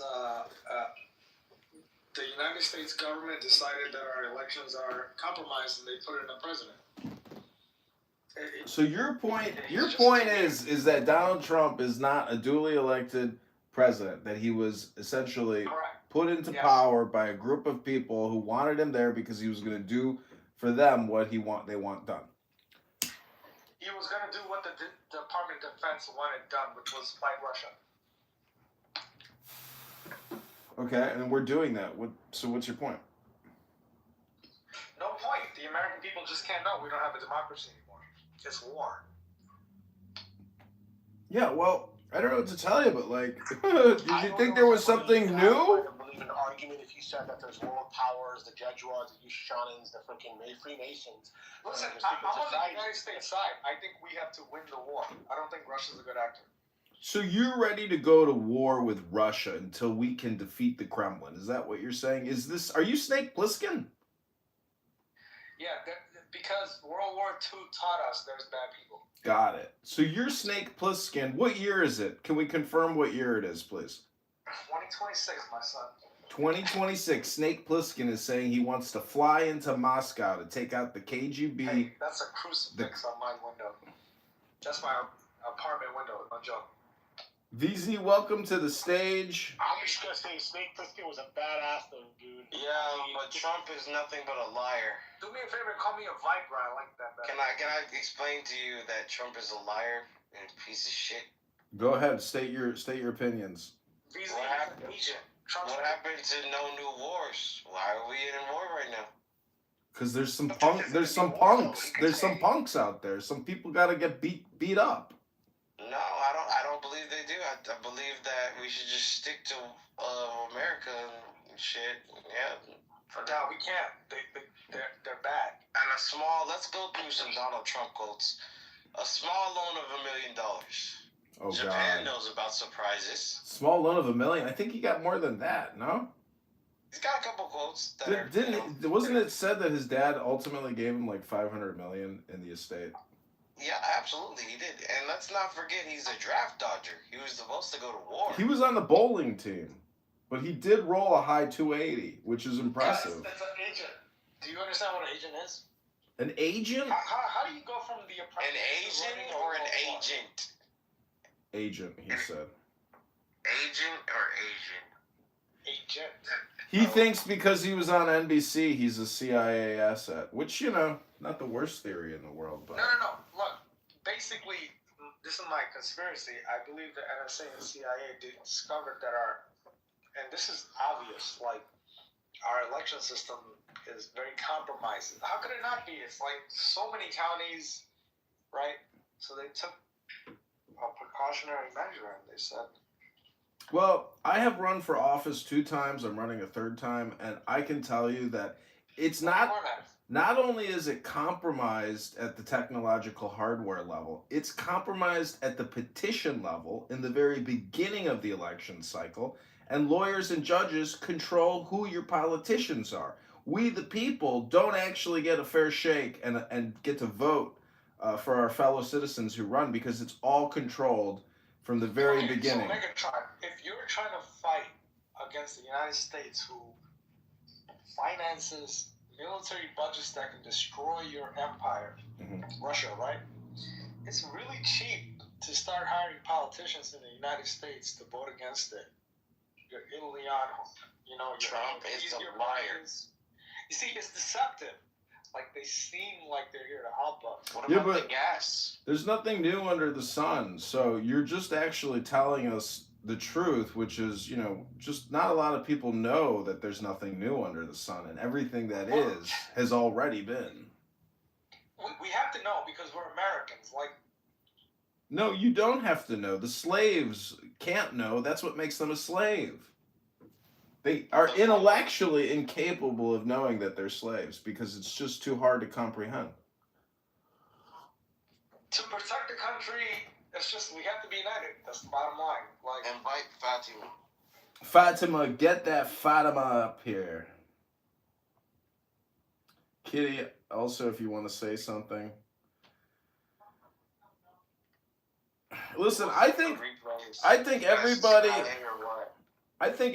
is a little bent out of shape, and they don't realize that there's gonna be a resolution, but it's not gonna be the resolution you want. It's gonna be a resolution, and you're not gonna be happy with it. And the truth is, Iran will still be Iran after this conflict has resolved. Just in the same way that Afghanistan is still Afghanistan. You know why? Because a war doesn't change a culture. It doesn't matter how many people America assassinates. The culture in Iran is not going to change. It's just not. You can't change it. They're fully programmed, completely brainwashed. You can't deculture and reculture them. Hello? So you're saying some things will never change? So here's the thing. In 1950 or 1970, the United States put in the Shah, and then the USSR put in the Ayatollah. This is it. It's simple as that. They want to control at some point. And we did what we did. Let's not get we're good to go and shit. They're But it's just, I can't They gotta go out to the fully fucking figure streets. And out I'm not saying literally go what out to is the streets, wrong with not these go out to men. the streets in like giant fucking crowds. They're gonna have to do that. They better. Yeah, I can't figure out what's wrong with them. But they're not. Well, that's already their problem. What are they? That's the biggest problem. Trump is a liar. That is number one. This is where the whole argument started. They get up on stage and say, hey, he ruined the economy. Trump pulls out like we said, and you guys ruined are our relations with Japan after what he said. No training, none of that shit. And what are you guys gonna do? And they're like, oh well, you know, we're just waiting for the he's moment. a draft dodger. Let's not forget about that. He's a felon. And I'm like, okay, we just keep going on and what on. are you gonna do when he comes out and says, go do it? And they're like, well, we don't know what to do. None of that is true. I'm not trying to be contrarian, man. I'm trying to tell you that, thousands like, of guns and millions of rounds of ammunition, and we need we don't have elections anymore, kiddo. Like, we need So it's all forced. Everything's just planned, and everything's just because the situation is wants to fucking like it's easy to hack our shut the fuck up, faggot. okay. So just everything's rigged, and we're fucked, right? There's nothing we can do. It's easy for me to hack Nebraska, some weird ass county. They want us to grab our fucking. Okay, but I get what you're saying. You're saying it's rigged, right? No, I'm not saying it's rigged. I'm saying a foreign entity, like, yo, if I know some stupid school is having an election, I can get my people in there. You get what I'm saying, man? There's just no way. Like, it's too big. We're not that dope, yo. Russians are here. No, I don't have a job. Like that Charlie Kirk, I know you guys intentionally don't want to do it. No, I know, I'm sure. There's false flags all over the place. It's a weird time. Yes, exactly. You're the wrong guy to be advocating for all Alright, what were you saying, Ralphie? What's up with the replays? You guys CIA or what? He's drunk. Is this a psyop room? Nah, ain't no psyop. What are they gonna do with us? We're stupid. Well, I have the replays on because I am the R word. I was recently told that I was the R word by a supposed friend of mine during St. Patty's Day. Well, I agree actually now. You know, I'm going with it. I am the R word and I'm embracing it because it resolves a lot of conflict just by openly saying, hey, I'm the R word. That shit. It resolved a lot of shit for me too. You know, can we just get past it? Can you not get angry with me because I am the R word? Maybe get angry. Your name is Megatron, son. I ain't even assume anything different. I think you should get angry. Well, I just read a really interesting article. This is what it says. Well, I am an R word, so I do read sometimes to try to decrease my R word magnitude. What's interesting is it's, you know, you want to hear it? It's by a CIA agent. Not many people. See, I knew he was CIA. You want to hear it or not? Some of it. Yo, you have to do your delivery with confidence. Don't ask. Ooh. Do I ask? I just talk. You know, Trump is a liar, and you know, that's what I truly believe. I don't want. Nah, man. Look, it's we have to believe that there's just no way to do a popularity contest, man. It's corrupt. Kamala would have been better. No, man, listen to what I'm saying. You cannot do a popularity contest. Get it? So it's gonna get hacked. We haven't had a real. We haven't voted for a president. All right. I'm genuinely angry at what I'm looking at right now with my country. I'm really angry, son. I'm enraged when I have to fill up my tank. You know, at least buy me dinner before I get fucked. When I fill up my gas tank and it costs $100 to get 17 gallons. I'm fucking pissed. Damn, he complaining about inflation. Have you heard about walking or a bicycle? I heard those two modes of transportation don't require much. A bus? What about the bus? It's not an option. I don't live in a city. Have you thought about trying to do yogic flying? Not an option. You don't know about transcendental meditation? You don't have to use a car to do it. You're right. I'll just teleport. My bad. Yeah, there you go. It's problem solved. That's why you came to Clubhouse. Some people here think they came here to speak to adults. Actually, they're just speaking to R words. That's right. That's absolutely right. Hey, don't do that, man. R word. Most adults I was recently told that I was the R word by a supposed friend of mine. Yeah, you'll understand that soon, Megatron. You'll understand. Or maybe you already understand. You talk to an adult long enough, you find out the way that daddy hit them. My dad just text messaged me today and sent me an insult. 2022. Hold on one second. What was gas price in 2022 under Biden? I remember getting gas for like $2 a gallon. You were not probably on this planet then, but gas price underneath Biden was up to $5.22. So you must maybe where you were, but not for me. No, I'd say at most $3. That was you. You probably live in California. Yeah, but VZ, you got to look at this in terms of the fact that you're already getting a deal. It's all about the average. It's not about what you're paying now. Look at it from a renter's perspective. If you're paying $1,200, I want a house. Well, why did I work so hard? Why did I serve this country for? Yeah, hold on, VZ, you a veteran? I'm still in. Hello? Well, that's great news. You got a job and you're getting a salary from Uncle Sam. You know, every dollar that they put out is just $1 borrowed now. VZ to war, just FYI. Anyways, VZ, if you go to the front line, just remember to stay. Not going to the front line. You might. If you do, I'm trying to give you some front line advice. If you do, try to stay in the back of the line and let the other people, do the hard work before you got to do your heavy lifting. That's how it works in the legions. I'll give you the real advice. Do you believe in Christ? Ooh. Look, I'm leaving now. It was a good conversation, but I just can't do this anymore. Uh-oh. I'm upset. We broke him. We broke you, VZ. I didn't mean to break you. How are you going to survive in the military with this type of attitude? That's a quitter's attitude. My day is ruined. I'm just going to go fuck myself. That's what I'm going to do. It's on replay, so you can come back and listen to yourself self-defeating anytime. I will. Check your profile. It'll appear at the top of your profile. Just click it. Fast forward to this part of the recording, and you can say, fuck me. That was me. Fuck. I'm a loser. Everybody in the replay, I'm a loser. Yeah, can I ask you a question? I'm a loser, baby. I'm a loser. Sing it, VC. Sing it. Soy.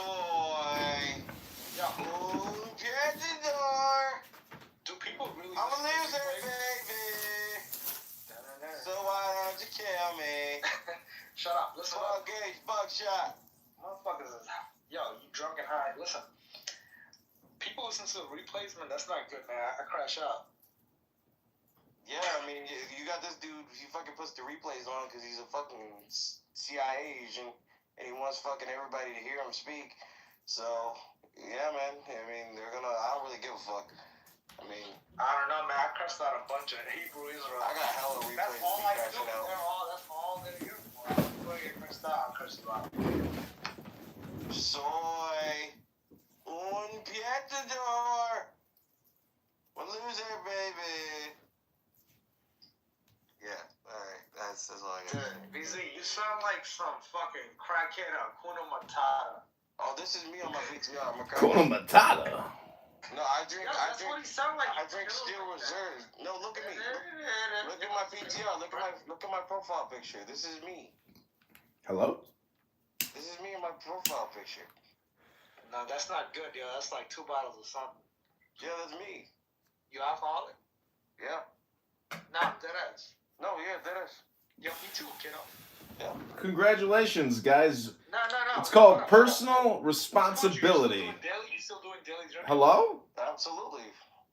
Nah, you ever quit? We try to run a family show here, guys. Keep it clean. Alcohol, drugs. What else is bad? Fucking. Yeah, some That's great news. You got marijuana.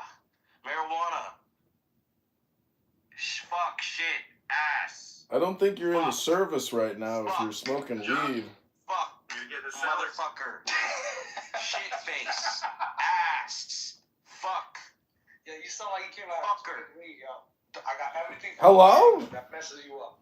Motherfucker. All right, we've got some other speakers on the stage. Ass white. I don't have time for the profanity. Fatima, is there knuckle something dragger. you'd like to say? Nigga. Fatima, hello?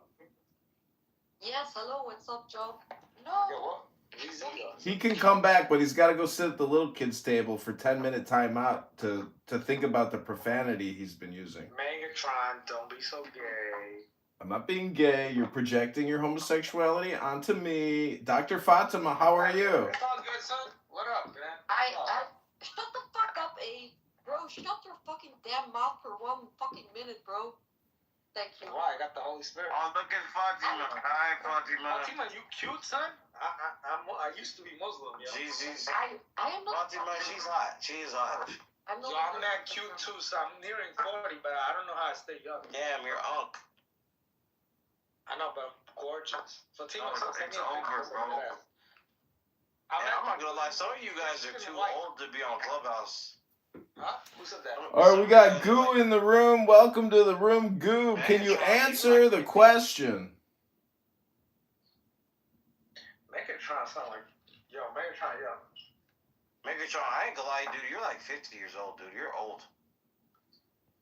Hello? Yo, Fatima, shut up real quick. She's trying to find a nice picture for me. I mean, Fatima, she's a beautiful woman. She's just really pretty.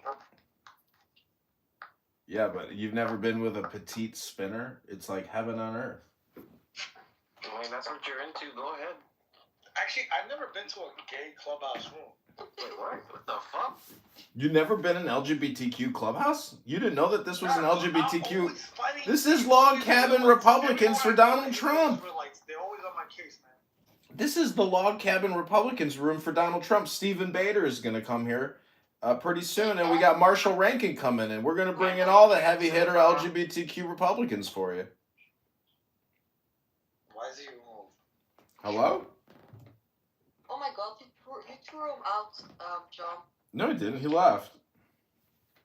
Alright, I believe you. I believe you.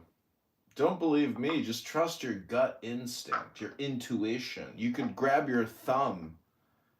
All right, I'm gonna give you guys a special little segment in this room, and this is another room. I'm gonna do a cross stream on an anonymous. Seeing the homes of the 1.5 million people that they just forced out of their homes and destroyed. Are they planning to what? Are they going to replace the homes or pay for new shelters? That's going to be the problem of Syrian government for allowing a terrorist organization on their land and not controlling them. That's already a Syrian problem. Oh, okay. Not Israel's problem.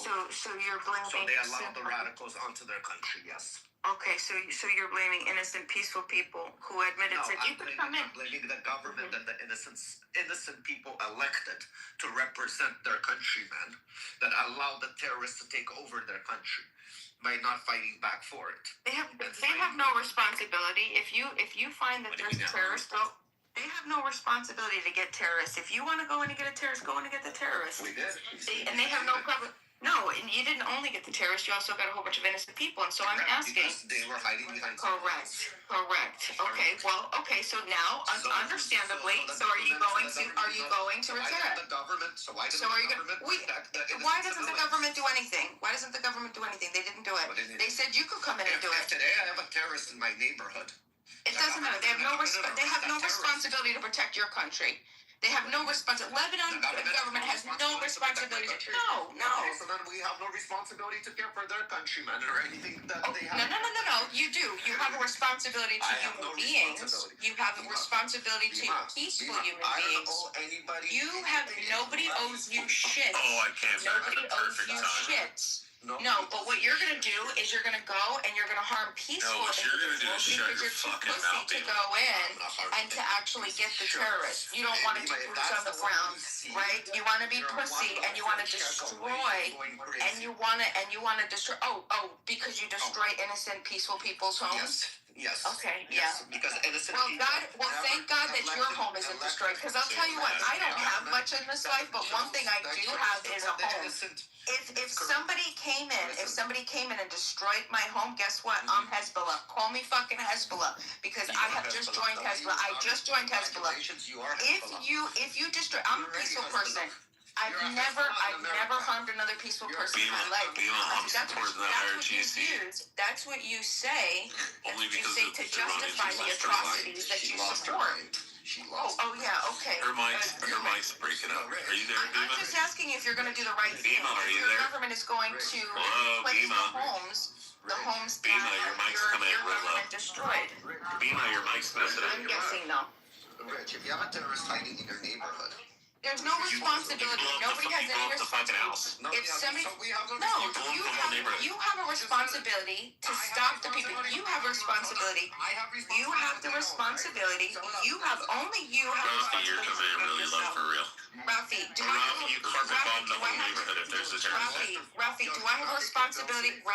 a responsibility to defend you? Rafi, do you have a responsibility to defend me? Yes. Rafi, do you have a responsibility to protect me? Yes. Rafi, do you have a responsibility to protect me? The answer is no. The answer is no. But no, the answer is no. Rafi has a responsibility to protect me? Yes. Question. Okay. No, I would fuck you and send her to the dogs right away. Bima.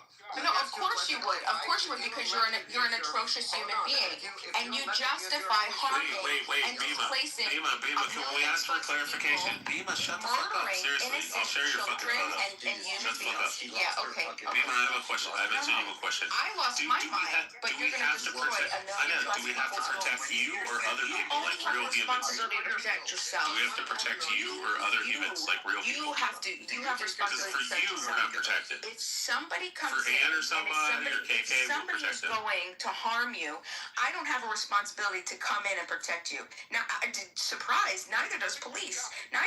United States Police has no responsibility. Yes, according to enforce the law. And so what that? Yes, but the Supreme Court have proven that they have zero responsibility. If they feel that their life is in danger, they have zero responsibility. They can use their discretion, and they don't have any responsibility to go in and defend you. They do not have to put their life on the line if they don't want to. Their job is to enforce the law. So when they feel that it's important, or when they feel that it's safe enough for them, to go in and to enforce the law, then they could do that. Okay. She's got her microphone turned or her headphones turned off. Do you understand that? She's doing the mic thing. No, I don't. I hear it. No, you're turning your phone down. You're doing the mic thing. Oh, okay. That's how I know what you're saying. That's exactly what you're doing. Because now you're putting the headphone back to your ear. No, okay, yeah, sure. Yes, that's exactly what you're doing. Diarrhea. Yeah, I heard all your numbers. Bima, if we have to protect you, we're not protecting you. I'm not talking to you. I'm not talking to you, Rich. No, that's not the point. The point is that nobody has the responsibility to protect anybody, and that's just the truth. Not even police. According to the Supreme Court, they have no responsibility to protect you. Okay? Can you imagine marrying this woman? You can reference Supreme Court law. Oh, imagine being married to this lady. When there was. Who was it? It was This is why she has a side dude. They broke into somebody's home, and these women were calling the police, calling 911. She has a newspaper. No, I do. They stunk outside on their roof. They were there for anyway. They ended up. I don't know if they got murdered, they got killed, or something like that. And they sued. Family sued the government. They lost. The police have no responsibility to come and defend you. Their job is law enforcement, to enforce the law. They do not have a responsibility to defend you. You have responsibility to defend yourself. Okay, so if Hezbollah, if somebody's coming that's harming the country, that's your responsibility. Your responsibility, okay, or obligation. Thank you, Rich. It's your obligation. Yeah, because it's a job. It's an obligation. And stop the people who are initiating aggression upon you. But while you're in that process, you can't harm peaceful people, because now what you're doing is every peaceful person. Yeah, but we're not piece of shits. Hold on, Rich. Every peaceful person that has not harmed you, you're creating a victim. Yeah, obligation and responsibility are different. There's a perpetual cycle of victim, and then nothing's ever going to get solved. There's nothing that you're going to say, Rafi, unless you're going to tell me that your government has a plan to replace the homes of the innocent people that you have displaced, of the innocent people. They've already said they're going to rebuild it. So you have no. Well, then guess what? BB's already said that.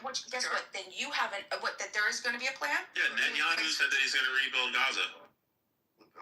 No, I'm not talking about rebuilding Gaza. I'm talking about now southern Lebanon, that one of course they're going to rebuild southern from Lebanon. The blue line all the way to the Litani. They're going to rebuild southern Lebanon. It's going to be part of Israel. Well, no, they just exactly. They just annexed it.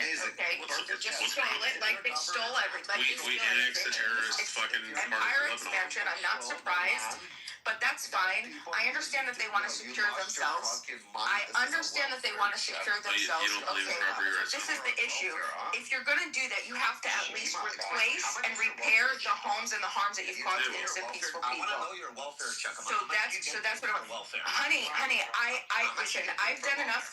I'm zero. No, I own my own property. I own my own property. The land that I'm on, I bought when I was 19 years old. I bought this land when I was 19 years old from an apple farmer, an apple farmer. Yeah. I'll explain to you that those soft wall patterns, that's not your property. It's called the property of the state for the crazies. Right, exactly, because you don't own. You don't own side of the property, right? Didn't Rafi sit quietly while you were ranting? Yeah, I'm not listening to this. No. I'm gonna talk. Listen, he's not respectful. No, he actually was being quiet. I was the one rudely interrupting. So I'm gonna come in and I'm just gonna do what I'm gonna do, because if he's gonna show respect to me and he's not gonna insult me, yes, exactly. I'm gonna crash out. That's exactly what I'm gonna do. That's exactly what I'm gonna do. Until you guys learn to be gentlemen and to actually just respect people and just talk about the topic. You don't have to insult human beings. You can actually talk about the topic. You don't have to cry like little babies. Bima, you're doing the Norman thing right now. Defend it because you know that it's shit. I know. Bima, you're doing the Norman thing right now. I know, and do you know why? Because I'm tired. I'm tired of you children. You children not knowing how to have a conversation. I love having civil discussions, but you guys don't. You crash out all the time. Even chills. Okay, yeah, that's. You do. I'm sure. Okay. Right? Everything that you said tonight, Rich, is a lie. Everything. I don't respond to you. Okay. Everything I said is truthful and accurate. Nobody believes you. And it represents everything that it's true and beautiful. You bear false witness. You call yourself a Christian. You call yourself a Christian. Everything you just you're gonna play this game false witness. No, I'm just saying. You think that you're a Christian? You're fake. You're fake. You're fake. You're not a Christian. You have no Jesus, no Christ, no principles in your body. You're gonna just bear false witness against your neighbor. Yes, you did, and you think that it's funny. You think it's a game. You know, because this isn't real life to you. So you think you could come on and bear false witness. Well, you think we're not real people? You don't think that we're real people with real lives? This is all a construct of my subconscious mind. This is the delusion that you tell yourself in your mind to justify the atrocities that you do. No, you're just my neurotic, crazy part of my brain, subconscious mind. Okay, you're not real. You're not real. All right, well, if you're not real, I guess Rich isn't real. I mean, it is a delusion. That feels better. So, Rafi, do you want to... because he said that this isn't real. So if this isn't real, he shouldn't mind. Well, it's not real. All right. So you want to go too? You want to go too? Sure. Send it. Talk to yourself. No, send me. Come on. This is the most power you're gonna ever have in your life, Bima. That little green mug. Remember that. That's the most power you're gonna ever What's the have. matter? What's the matter, Rafi? I don't have to mod you. I don't have to mod abuse you. I can have a no. I don't. No. I don't have to mod abuse you, Rafi, because you're a rude individual. All you do is you insult people and you don't have the discussion. You know why you don't have a discussion? Because you don't have any good argumentation. You have no good counter arguments because you know that what you're doing is wrong. You know that what you're supporting is wrong, and you know that it doesn't fit well in your soul. You know that it's fucked up. You know that it's fucked up, but you have to figure out a way to justify it, right? And so instead of actually coming up with an argument to justify, because you won't be able to, you just insult me. The extravagant courtesan's thin face was slimmer waisted in a ballroom wood, a floating robe in royal amplitude, paws and deep folds around a dry foot, shod with a bright flower-like shoe that gems the sod. The swarms that hum about her collarbones, as the lascivious streams caress the stones, conceal from every scornful jest that flies her gloomy beauty and her fathomless eyes, are made of shade and void with flowery sprays. The swarms that hum about her collarbones, as the lascivious streams caress the stones, conceal from every scornful jest that flies her gloomy beauty and her fathomless eyes, are made of shade and void with flowery sprays. Her skull is wreathed artistically and sways, feeble and weak on her frail vertebrae.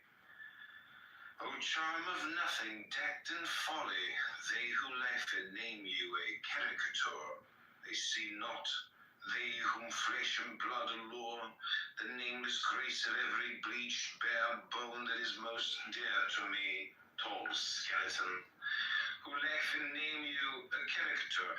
Come you to trouble with your potent snare,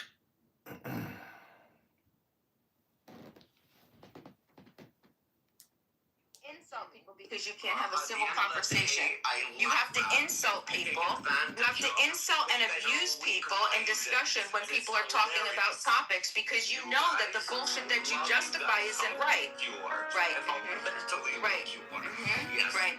Right. Because you can't justify. So is Israel gonna pay and Why would Israel have to pay? Oh, why? Well, I mean, if I came in and started destroying fucking houses in Israel, would you think that I would be responsible for repairing those damages of innocent human beings? Would I? If I came in and started, if I came in, don't talk about as a collective. Don't talk about a collective. I don't want to hear it. I don't want to talk about it. What do you mean? We're not having a civil discussion. I don't speak civilly with people who insult people. No, what we're gonna do is we're just going to bulldoze the conversation. We're gonna bulldoze the conversation because this is what you like. There's no pain. There's no pain. There's no pain. There's no pain because you're not a civil human being. You're not a civil human being, and you justify atrocities against peaceful human beings. Abima, what are you? Can I ask? What are you saying? Is Israel going to pay for what now?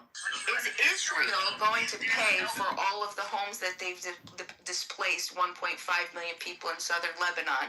Do they plan on repairing, building, or giving any type of shelter to the 1.5 million who are not going to fall off? I think the only country that I'm aware of, and you could correct me if I'm wrong, that has ever paid for the enemy's housing or rebuilding the enemy's whatever when they are in the middle or after a war is the United States. With Iraq or Afghanistan. If your government allowed terrorism on your land to occur by not stopping it from a certain area where they said, you know what, we're not going to control this area anymore because these people are out of control. We are too weak as a government to fight them. So they basically, the Lebanese government surrendered that area because they didn't want nothing to do with it. They didn't want to go against the terrorist organization. Bro, can we get a beat on this guy? This guy's rambling. I'm rambling. I'm speaking fucking facts, you dumb cunt. I'm gonna lick your brown starfish if you keep rambling. Sure.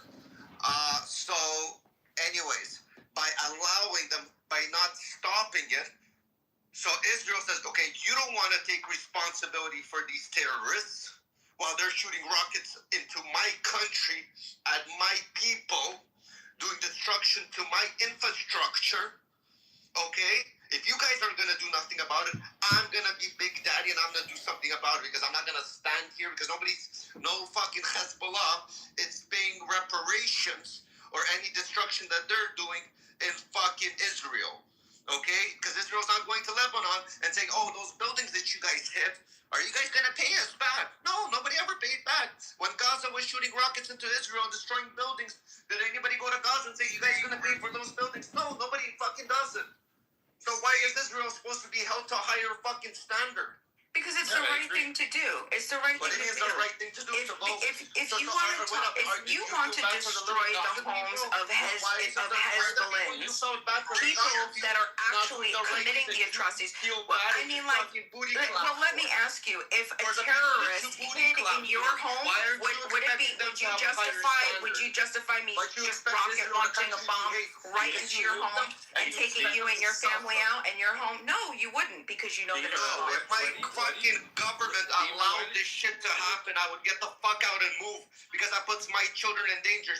If fucking rockets are flying out of my next door neighbor's backyard into fucking America, okay? I know that America's gonna retaliate, so what the fuck I do is that either my government's gonna protect and go arrest that person, or I have to fucking move because I know there's gonna be a rocket flying in my neighbor's house that's gonna impact my house. Bima, why do you hold Israel to the standard of it's quote unquote the right thing to do, but nobody else in the region or the area that's also involved because she in the hates fight? Israel, and that's why. She sees negatives after because I don't look at things as collectives. I look at things as individuals, right? One person, Hezbollah, a person, a human being, woke up, decided that they wanted. Hold on. I understand. Well, oh, really? Hezbollah isn't a person? No, Hezbollah is. Hezbollah isn't one person that's been. Hezbollah isn't just one person. Oh, okay. That was Nasrallah. No, I'm joking. I'm sorry. I was being okay. You just said one person is like it's not only is it a terrorist group, but it's also in the government, right? It's a party in the Lebanese government. In the Lebanese government, the president, the prime minister, the speaker of the house, they are allowing for this to happen. The head of the military, they're allowing for a function in their government to basically over the country and wage war against another country, another sovereign state. And they are interfering. And you know the repercussions of allowing that, right? Shai, what happens when you wage a war against another country? Can you get attacked back when you're attacking another country, Shai? Or no, we're going to hold to a higher standard. We're going to take those bombs, right? Because Bima hates Jews. Or the state of Israel, because all her life problems are because of Jews. Those Zionists. Let's blame the Zionists because Bima's life sucks. And she's miserable. But anyways, guys, I gotta go to work, make some fucking money. Yeah, you do. You better go make that money, you moron. Yeah, I will. You liar. You're a piece of shit. You're a piece of shit, Rafi. You were born a piece of shit. Go make your piece of shit money. That's what you like to do. Go justify. Just go already. Goodbye. You don't have to announce your departure. Nobody cares. Nobody cares. Goodbye. Good morning.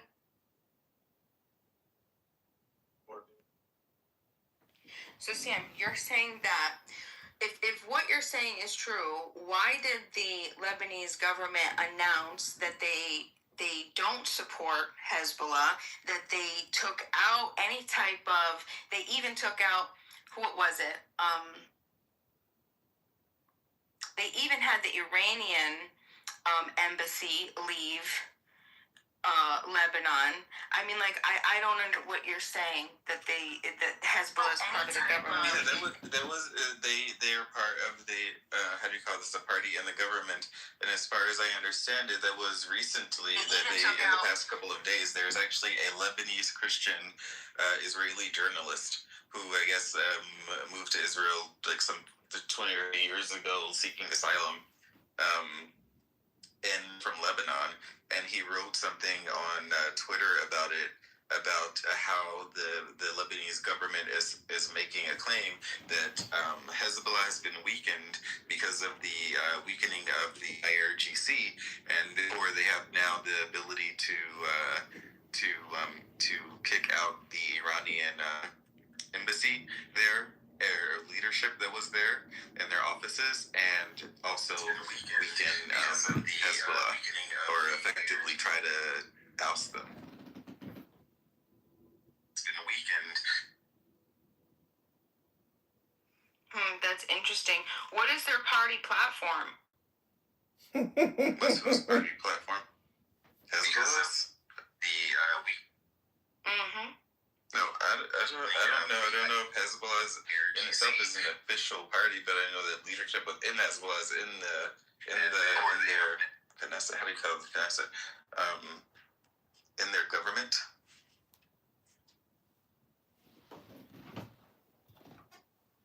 I think the government, they don't want Hezbollah to be part of it anymore. Yeah, I agree. I think they don't want them to be part of it anymore.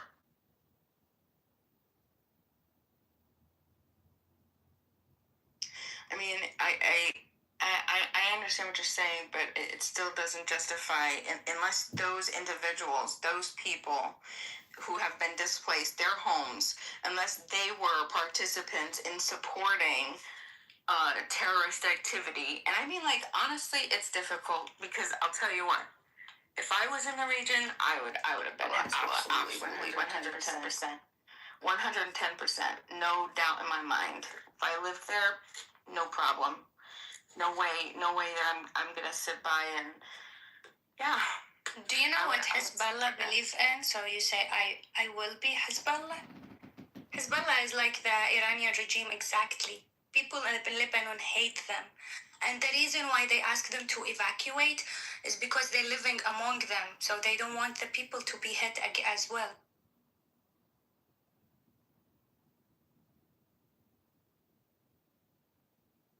Hezbollah is a terrorist group. Yeah, she agrees. She's saying that she agrees with them to some extent. Do you agree with the Iranian government as well, Khamenei and stuff? Bima, I think she's asking you a question. I'm asking Bima, Habibti. No, like the IRGC, no. Then, but I'll tell you something. Hezbollah exactly believes the same thing. And Hezbollah are hitting the other countries around them. They're hitting Kuwait. They're hitting other countries around them. Not only Israel. If you're against Israel, like I'm saying, I'm not a big fan of them as well. But that's my point. They're not, like, they don't have specific goals. You see, unfortunately, I think that a lot of people in America believe that the politics sort of end and begin at the borders of some of these countries, and they don't realize that they're across many different countries. Right? A lot of these people, the Hezbollah, I don't even know if they believe in states. In nation states, if they believe like in borders. Hezbollah hate America, of course. They hate America. Like they think America is the enemy. It's exactly the same mentality as the Khamenei, and they are hitting other countries around them. And even the Lebanese government are done with them. Like the Lebanese government is good, but these are militias. I don't think they're hitting everybody. They love the Arab neighbors. They only hate American bases. I would say I agree with you. Saudi Arabia allowing the US to have a base in there. Okay, I'm with you, Abdul, but they're not hitting only the bases. They hit the airport. They hit the. Have a base in UA. Why? I live in GCC. I'm telling you, they're not only hitting the bases. They hit the airport. They hit the oil. They hit a lot of places. That they hit houses in Kuwait. They hit a house. The government shouldn't allow the US base to be positioned. My government went out and said that they are not allowing it anyways. So they did say that. Currently, in Kuwait, the bases used to attack Iran and Hezbollah, and if they should be attacked back. The Americans should be bombed. And Mossad should be. Okay, no problem. Let's go with what you're saying. Let's go.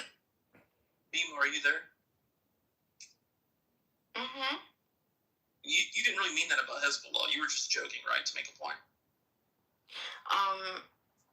No, I don't know. You were joking. Retract it now, please. Oh, whether I support Hezbollah? Yeah. No, I'm not going to. I'll tell you why. Because... Yeah. No, she did. I'm her lawyer, guys. She didn't support it. Go ahead, E. I'm sorry for interrupting you. I'll tell you what. If I was an innocent person in southern Lebanon, just living on my little farm, not harming any other person, not bothering anybody, the only thing No, we don't support terrorist groups, Bima. Thank you for your statement.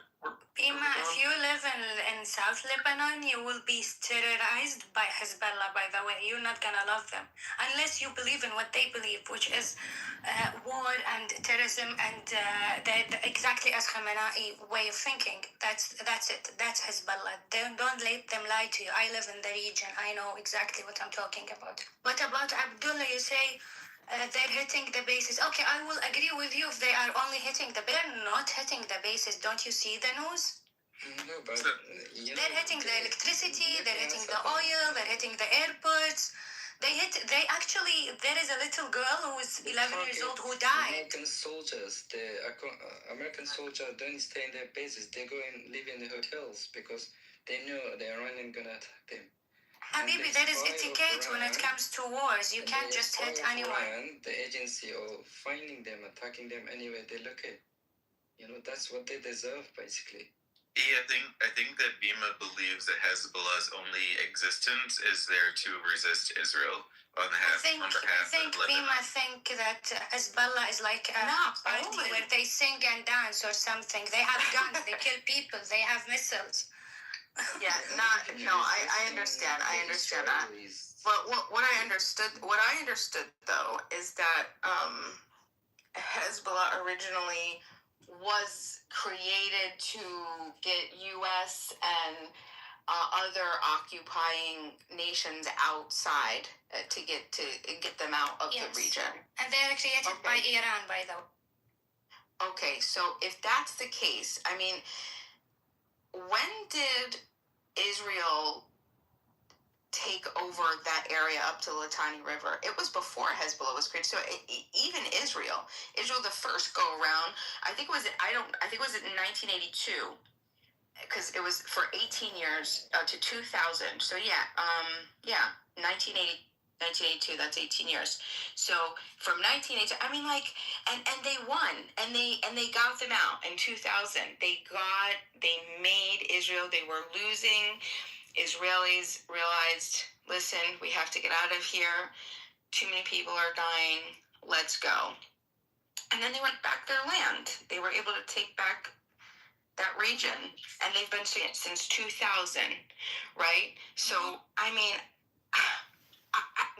Bima, Israel is trying to invade Palestine 70 years. What good job they did. They can't take Lebanon, by the way. That one. Number two, when you're talking about Hezbollah, imagine you're a Christian who lives in South Lebanon, which there are a lot, and you're being bombed just because there is an Iranian regime there, which is not an Iranian regime, but they are paid by Iran to fight, to fucking kill the country. Because if you're doing the missiles, you're putting other people in danger. Plus you're hitting everyone around you. They're hitting Lebanon, I mean Iraq or something like that as well. If that's true, I mean, if you hate Israel, I agree. Government. I hate government. Okay, if you hate the Israeli government, I'm with you. I hate them, but that doesn't mean go kill them and kill all your neighbors with them. You get what I mean? So according to what I'm reading here, because I was actually curious, I've been looking it up for the past few days, but according to this, Israel quote-unquote occupied southern Lebanon because of the PLO, right? They were using the PLO was using that part of southern Lebanon as a staging ground, and then Hezbollah was developed to join them, and they've been fighting each other at that point basically ever since. And Israel tried to help to build the Maronite Christian militias, but apparently they didn't work out because of the Lebanese Civil War. Or something like that. Can I tell you an information? I'm sure nobody knows. In Kuwait, we caught, what do you call Khaliya? It's like 10 people who are benefited by Hezbollah in order to hit targets into where there is civilians. So when you say Hezbollah, I agree with them. You have to think 1,000,000 times because they are killing people who are in their neighbors, and definitely they're gonna hang them. But that's the point. They 25 people. And the Kuwaiti allowed the American to have bases, hotels. This have nothing to do with bases. We're talking about Hezbollah now. Look.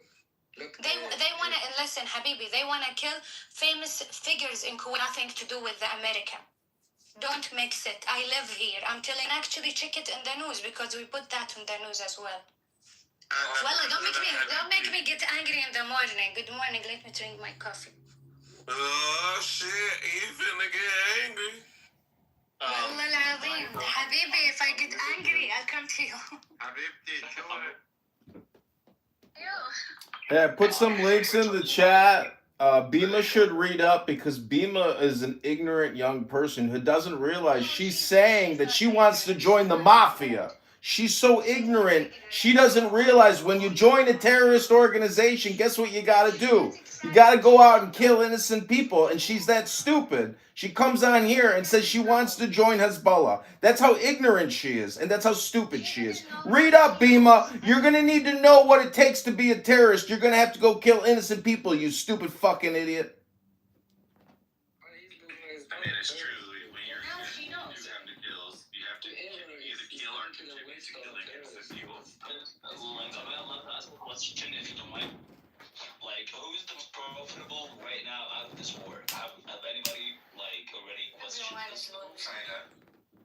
No, the elites. Like, if you're actually going to be There's always going to be fucking elites. Why don't you go blow yourself up if you get tired of the elites? God damn it. There's always going to be somebody who's an elite person. There is no way on earth that you are actually getting rid of the elites because they are the shareholders of literally almost 70% of everything in the world. So they are actually controlling almost half of the planet if you're actually going through all of that. The elites control 100% of the planet because every society has been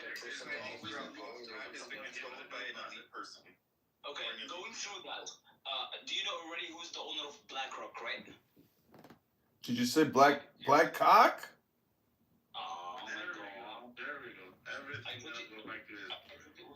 Did you know OnlyFans creator died? Did you know the OnlyFans creator died? Do you know what killed him? Do you know what killed the guy? It was a turbo cancer from the vaccine. You gotta whisper it though. Don't you fuck with me, wow. They say 3 million Americans died as a result of taking the Zav. Link is in the chat. I took the vaccine. When am I going to die? That all the elites is actually controlling almost all of the world, and you just don't see it. That's really sad. I do have a question though. So go ahead. Hezbollah. Okay, if Hezbollah is southern Hezbollah in southern Lebanon, okay, if they're as like crazy and bad as is being communicated, why were so many Christians living there like peacefully? They are Lebanese. This is their land. They have to live there. It's their land. It's their right to live there. Nobody can get them out of there. It doesn't matter what's your religion. Your loyalty is for the land at the end of the day. And Hezbollah can't get them out. They are Lebanese. It's not up to them. And plus, Christian mostly they live in peace anyways. Even Sunnah there, they live in peace. The issue is with Hezbollah, which is a part of Iran regime. You have to understand, they are Shia, but not any Shia. They are the Shia, the extreme Shia from Iran. Actually, also, what is not actually said out loud in many ways, Abdul, I would like to address Bima. What is also not said out loud is that that the Hezbollah have been doing dawah on people, and they've been converting a lot of the Christians to Islam, and actually a lot of Christians have left Lebanon. Like if you look at the percentages of Muslims versus Christians in Lebanon from like 1948 until now, you see like the Muslim population is growing. Only because Muslims have more kids, that's it. Not because they are converted. Not only because of this. They're Doesn't the Muslim population, like, aren't they constantly growing all around the world? Yeah, so a lot of it is because of births, like East said, but also through conversions, and also because Christians are moving. Christians are moving because of the terrorism.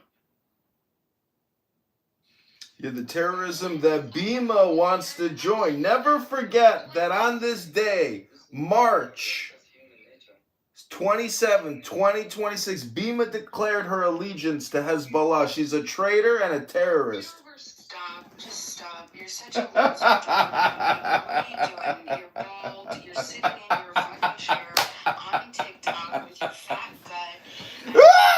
Earphones, lying on people. It's been a long winter. I'm gonna get the summer bod shape started soon. Take it easy on the stomach now. I'm so surprised. I do yoga. Of any type of fucking things to say about other women's bodies when you sit there with your fucking nasty gut, dude. Do you know you were on stream the other day and you wiped your nose and then you wiped it on your shirt and it was on your shirt, dude. Like it was the black shirt. Go back and look, dude. Like, Yeah, the shirt. You got me there. You got me there. I'm not gonna lie, it was a long 3 days. You know, these rooms were hot. I was working overtime over here filming it all. Give me a break. I'm working here filming 24 hours a day. I couldn't take a break. I just took a nice hot shower. I'm all clean again. Look at the new live. Look at the new live. I know. That shirt was dirty. It had more than boogers on it. It had more than boogers on it. Did you see the white stains? He picked it with his left finger. Where? He picked it with his left finger, and then he put it and he just wiped it right under, like right by his face. And then it on his shirt, white, juicy.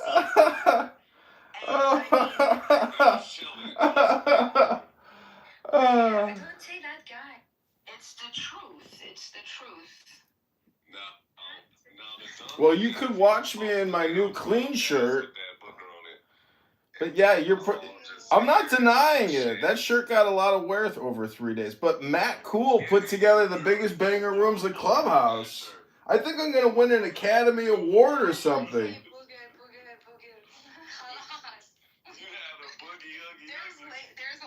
There's a lady on stage. Oh, two. There's two ladies on stage. No more booger talk. And for the record, John Kitover, I hope you're streaming. No, I don't pledge my allegiance to Hezbollah.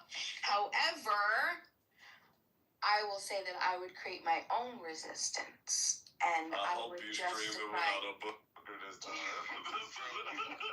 I would do, because I'm not going to harm other innocent people, but I will defend innocent people and their homes, the 1.5 million people in southern Lebanon who have been displaced, peaceful human beings. Over 100 children have been murdered. Up to 1,000 people have been slaughtered.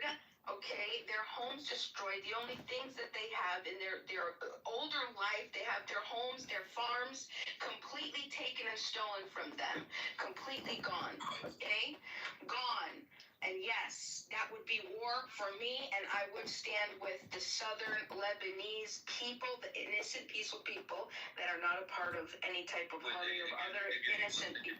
Got it. And I curse people in South Lebanon, and curse is having Hezbollah there, where Hezbollah is making their life dangerous.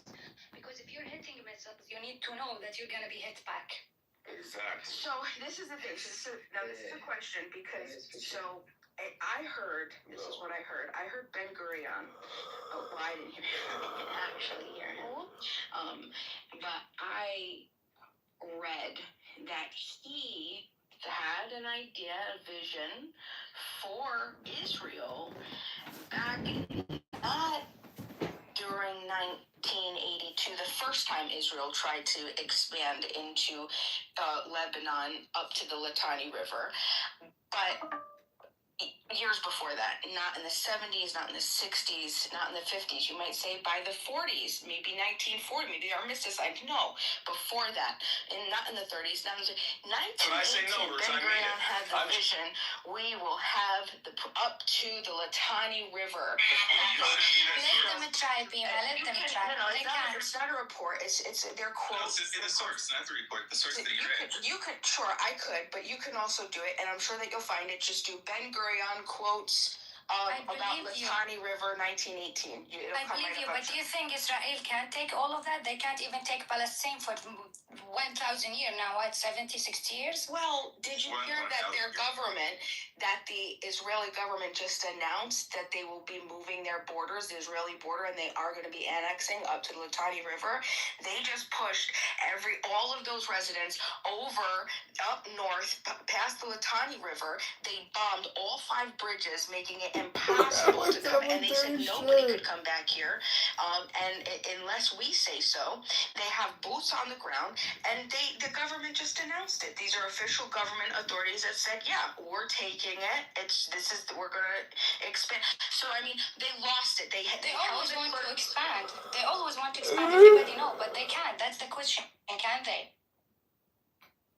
Okay, so I'm reading it. It says that in 1918, between 1918 and 1920, and this is the context, that Ben Gurion mentioned something about the Litani River, but it had to do with water resources.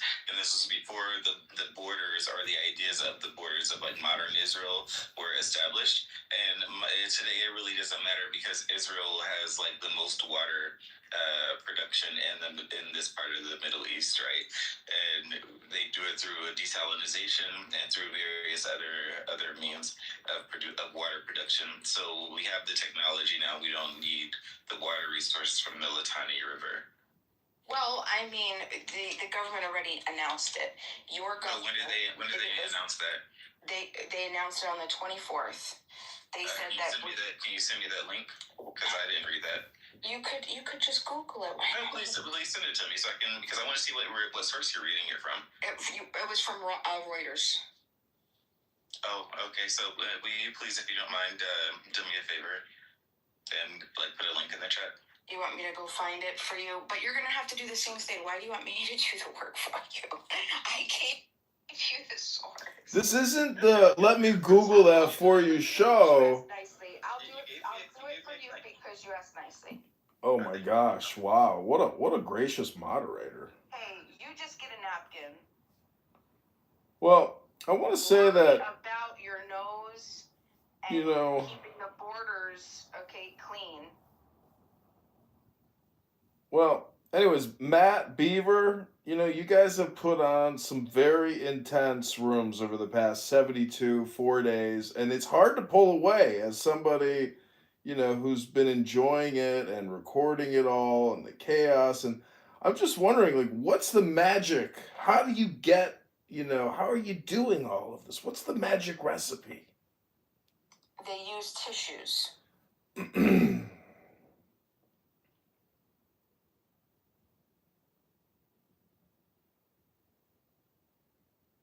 Can you send me a clip of people calling you out?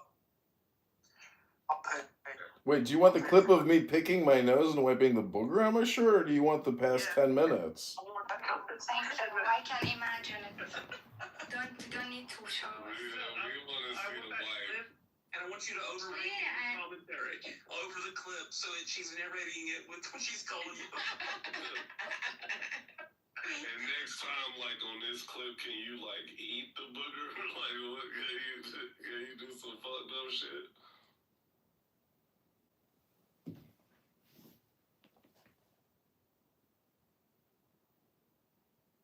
See, what I actually do not like is that we spend all of our time as Americans debating and arguing international affairs, and Bima is willing to die on a hill and become a Hezbollah agent terrorist to give somebody back their farm that they lost in a military operation. Don't say that. So what I'm trying to say is, I find it ridiculous that in America, if you don't pay your property taxes, they will take your house from you. But Bima's not willing to stand with her voters here in America and make America her priority. Instead, she's on here hypnotizing people about bullshit stuff overseas. It's got nothing to do with we Americans. I understand we all have an opinion and we like geostrategic political affairs. But the fact of the matter is, America is beyond broke. We're in debt tenfold over, and we're still doing international regime change and military policing overseas with no budgetary constraints whatsoever. So I'm just saying, as an American, vote as if your fucking life matters, and vote for America. Vote for yourself. Stop voting for this international fucking drama show. I'm sick of it.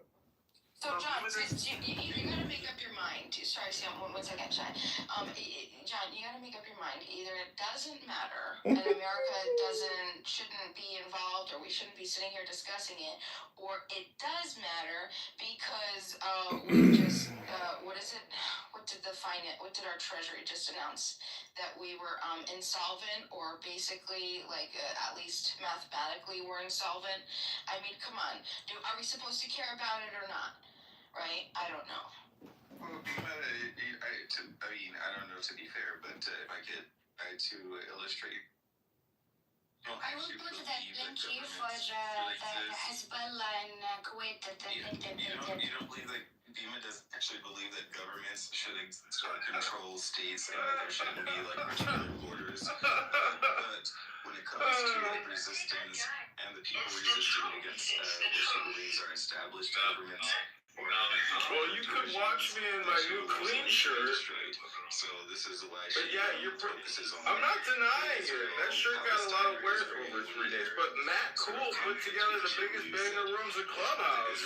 I think I'm gonna win an Academy Award or something. Or any of the other Muslim countries. Hold on. I understand. Well, really? I'm not sure is your... John Kitover. Can you check the link in the chat, guys? Maybe you shouldn't quit your day job.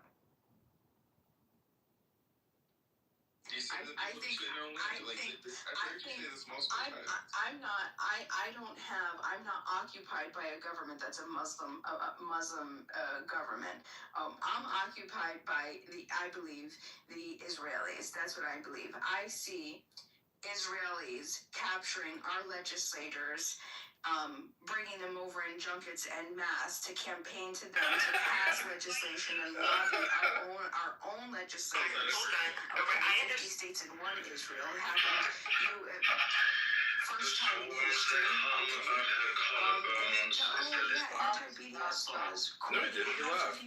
Half of you have implemented these anti-BDS laws in your states. For the rest of you that haven't, implement them, do it, because anti-Semitism, right? This isn't grassroots, this isn't American made.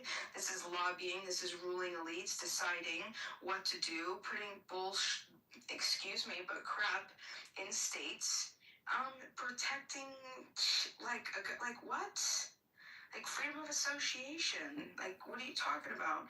You're gonna affect the people in another country and the type of contracts that we have and what we can and can't say, because we already have anti-discrimination laws. If you're worried about discrimination, use our anti-discrimination laws to protect you. Right? John Kitover. Where are you going? You think that your country deserves a special protection? You have the power to change this. When the primary comes, ask for a Republican ballot. Don't settle for the same machine politics. Take that ballot, find the lines for U.S. representatives, and write in my name. When you get in there, remember you can write in a candidate for Congress. Please write in John Kitover. I'm running to bring some common sense back. We need to replace Sharon Malone. Appreciate the heads up. Thanks, man. We can turn the page, write some speakers, my friends back. Whatever, but they don't have to be. John Kitover. And these little neighbors help me win the race. Our campaign was not signing this. Maybe I'll retract that statement. John Kitover. Property taxes are slashed in half. Anti-discrimination laws in America for the state of Israel. I just explained it. I just went through the whole thing. Yeah, but like America doesn't have like any. Not in Israel, in America.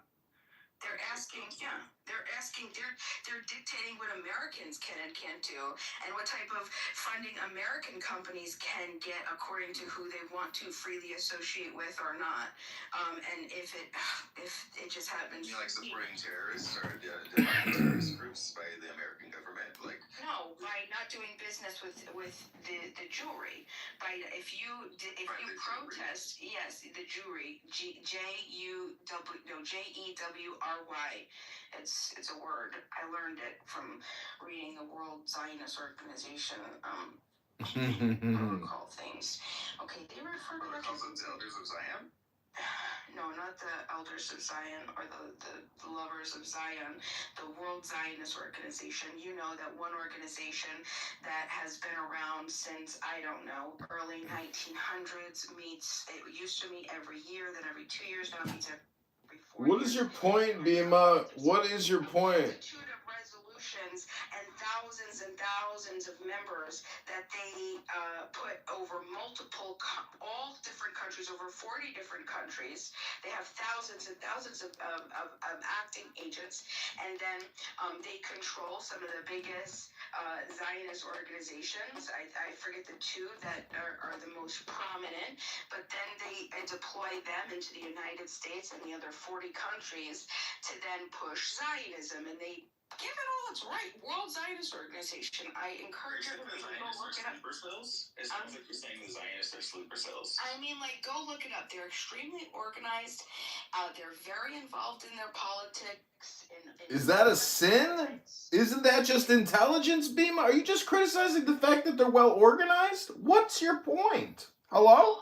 I'll tell you what. Yeah, no problem. So, in the United States, we have Republican and Democratic committees, right, in each of our local municipal jurisdictions. Don't forget the libertarians. Well, libertarians, they might be here or there, but they're not usually a party to the left and the right. Ron Paul was a presidential candidate. Yes, but I'm talking about in your local, your city committee, your I'm running for mayor of Chicago as a libertarian. I'm just saying libertarians are real and they're on the ballot. Yeah. I'm not saying that the Libertarian Party doesn't exist. That's not what I'm saying. I'm saying that every jurisdiction in the United States you have, because it's necessary, it's written into the structure of how we govern ourselves. Even when it comes down to elections, you notice that you don't have a Libertarian Party. Every election, when you have your elections inspector, you have to have 2 Republicans, 2 Democrats. Nothing to do with any type of Libertarians. 2 Democrats, 2 Republicans. You have a Republican commissioner and a Democrat commissioner for elections in every jurisdiction in the country. Okay, you're talking about villages, hamlets, towns, cities, counties, all the state, okay, all the way up. That's what I mean by the 2 parties. So you have Democrats and you have Republicans. Now, what I'm saying is that I'm not doing business with the Jewry, and they're so organized that they have their own organized layer of hierarchy of deployment that come out that do the same thing that the Democrats and the Republicans do. They get people to vote. They order. I mean, like, it's crazy. Just go and look it up. Research it. It's the most powerful, I mean, like, they're just. There's no other organization that's as powerful as the Jewry. When they come together, they get shit done. AIPAC, that's it. It's powerful, but you know what? That's just a farce. It's really the connections. It's the power of the connections deepens. That's why they voted AIPAC the most powerful PAC. Not financially. It's through connections. It's through the power and the influence. Everything beginning to register and voting and organizing people to vote. Yeah, but Bima, you're making it sound as if there's something sinister here as opposed to just doing business and living life and wanting security and safety and health and prosperity. You're projecting perhaps your own delusion onto an organization dedicated to the security and preservation of a group. What the fuck do you think groups do? What do you think nonprofits and corporations do? They invest because they're self-interested. You're just describing reality, but you have no fucking point. I'm sure somebody like you would come to that conclusion because you're just delusional and you have boogers in your nose. Well, listen, you got me there. You caught me picking my nose, but I still got at least a point when I put my finger up in the nostril to get the booger out. You still got no fucking point. I can pick my nose and have more of a point than what you just said. You just described reality. Wow. You hear that, everybody? Whoa. The point is it's supposed to explain the influence of the World Zionist Organization and Zionists in American politics and how it affects Americans and how it's not democratic grassroots legislation that's being passed. It's external ruling elite lobbying that comes over, and that's what I'm trying to say. This is what I'm talking about by the occupation, by being occupied. Okay, so Americans being occupied by Jews. By a very powerful force. Very, very organized. You know, Bima, I hate to break the bad news to you, but this country's $40 trillion in debt and $100 trillion in unfunded debt. Even if you're right, it still doesn't fix shit. Therefore, you still got no fucking point. Oh, no, I don't have a point, except our country literally... Is it Dr. Megatron? We went to war. Is that the motherfucking Megatron, my hero? My Catholic savior? I became Catholic because of you, Megatron. I was confirmed in the Catholic Church this past Friday. Thank you. You saved my soul. You made me Catholic again, Megatron. I do, and that guy, he's always playing with his hair, and he's got hair plugs. He's he's got a lot of self-confidence issues. He's a little Napoleon Bonaparte. He's going to take back Cuba, and, you know, they say Kash Patel is going to become the leader of Iran. It's going to be an amazing 2026. What title does Marco Rubio hold? And what did he say? Secretary of State said that you could be a Hezbollah terrorist, and I filed a FISA report with the FBI against you, Dr. Bima. That's what he said. That's exactly what he said. And he said that the reason that we went to war wasn't because of an imminent threat. It was because Israel was going to... We got pulled into it, okay? That's what happened. Pentagon... Because Israel let me get Israel was going to attack, and then it was going to fall back on us, so we had to defend ourselves. So we got pulled into it. This is the first time that we got pulled into it in June of 2025 with the 12-day war. Just more bullshit, right? Okay? There was no imminent threat. The imminent threat thing was a complete bullshit, complete farce. We had Joe Kent, the director of the counter-terrorist director of the counter-terrorist something, right? He even admitted. He's like, he resigned. He said, this is bullshit. This is not Go on, whatever the other young lady. Very nice. Proxies. Terrorists are saying, yeah, absolutely. Do we agree that they're just saying, yeah, sure, we can even agree to that. But I think somebody who's the director of counterintelligence or counter-terrorist, right, with utmost intelligence, I think he would know more than anybody what the threat is. And what did he say? Okay, well, he's going to resign. Yeah, but Bima, he's not the motherfucking commander-in-chief. He's just another fucking guy. He's not the commander-in-chief. He's not the commander-in-chief. He's a fucking guy who resigned and wrote a letter and got social media clout from it. He's not an elected leader. He's not the president. He's a fucking guy with a lot of good hair. He's got great hair. You gotta give him good. He's got great fucking hair, doesn't he?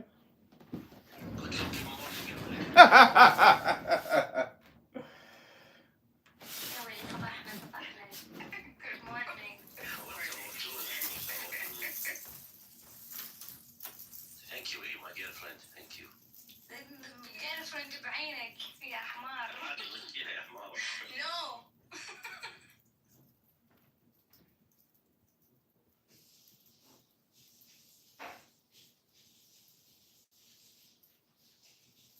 So, the 12-day war was more so about the fact of what's currently happening in southern Lebanon, right? Where, and also with the Houthis and with Hamas, because the IEC has been funding all of these groups and effectively causing like the issues in the various aspects of the region, right? And that's this is part of the reason why Eve, who is not a Zionist and doesn't agree with the country or the government of Israel, supports taking down the IRGC to some extent, right? Why she says that Hezbollah is a terror group, and she probably would have a similar feeling about the Houthis and probably about Hamas also. If she, I don't want to speak for you. You can clarify if you would please. But the IRGC has been basically terrorizing the entire area. This is why Lebanon, the Lebanese government, is doing what it's doing, kicking out the Iranians, trying to kick out Hezbollah if they can. They can get a hold of it, and this is why also many of the surrounding Arab countries are also, while quietly, so seemingly to help America and Israel contain some of Iran's rockets and warfare. Yeah, I don't disagree with any of that, right? Good morning. Good morning. I don't disagree with any of that. But what my contention is we were lied to. We were perceivably lied to. Do you know, the president, there was just a meeting, I think it was held yesterday. I have to figure out what it was, but it was like some this intelligence meeting. And the people that attended, the officials that attended, were so disgusted by the lack of non-information that they were basically given, like, there is no plan here. Let me bring it up real quick. Well, as far as being lied to, anybody who probably served in the military will tell you that the average individual on the street of America doesn't really deserve any information about going to war, because the people at the top have the intelligence, and while some people at the top may feel like they were lied to, the President of the United States and his cabinet have the most. They have access to basically all of the intelligence in the world. So even if somebody made such a claim, they would be able to use whatever information they get from other sources to validate that claim if they want to, or they can just go to war if they choose to. The American people may not like that, and they can go against it, right? They can fight and protest and do whatever they can. But effectively, when it comes to matters of national security, you as a person on the internet don't necessarily need all the information or intelligence that is needed to make decisions to go to war. Right? It's like you're not sitting in a command center in a war room or anything like this. Like, you're just on the internet with whatever sort of information that you can read from the news. You aren't making any decisions about who has to live and who has to die. And that is unfortunately what people have to do when they are either defending their country or defending their resources or making certain financial decisions for their population. Yeah, no, I don't disagree with you. But the president still has a responsibility to the people to at least tell other people who in the cabinet or whatever else what's going on. There has to be some sort of accountability, right? Because if the president just woke up today and said, okay, we're gonna go and bomb Israel, I think we would all be like, oh. Yeah, no, I said Israel. No, I said Israel for a reason, right? Because you would want to know, and you wouldn't be saying, well, you're just a person on the internet, you don't deserve. No, there's a responsibility. Sure, yeah, maybe there is some intelligence that he has. Something's going on, and something's gonna happen, and it's in Israel. Just trust him and close our eyes. And no. There's layers to this. There is a responsibility. There is a duty. We're not asking for all the information, but we need to make sure that the criteria is met, and that's what I'm saying. I don't need all of the details, but I do want to know if the details that you have met the criteria that is necessary for what would be. What criteria are you talking about? In war, there is no criteria. Who determines the criteria? The imminent threat. There's different doctrines. There's the Carolyn doctrine. There's the Bush doctrine. There was things that were expanded by Bush to. There's a criteria of what would be considered an imminent threat. threat versus a preemptive. Bima, how long does it take a socialist to become a fascist? How long does it take a communist to become a fascist? I don't know. I'm going to refer that to John Kitover. He should be able to answer that. Listen, you're dancing around communism and fascism, and you don't even know it. You've already admitted you're willing to join a terrorist organization dedicated to murder, and it's basically the mafia. I mean, you actually would fit in with a mafia organization well. You would be a great female captain of some, hierarchy.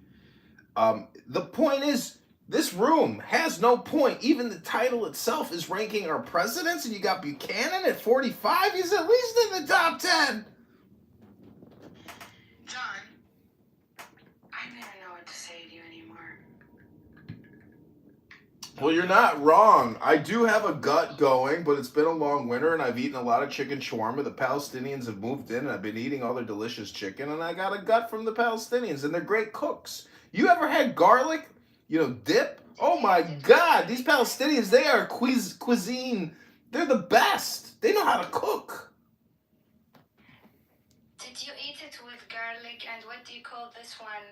The vegetable that you شو اسمه مخلل شنو مخلل ذكرني. Arabic salad. With garlic and pickles. Listen, the greatest thing about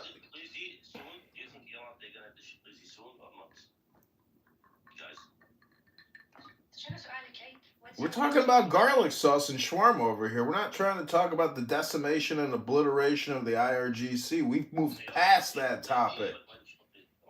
There will be no IRGC by Sunday. Trust me. Pete Hegseth is willing to go all the way. I can't believe they've done even what they've done. They're either geniuses or they're madmen. It's hard to tell. A little bit of both. Do you think Trump is a big Khanith or not? Joker, Agil. I think he is. I think he is totally big Khanith. Oh, really? Joker, push. Joker, ya sharmuta.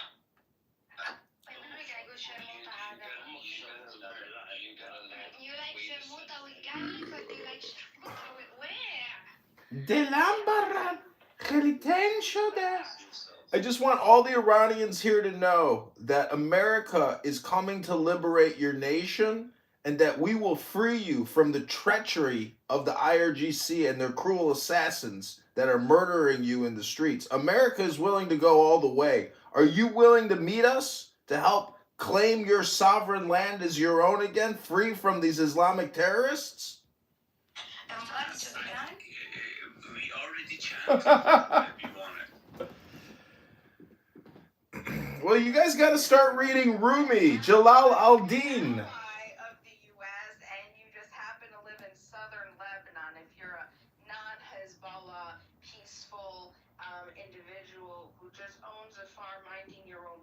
I'm sorry, America isn't going to do anything about that except continue to participate and fund the people who have pushed you out of your homes, destroyed your homes, killed your children, and... Yeah, that's the terrorist organization known as Hezbollah, which you want to join. No, we're talking about Israel. Oh, gotta clarify. It's called subject-object. You gotta make sure you're specific here. I got it confused with Hezbollah for a second.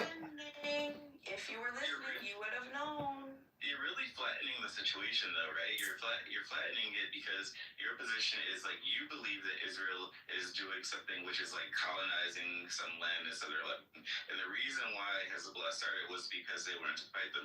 No, the reason why Israel actually entered southern Lebanon, at least based off of what I read, was because the PLO was originally there, and then Iran helped to build Hezbollah in order to help the PLO fight the Israelis, and the PLO collapsed, and they moved, I guess, into the West Bank, or became the West Bank, and then the Hezbollah stayed in southern Lebanon, continuing to fight. So they are the terrorist groups in southern Lebanon are the reason why Israel is there to begin with. Except Hezbollah didn't come until after Israel occupied southern Lebanon to begin with. Yeah, but they did it because of the PLO in southern Lebanon. They already had terrorist groups in southern Lebanon. Israel didn't just enter southern Lebanon, right? It's the same thing with the Golan Heights. Israel didn't just quote-unquote occupy the Golan Heights. Israel took over control over the southern Golan Heights because of the attacks on I need you, oh God. Don't say these beautiful things that I've got. Please stay. I want you, I need you, oh God. This was unexpected.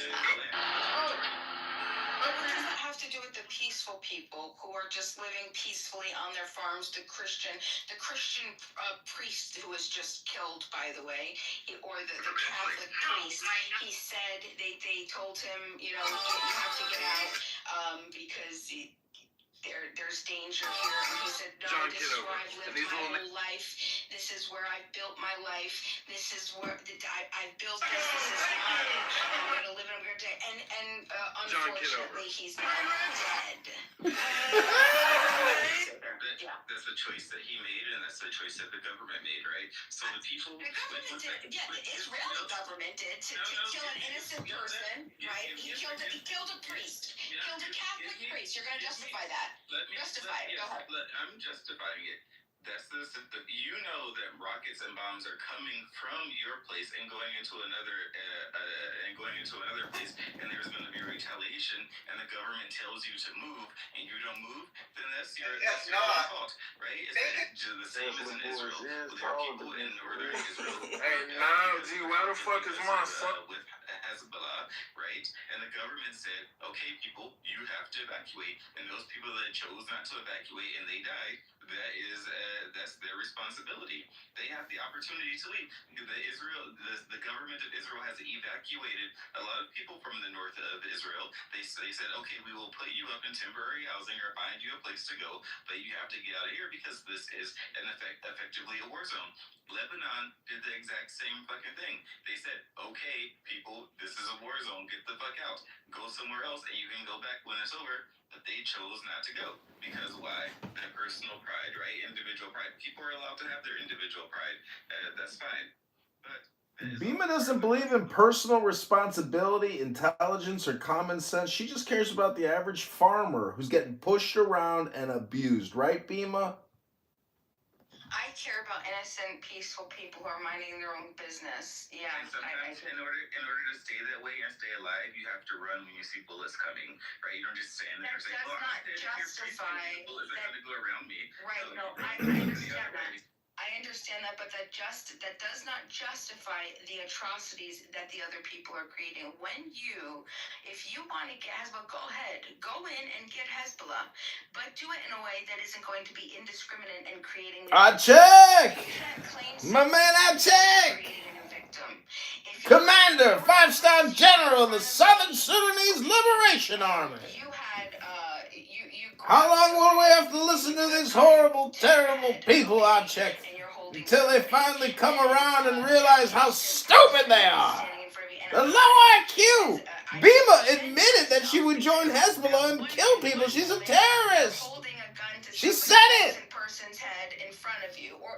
She's shameless. An innocent person that you've just grabbed, okay, and you're holding them in front of you, and you're taking a gun and you're pointing it at me. Okay, you're pointing the gun at me. Now, I have a gun too, but I'm going to use my gun in self-defense. If I shoot through, instead of shooting you... Okay, we're going to have to call Optimus Prime to handle this one. It's not justified. I'm not going to shoot through an innocent person. I'm creating another victim. I'm getting you, but I'm creating another victim. It doesn't matter. It doesn't matter.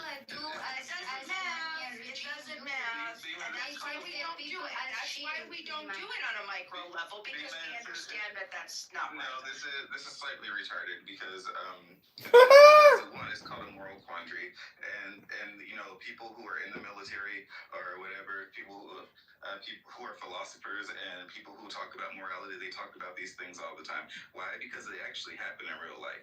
They actually happen in real life, and they happen more often than we like to think. That innocent people are victimized in the process of other people's conflicts, and that is it's just I can't pull away. He keeps coming back. I'm in the room he wants to be in. From one place to another, otherwise you will be damaged, and you choose not to go, then you put yourself in danger. You are taking that responsibility upon yourself. No. What's happening is, that's part of it. Sure, you're taking responsibility. No, what's happening is Bima's world is happening right now. You'll take your turn. But that still does not justify the harm that the other person is creating. You cannot harm and create another victim while claiming self-defense. That does not math. It will not ever math. Unfortunately, we have people still to this day that want to use the primitive mind of the personal responsibility to use this term of collateral damage. No, sorry. If you want to get the offender, go in and get the offender and stop the offender. If you're going to harm an innocent person, you're now creating another victim. And that victim and that victim's family now has full authority to then harm you. Okay? And so now, because they're going to defend themselves. And so now they're shooting at you, you're shooting at the people behind them, right? But because now the new people are shooting at you and the people behind them are shooting at you, now you're going to have more people shoot. Do you understand how that doesn't work? So is that your justification of Hezbollah and Hamas creating also their own terrorists, right? Like you're saying that now they're justified, or these innocent people are justified, quote unquote, in their families. Now you're saying that these Israelis are also justified in being blood redeemers for their families because of what Hezbollah and Hamas are doing. Isn't that what Israel's doing? No, that's actually this is not talking about question. Bima, I'm not going to talk about Israel because I don't care about this subject, but I'll tell you something about Hezbollah. Hezbollah is like the Iranian regime. They use their people as shield. So they don't have to be between houses hitting other countries. They can be like, as you say it, in farms or something far away from people. You should be taking notes, Bima, so you know how to be Hezbollah. You're going to have to sacrifice your loved ones for your cause, Bima. Argument for defunding AIDS medication. People don't understand how Islamic terrorism actually works. She thinks it's just resistance groups like, Black American resistance against slavery and segregation or something like this. This is not the same thing. No, I don't. You can replace any variable. It doesn't matter. The point is that if you're gonna claim self-defense, you can't create new victims. Period. Full stop. Oh, that's crazy. Yeah, and that's a lot. Especially when you offer people the way out, right? If you offer people a way out, and you aren't just like shooting through the person that's killing them, and like people on both sides are telling you to like move out of the way, and you just say, no, I'm not gonna move out of the way. I'm gonna stand right here and be my peaceful self. You are going to be in the middle of the conflict. You are then using that as you are making a choice. That is your choice. You can't claim to be a victim when you are told how to not be a victim. Of course you can, because explain to me what onus I have to do anything for you. I don't. Why do I have to move out of my home as a peaceful person, not harming any other peaceful people?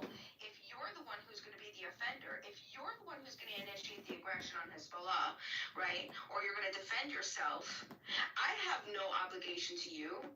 This is like Bart Simpson and Homer Simpson, with Bart Simpson saying, "Get out of my way. I'm throwing out air punches. Get out of my way." And Lisa's like, "If you walk in my direction throwing air punches and you hit me, I'm not at fault. You're at fault." Bima, Shai just talked about philosophy.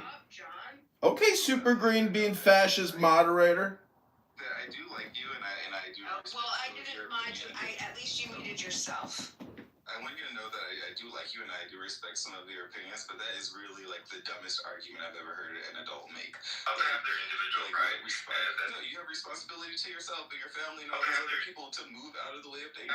So like you are not being a victim and not being killed. Like that is, you don't have responsibility to them to not kill you. You have a responsibility to yourself and your own life and how to protect your life. That's how you do it. They say get out of the way or you will die. So you get out of the way so you don't die. It's like it's like at a stop sign or a red light. You look both. At a crosswalk. You look both ways before crossing the street so you don't get hit by a car. Right, and what I'm saying is, right, if that's the case, if you're not intelligent enough to create a situation where you're only harming the person who's threatening you, you feel that you're going to harm, you're not creative enough, you're not thoughtful enough to figure it out on your own, where you have to endanger other peaceful people. Okay, the point is why? I mean, can I say something? I want to just add something that, like, the people who are living in the area and they don't want to stand against their freedom and their safety, they have to suffer, unfortunately. Like, I am Iranian. When IRGC gets power, I should maybe earlier stand against them. To not be like this. Now, the U.S. and Israel wants to attack us to just let us be free. So, which means that I am also somehow encountered in this situation. Taxes went up again this year. I had to do something which I did it really late. It's not really your fault. You need guns against them. Unfortunately, people living in the area with Hezbollah, if they are really clever, they should not let them live there in the beginning. This whole it's guns against people, guys. You need to understand. It's guns against people. If you don't have a I gun, know this is a gun against people, but I'm just explaining you. Taxes went up again this year. Through the property tax rates, our families are. that's what they want. Hezbollah wants. Alright, so it's already shutting down. I just want to film my account and show you all the videos I have. John Kitover running for mayor of Chicago. Most of these videos are all from the congressional campaign in the 16th district against Sarah Hood. And we see the remaining videos we'll be able to trade till they shut down. Fucking technique, like this is a technique, war technique, because they can just like them Hezbollah themselves, they can just let the area be free and they can. Taxes went up again this year. Through the property tax rates, our families are staring down. Not anymore. On day one, we are cutting property taxes by. It's a fucking terrorist group. And whoever agree with them is considered like, I can't even say that, so. Those numbers mark the times. I'm just telling you that. Chicago, tonight we run it. Who are living in For mayor in Riverton is beginning to take shape, and tonight a new name is on the ballot. Local veteran and small business owner. So they have to stand against them. Otherwise, they have to suffer. Now you see, we Iranian, we should stand against this Islamic regime earlier. Maybe we could do better. But we didn't do that. That's why we're suffering now. So we have me, who is an Arab, and she speaks Arabic, and she understands like the Arab. But we can do better. As your mayor, I'll cut property. That, you know, Hezbollah is a terrorist. I'm from John Kitover News. Time for the deepest breath of the day. As shields against their enemies. Son of Chicago, the crime wave ends here. As part of their like body count. Gentlemen, Chicago, settle onto your mat. Just breathe in. Chicago, thank you. Republicans. Poor here. Chicago, this is our moment. Up around flags and stories. Chicago is getting better. He and his people are being John Kitover, and these little neighbors help. And they're taking personal responsibility, and they're willing to deal with that cost in order to be freed from this Islamic terrorism. And yet we have Bima here, who's sitting in America somewhere, talking on the internet outside of warfare, who's telling them, well, you know, they're really victimized by the other people who are trying to disable, not the people who are trying to. But the person was not around. What she believes Hezbollah and IRGC are actually trying to do. Well, I mean, I don't think that matters where I'm sitting. Either my argument is valid or it's not valid, right? You don't have to, like, circumstantial ad hom me, right? We could take the case of the priest. Through the property tax rates, our families are staring down. Not anymore. On day one, we are cutting property. Day one. because as an innocent, peaceful person, he decided to stay in. So ultimately, what you're trying to claim is that this man has an obligation to surrender his church, his home, his body, just because Israel has a grievance with Hezbollah. Okay, there is that doesn't exist. That's bullshit. That's trash. Okay, your right to self-defense doesn't automatically become another innocent person's duty to self-sacrifice. It's trash, and it's what people do to justify the atrocities like so. You want to go and get Hezbollah? Go get Hezbollah. Yes, I do have a solution. A person can be against Hezbollah and against Iran, good government, and against Israel at the same time. There is no problem with that. We're against all of them. We're against war. We want world peace. We want this to be done at the end of the day. We're against it all, but war is fucked up. Right, and I am saying that in the 21st century, in 2026, with the technology that we have, with Trump's discombobulator, God bless him, that's a real quote, you can't make this stuff up, okay, with the technology that we have, which what I'm told, the reason that we have such an intense relationship with Israel is because of all of their intelligence and the science and the stuff that they give us okay. Well, show me that you can defend yourself without creating other innocent victims. I support that fully. But when you're going to create other victims, listen, if you wanted to tell this priest, you could tell this priest, if Israel, and just 1 second, or just 5 seconds. Let me just finish this thought. Just 5 seconds. If Israel wanted to go to this priest and say, hey, look, we need you to go out of your home for the next week. We're going to do this and this and this. Okay? This area is going to be, we don't want you to get hurt. If anything is damaged, we will fix it. But we want you to be safe. I'm sure he would have said, no problem. But that's not what was sold to him. What's sold to him with the other people is get the fuck out. Your homes, your life, you are going to sacrifice for our self-defense. And everything that you've worked for, everything that you've built your entire life, everything that you own is now going to be for the sake and sacrifice of this other structure, this other Mayor in Riverton government, the Israelis, okay? Bullshit. For Mayor in Riverton is beginning to take. Just a second. You come in and say something. The danger of always arguing. I just want to say that. Yeah, I know. How come? Wait. I want to say that. How come? Jake, and tonight a new name is on the ballot. Local veteran and small business owner John Kitover of Bima, just a second. I just want to ask you, how do you, why you are not thinking about the people in Israel when they are attacked and they are innocent and they are dying because of the Hezbollah? What do you have for that? I 110% have always supported self-defense. I 110 support self-defense, 110% supported self-defense to give you the tools necessary that you need to go in to stop the aggressor. I support that. If my tax does it, I support it. But I am not going to support the displacement, the homes, having other people sacrificed. You cannot cure a cancer without taking chemotherapy. When you're taking chemotherapy, some of good cells are dying. You have no other option. And sometimes chemotherapy kills you. Sometimes chemotherapy isn't good and it will kill you. I know because it's almost happened to my mother.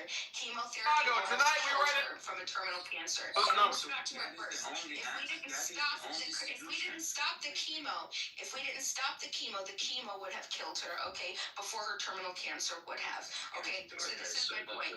My point, right, well, I just wanted to make, I just like an opportunity to shit out. Chicago, tonight we read. No, wait, start over, because I was. Chicago, tonight we read a new chapter. That happens a lot.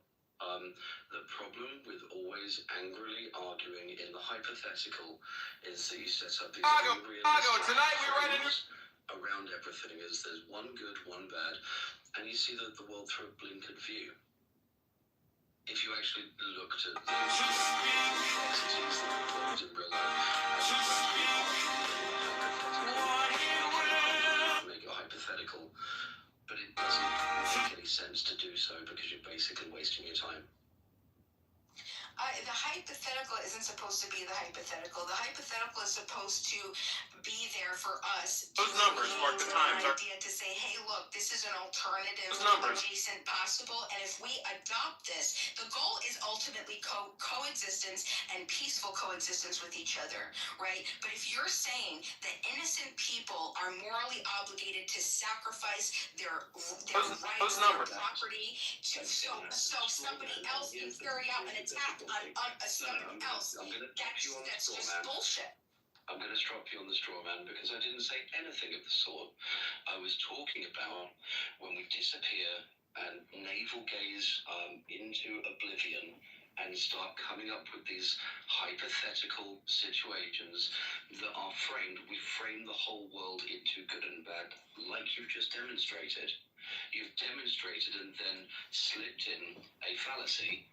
I never said anything about, putting people, in as cannon fodder and martyrs. I've never said anything of the sort.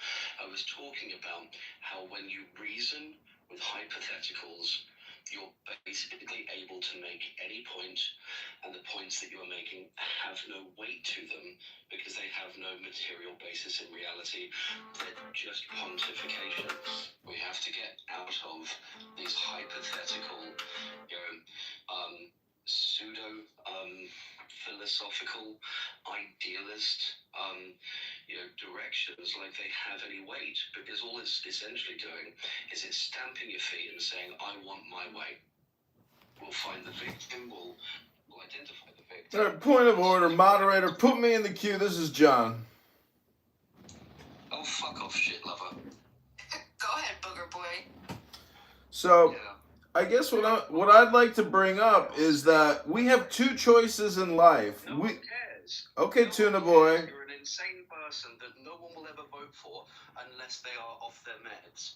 You literally. Well, that's what I'm counting on, Tuna. There's a lot of people off their meds these days. So what I'm trying to say is we've got two choices. Point of order, moderator. Moderator, point of order. If I can't speak and I'm being interrupted, I'm requesting you shoot this man and put him in the goo. Put the children at the children's table. Listen, you fucking child molester. You missed the boat to get onto Epstein Island. Hello, stop projecting, sir. Stop projecting. You're thrown out of the military, and you're a mad person. Stop projecting, sir. Point of order, moderator. Moderator, point of order. All right, this is what I'm going to do. I'm going to turn my volume down. I'm just going to keep speaking as if I can't hear you because the volume is down and I can't hear a word you're saying. So what I'm trying to say is, ladies and gentlemen, we have two choices. Two choices. We can either game the system, and that means be as strong as possible and try to win through brute strength by overcoming nature itself. Or you have a second choice. You have a socialist choice, which is not the fascist choice. But it's my opinion that people who claim that strength is fascism or Zionism is something other than nationalism, you have to realize that we have a failure to communicate. We have a language problem. We have a communication problem. Go to ChicagoMayorVote.com. This is Chicago mayoral candidate John Kitover. I am complete. Why don't we let this child molesting faggot into a Discord where we were having a conversation? Literally, you came inside. You only lick other men's assholes, chop shit over so you can get a free meal. Okay, let's pull it back. Let's pull it back. We can pull it back. Okay, so I'm gonna respond to Tuna real quick. So Tuna, I don't know what you mean by hypothetical. I'm not giving any hypotheticals. I'm trying to draw a a causal chain of analysis to show that you cannot, I mean, like, private property, consent, initiation of aggression, self-defense, I'm all down for it. You cannot create innocent, you can't create victims and claim self-defense. That's my ultimate point. If Israel wanted to say, hey, look, move out for the week while we do deal with this, any damages we'll pay for, no problem, I would be down for that. I would understand that, but that's not what they said. They said you have to sacrifice the property tax rates our families are one in office, and I'm keeping just by proxy of where you're located. So you have to now sacrifice your home, your connection to the land, your career, your food, your food security, your financial. One in office, you have to sacrifice everything. And I'm keeping my I need to defend myself and my people next door. Okay, and you're not going to be able to come back. Ravens was and by property the way, taxes are you cut in not half. going to come back? We're also taking this land now. We're taking over because we have to defend ourselves. That does not work. That's insanity. We again, as you said, we live in 2026. People are not serfs who are living off the land anymore unless they choose to. And if they do, they can go to a place. Even if they make the choice, they can go to a place nearby. Generally, I'm Kitover. I served our country, and I've spent years serving this city. Food security and other work temporarily. Like this is crazy to make this giant leap. Nobody was making such a claim. That was just stand up. I understand what you're saying, but that was what I saw. I served our country, and I've spent years serving. Not Steve. Steve Sweeney. I'm ready to serve as your mayor. Together we'll make. These were people that they had farms. You're talking about. I mean, like, I don't know what you think Southern Lebanon looks like, but from the Blue Line to the Litani River, 40 to 60 villages. Decimated, okay? Yeah, they were, a lot of people were farmers. A lot of people, it just was. Okay. Just a few years ago. Okay. So what's your point? Is that there are no farmers there. No, I didn't say that there are no farmers there. I said that people do not live as subsistence farmers, right? A subsistence farmer is a person who works the land for the purpose of having all of their food that they will probably ever have for a particular amount of time. These people have the ability to go transplant themselves temporarily to Beirut or whatever the case may be. The government, as far as I understood, was also going to help them or assist them. This was part of the process of them telling them to move so that they would be in a safer place, right? That's the reality on the ground. This isn't like the hypothetical situation of 2,000 years ago, you have to leave and you can't work on any other land or do whatever the case may be. Like, there are protocols, governmental protocols in many places. And we can also see that the state of the Buggle is drowning in debt. $48 billion. Somewhat working with the state of Israel. And Buggle is drowning in debt. Against Hezbollah. It's actually pretty interesting that you don't actually talk about that. You talked about land rights and things like that, but you aren't talking about $8 billion. Every year we pay more. The Lebanese government is interest that we spend in somewhat of keeping our neighborhoods safe. That entire tax that you were serving in this capacity against Hezbollah. The reason is because I understand as a citizen, my state doesn't represent me. My government doesn't represent me. Only I can represent myself. I don't have the ability or the power to dictate to the ruling elite what they're supposed to be doing or what they can and can't do. I can't do that. That's not in my power. The only power. Good evening. Property taxes are on the rise again, and that's only part of what homeowners will be paying more for next year. Council approved a new water tax and a higher garbage tax up 15%, water tax up 20%, garbage tax, they call it a sanitation. My neighbor. That's the only obligation that I have as a human being on this planet, okay? But that's your responsibility as well. That's your obligation to not harm another peaceful person, okay? We understand that states are rogue. I don't support a lot of things. I don't support, I won't say 100% of nothing because there's a lot of tax up 20. that have garbage tax, they call it a sanitation. But there's a lot of bad that I don't support, okay? And that doesn't have any It's just a deflection. It's an excuse. It's a way to justify harming and sacrificing innocent, peaceful people in their homes and property. Exactly. It doesn't matter what the liberties. $59 more in property taxes. The government, the defense minister said himself. He said, "Listen, this is what we're doing. We're going to be taking. We're going to be occupying it up to the Litani River, and you know what? $9 more. Expanding our borders, and like I said, talks of annexation. We're taking over. It's Five more.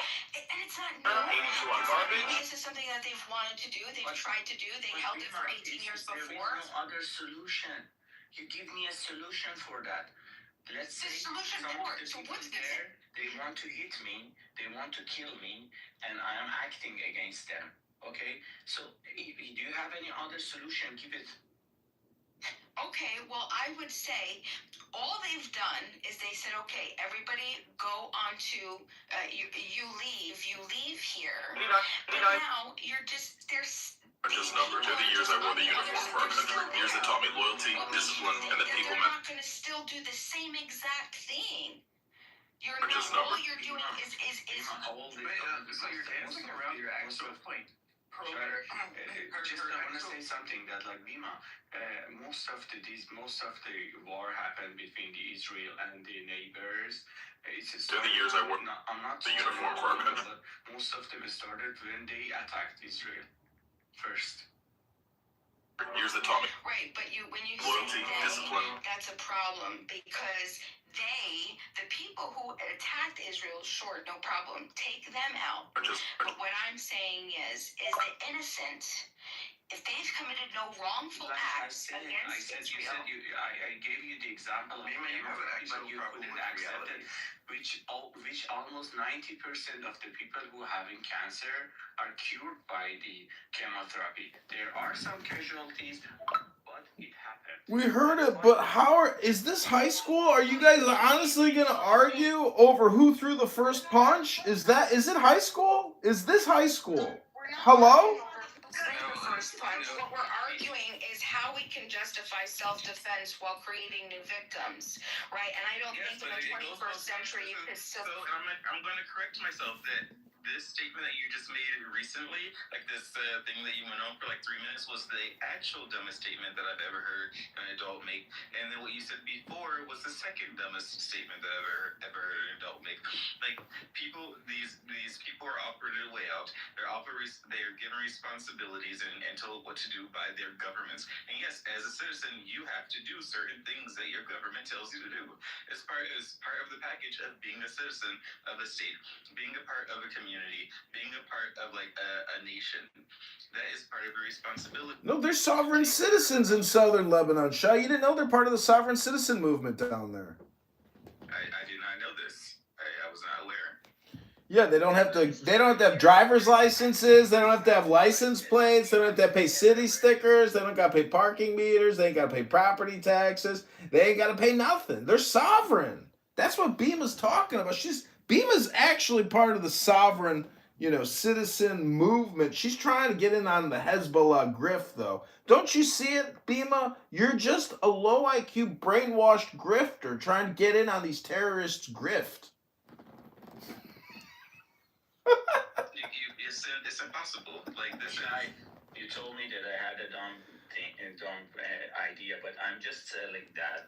No, not you, bro. I was saying Bima's idea was dumb. Not yours. Okay, sorry. I'm just telling that in the beginning, we are living somewhere in an area. We have to try hard to just keep these people out of our life from the beginning. So we have to be aware where we are living. Like you in US, I'm giving an example of US, UK. If you see that these people are coming into your country and they're bringing mess, you have to stand it now. If you want to do it in 10 years after, maybe there are some issues comes up. So what you're saying is keep the Ilhan Omars out and the people that cause political dissent and possibly military or social unrest dissent. Why do people believe that like the these these particular terror groups have any like right or any more credibility than any other group of people. Like, and what are we really supporting here? What is like what? I don't even understand if people understand what right and wrong are anymore in the world. We know you're genocide. We don't give a fuck about you. Yes, thank you. I mean, that's you and your genocide. Thank you. Thank you. Thank you. Thank you. Thank you. Cigarette, just get out of Thank you. Thank you. Shukran. Shukran habibti. Inshallah. Inshallah. Habibti. Habibti.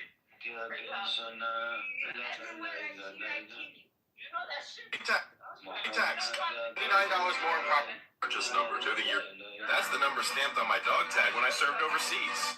Won an office and I'm on Kitover. I served our country and I spent purchase number to the years I wore the uniform. That's the number stamped purchase number to the year.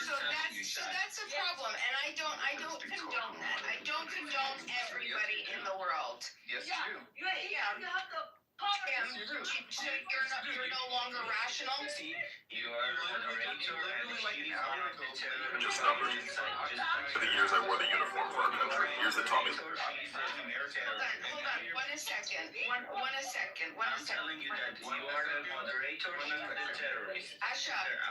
Loyalty, discipline, and that people matter more than politics. I'm sorry. Are you okay, Asha? I'm not okay. She's not okay. People talk. They have people. They fucking said that Guess what? We don't care. Just learn the word genocide. Don't care, Asha. I'm the first for it. Are you transsexual, Asha? Anytime I want to fuck his ass, shit, I am. Are you a sharmuta? No, you are Khanis. Are you a Bima, just leave this guy. Gloria, why do you speak like this? What did I say? You know, you're You want Sharmuta Biljibin? and nobody help you ask me. You want your, I'm Korea as well. Just when you're telling me. I fucking come to Aisha, we can't hear you. You're so far away from the phone. خلاص كنت أمك يا Yeah, Umati, what the fuck you are? Why you fucking like to kill people? Just because of it? What the fuck? Why you do that?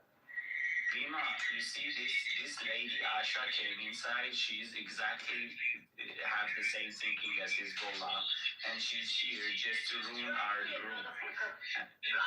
You see, she's wearing.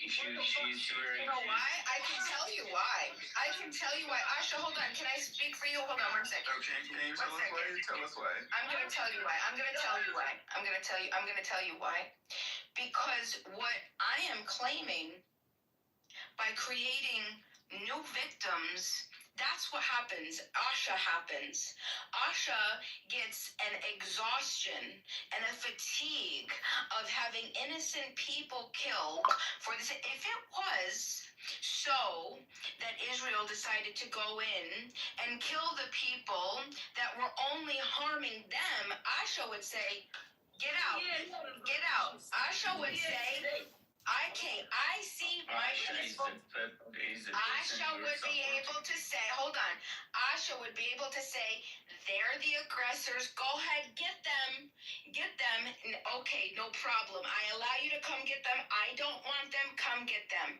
But what you do is because the aggressors are by Asha, you blow up Asha, blow up Asha's family, and you say, oh, sorry. Proxy, you're in the area. You're in the proximal area. So do you know what? I'm sorry. What it is, you shouldn't be that bullshit. You cannot create more victims while claiming self-defense. You've now Asha. Oh my God, Bima. Let me give you another hypothetical. 4 terrorists get through a security fence and go to a daycare in northern Israel and kill 30 children. Let's just do hypotheticals all day long. Then the cycle will continue perpetually forever. You mean like October 7th? Is that what you mean, Bima? Like October 7th when? Yes, I do mean October 7th. When all of those Israelis were killed and they were just minding their business on. Go ahead, Shai. Describe it to her. Holiday a double holiday, right, minding their business, and all of a sudden they are bombarded and killed and slaughtered. Is that what it is? Is that okay? And now they're now. Nobody says it's not okay. Of course it's not okay. Because they were victims, it's okay to victimize other people. Is that what you're saying? No. That's what you're saying. That's what you're saying. That's your argument. No, honey. No. I'll clarify my. That's what you were saying. They created victims. No. They didn't create victims. No. You're not understanding. You're not understanding. Let's say here. I'll break it down. Go ahead. Being victimized. Okay, that doesn't work that way. You can't just claim that. Well, because you can't just say that everybody created everything and then No, there are specific people who commit crimes. There are specific people who actually, they have names. They live in specific places, and they have specific heads that go down at night on a specific pillow. Those people are the criminals that deserve to stand trial by gun, by whatever necessary, if they've committed a crime and atrocity against you. Okay, you have every right and authority to defend yourself. Self-defense, no problem. But the moment that you go beyond the criminal who made the crime in the decision in the brain that he laid down on that pillow to harm the neighbor of the child who has committed no crime, who is an innocent bystander because of the criminal next door, you are now the criminal, and you shall now have to face the wrath of the mother of the child that you have. It's going to continue. And this cycle will never end until you defend yourself, you defend your family, and then you only harm the people who have harmed you.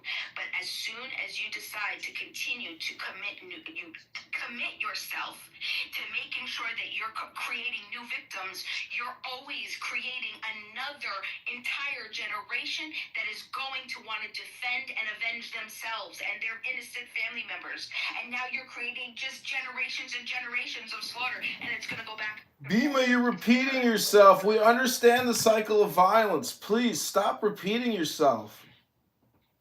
Bima does not believe in states, and she doesn't believe in the court systems. So, if you don't believe in states and court systems and structures like this, then how do you even actually... She's a sovereign citizen. Don't forget my big gut. I got a huge gut, Bima.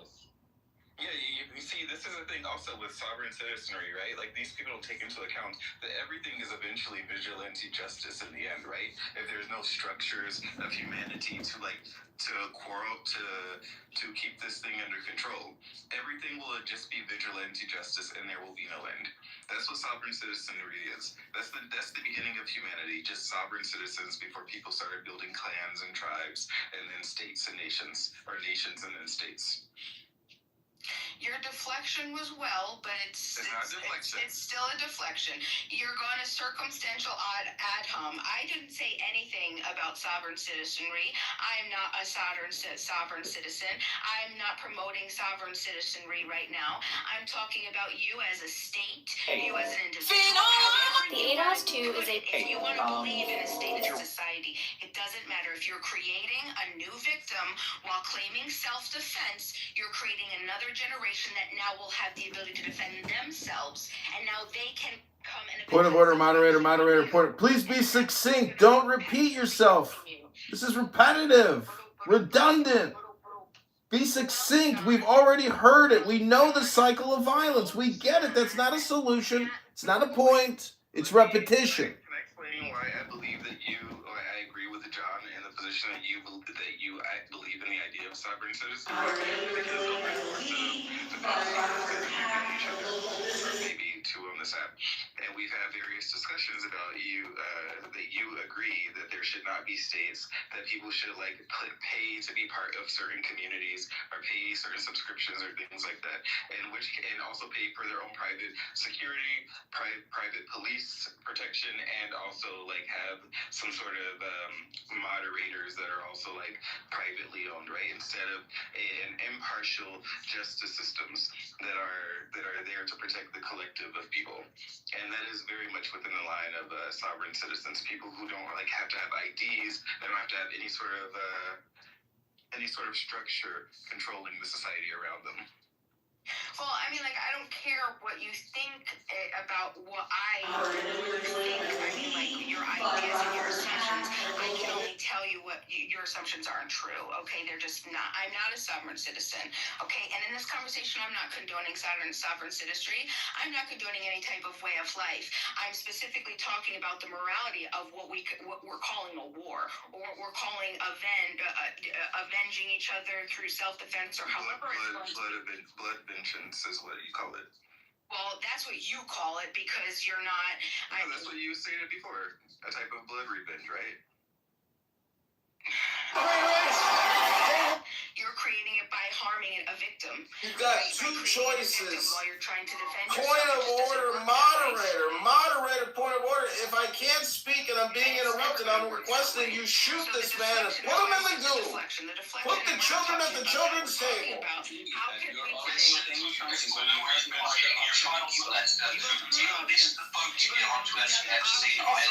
Hello, stop projecting, sir.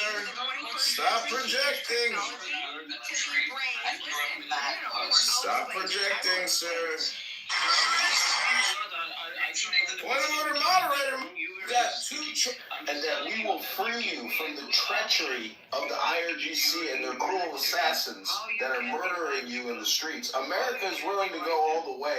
Are you willing to meet us to help claim your sovereign land as your own again, free from these Islamic terrorists?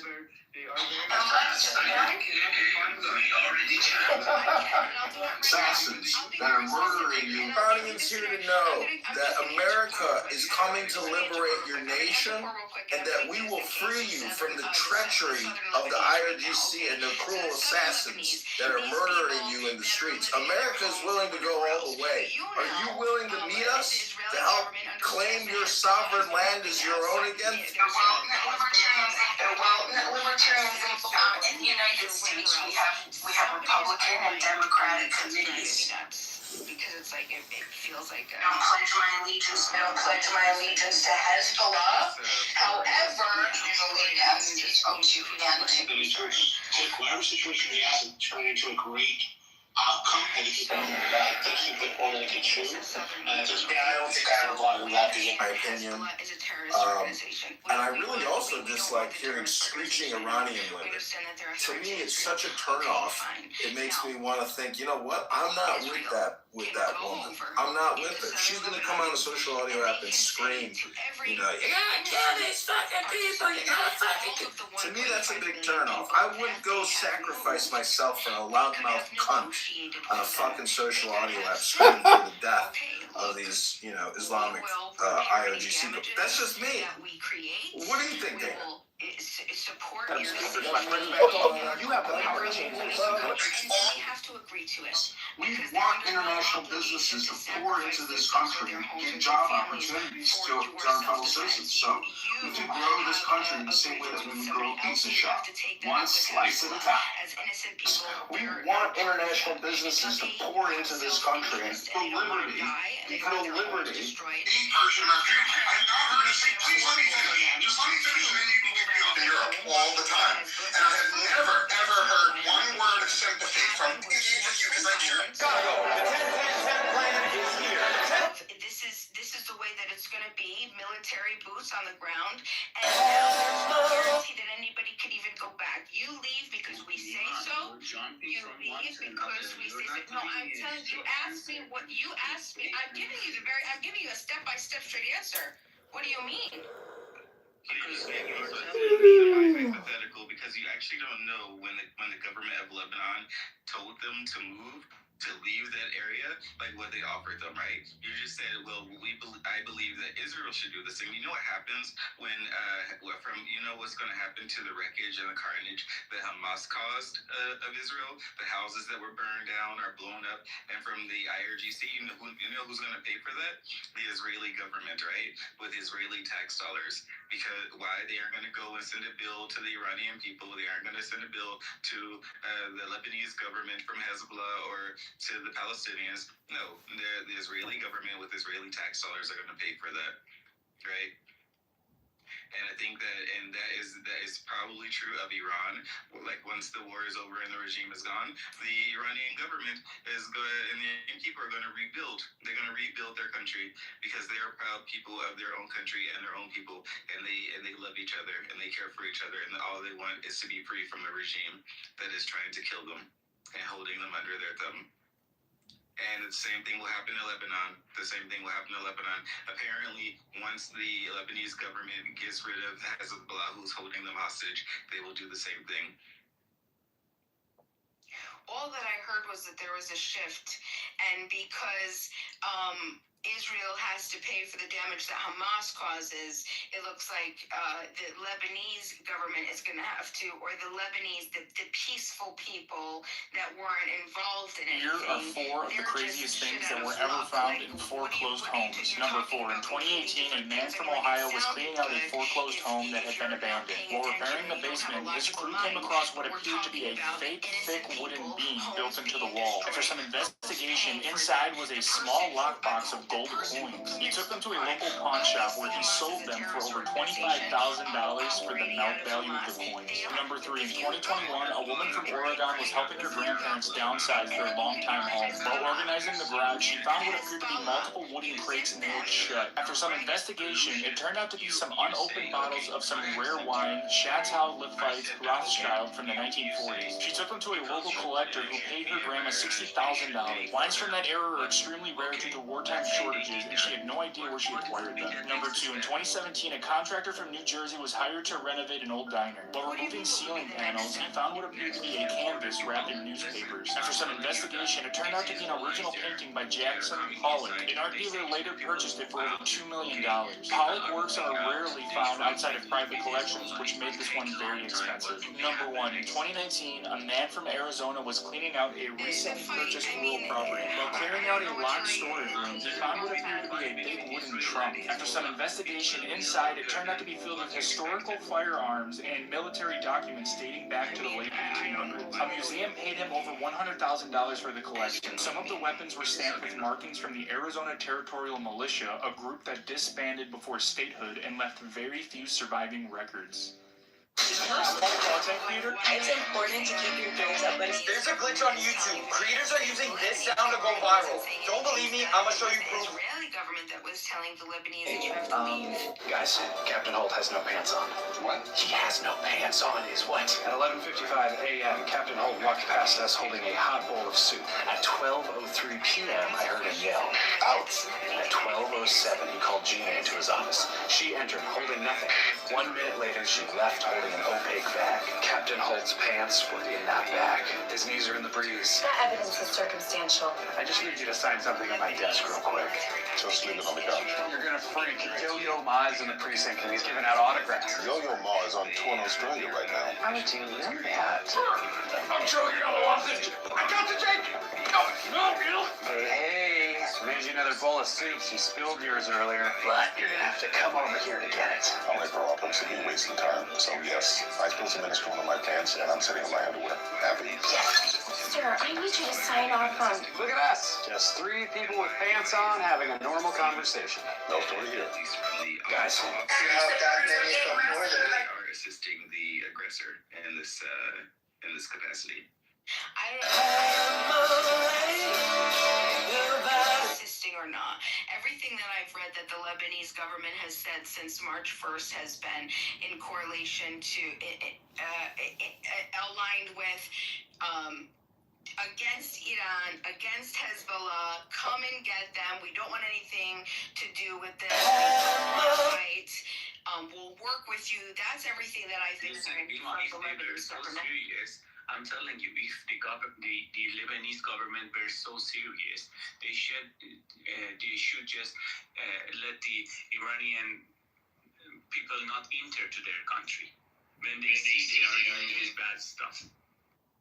So let's put it this way: the Lebanese government are passive actors in a way, right? Because they don't want to be seen as aggressors. Why? Because the Hezbollah has their foot on their neck, and if they are seen as going against the other Muslim countries or other Arab countries, I should say, some of those people will send their terrorist groups to attack them, and they went through their own issues over the course of like decades, right? Internal strife and war. don't want like some sort of Shia group or whatever the case may be to attack them internally and take them down. But it seems as if, at least from March 1st, right, when America got involved and Israel got involved in attacking the IRGC directly, that they are on the side of the people that you consider to be the aggressors, right? So it seems like a very complicated body of politic here that a lot of people really... Just numbers. They're the years I wore the uniform. Just numbers. They're the years I wore the uniform for our country. Years that taught me loyalty. $29 more in property tax. 40 tax. Up 15%. Chicago was drowning in debt. $48 million. On Kitover. I served our country. Won an office, and I'm keeping my promise. What you're saying is true. You're making my Those point. numbers mark the times our city. Chicago, tonight we write a new chapter.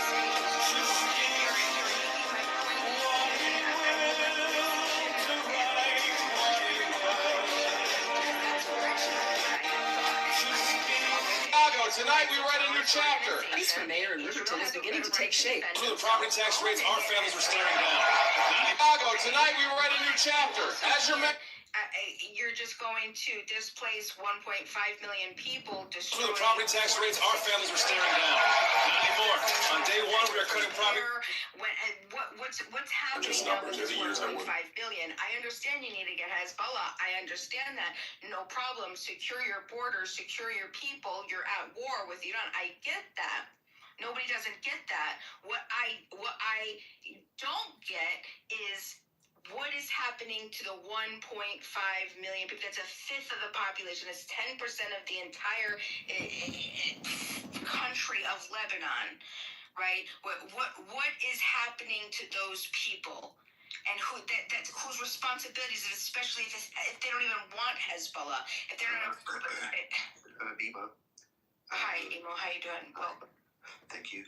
I don't think they give a damn about those people. The Israelis, they only care about their own people because in their ideology they think they're more valuable than other people. So I don't think they give a fuck about them, to be honest. Is that your opinion that that's their ideology? Because I'd say it's the exact fucking opposite of what you said. So who's right? Like look at what happened last year, right? When Jelani took control over Syria, right? This guy, I think it was in not ISIS. What's it called?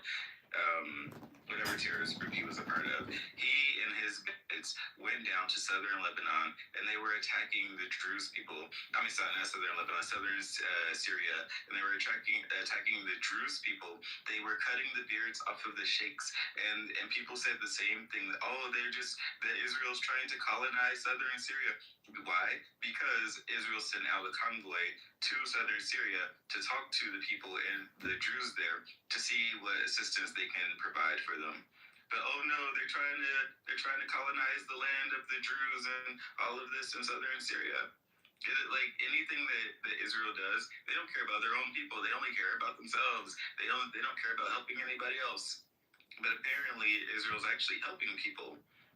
And people are saying, oh, they don't care about them. They're just trying to kill them all. Shai, why do you use this tone of voice when you try to make your argument? I don't understand. We can have a normal conversation if you like, but the way you speak is not the way I want to have a conversation. What are you, tone policing? What is this, the tone police? He's the tone police. The tone police is here, you guys. We gotta leave the party. The tone police is here. boy. I know you don't give a damn, Shai. I know.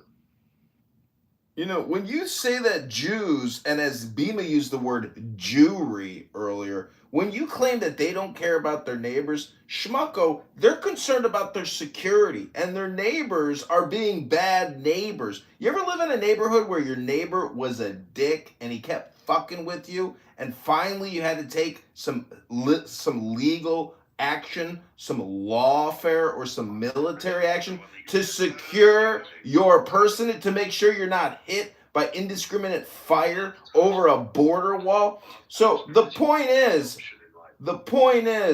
security, strength intelligence, love the law.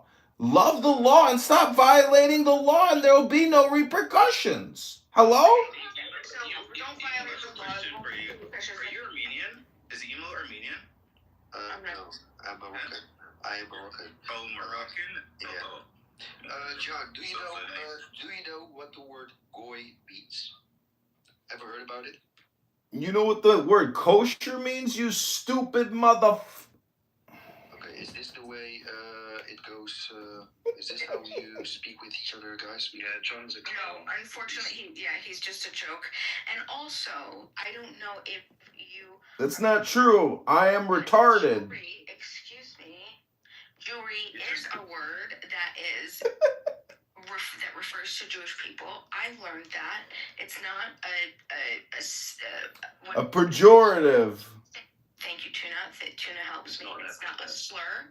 It's a formal noun to describe people that share Jewish culture. And I learned that recently. Yeah, except you used it in a negative context towards Jewish people, and you called them the Jewry. You can't do no business with the Jewry. The Jewry gotta go take their business elsewhere. She was trying not to say the elders of the cause of Zion. Exactly. Another Jewish trope. Bigotry. Racism. You're a hypocrite, Bima. The elders of the what of Zion, Sam? Punch your head, you fucking child molesting bold fuck. Stop projecting on me, Tuna. That's sickening. You're a sick human being. You're the one that molests children, you fucking... Oh my God, stop projecting that on me. You're a sick bastard. Well, why did you get thrown out of the military then? Had nothing to do with what you just said. I didn't get thrown out, schmucko. What, do you want to know my history and biography? Are you interested in joining my campaign? Oh, you're just here to sling slingshots, ad hominems at me. If your campaign is for locking up more mental people, I am happy to give you a bed. You want to bed me? Dude, you guys all just heard it. This guy's calling me a pedo and he wants to bed me now. We heard it all, Tuna boy.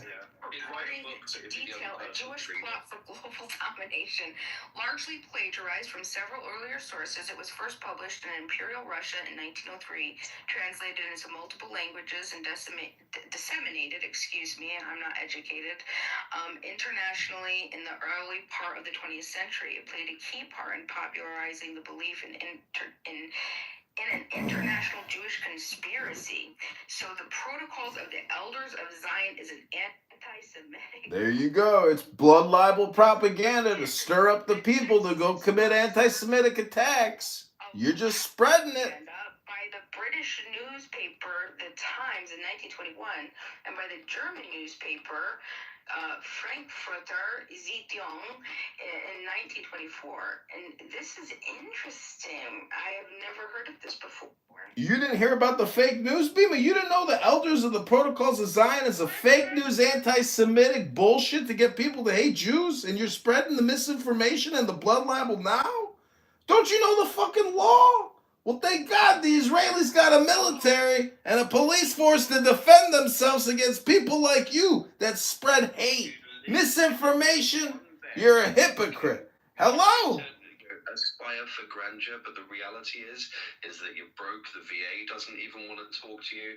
You're a ridiculous clown that has to draw attention. The VA doesn't want to talk to me. You are literally a waste of skin. This is literally like your opinion. How would you possibly know that the VA doesn't want to talk to me, a distinguished veteran?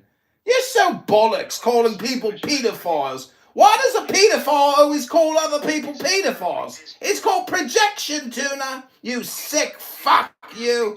Kick this fucking tuna to the ocean. We don't want him here on this boat, you sick mongrel. You British twat. You sick fuck, Tuna boy. Yeah, no, so we need some asylums to lock up these child molesting faggots. They are a danger to society. Here we go with the projection again. We're just describing you, John. No, Tuna boy. We're recording your projection, Tuna boy, for the world to see. I've actually published your home addresses, but you don't use your home address, do you? My home address, you can come over and have a cup of tea anytime you want, Tuna boy. I think the decibels with which you're yelling, I actually think that it's damaging my ear because, like, my inner ear vibrates when your voice reaches. It's like it actually. Are you talking to me or are you talking to Tuna boy? I'm just imitating Tuna boy here. Could you just take it down? Like, you could still, but just. I apologize. I was merely responding to Tuna boy here. Just can you maybe speak in a manly voice? Can you put your man voice on and have like the depth? Are you saying Tuna boy doesn't sound like a man? I need bass. The screeching, it's like it's hurting my ear. Imagine you were having a conversation with your father who disowned you. Imagine. My father who disowned me? How would you know my father disowned me, Tuna boy? How do you know so many intimate details of my life? Are you my YouTube super stalker fan? Are you subscribed to all my YouTube channels? You're not that hard because you try to advertise yourself to the world. Okay, so Thank you very little, Tuna boy. I see you won't be voting for me in the Academy Awards. pretend that you're talking to one of your family that is ashamed of you, and then just code switch back out of this faggot clown game that Code switch out of the F word. Moderator, you're not going to let him use this profanity, are you? No, it's a free speech room, so I can call you a faggot dick rider all I want, because you are basically, you're a cancer on humanity. People like you, they're do you think I should go see my osteopath about my C-word situation? Honestly, if you had cancer, I would be cheering for the cancer. It's the greatest compliment I've ever gotten in my online activities. Thank you, Tuna boy. Well, yeah, because the people unfortunately who live near you, like your family, they just don't. There is no discussion anymore. It's like just you guys are accusing each other. I'm not accusing him of anything, Paul. This man has no culture, no class. He's just a piece of English trash. Don't you hear what he's saying? It's vulgarity and profanity. He's a sick man. This is pathetic. I can accept that my English is not that good. I can't really express what I'm feeling, but I'm here to learn, but not to just listen to the fight between you guys. Listen, we want to learn something. Okay, Paul. I'm going to go on mute for 10 minutes out of respect for what you just said, but Tuna Boy is a piece of trash, and he's projecting all his bullshit onto me. John, fuck you, Tuna. Go fuck yourself. Fuck off. Fuck off. Discharge. I got an honorable discharge. Now go fuck off. So, Poor, I think that we're speaking to the audience more so than anybody else, because I don't think that Cardi B is live! cares about certain details or ideas about the situation. I think that she's just sort of like set on her position. So there's no like. I think that. We are not there. We are not among the people of Lebanon. I'm not for sure what they're really thinking. But when I'm talking about, for example, my country. All right, y'all. I'll talk to you later. These bitches is fighting. Just Bye. 3 months ago, I'm living there for 40 years. I know my people. I know how they feel about our government, our society, our whatever. So when I'm telling that there is no other possibility for the people to do something against these guys, and for example, if US and Israel are not us and they are not there, Lebanon, I'm not for sure what they're really thinking, but when I'm otherwise we have to suffer for a longer period than what we are expecting. Let's say that people Hezbollah is staying there in Lebanon for longer period. What would be the result? The result is that if you go to Lebanon, you will see the city is divided to 2 parts. The part that the Muslim and Hezbollah are poor, have nothing really bad situation. I'm not for sure what they're really part of the city of Lebanon, which I have been there 10 years ago. I'm not sure now what is it look like. But when you go to the Christian side, you will see modern shops and everything, which means that there is something wrong between the people who are living among the Hezbollah. I guarantee you that some people are living among the Hezbollah, they are supporting them, they are feeding, they are getting money from Hezbollah. That's why they have to suffer again.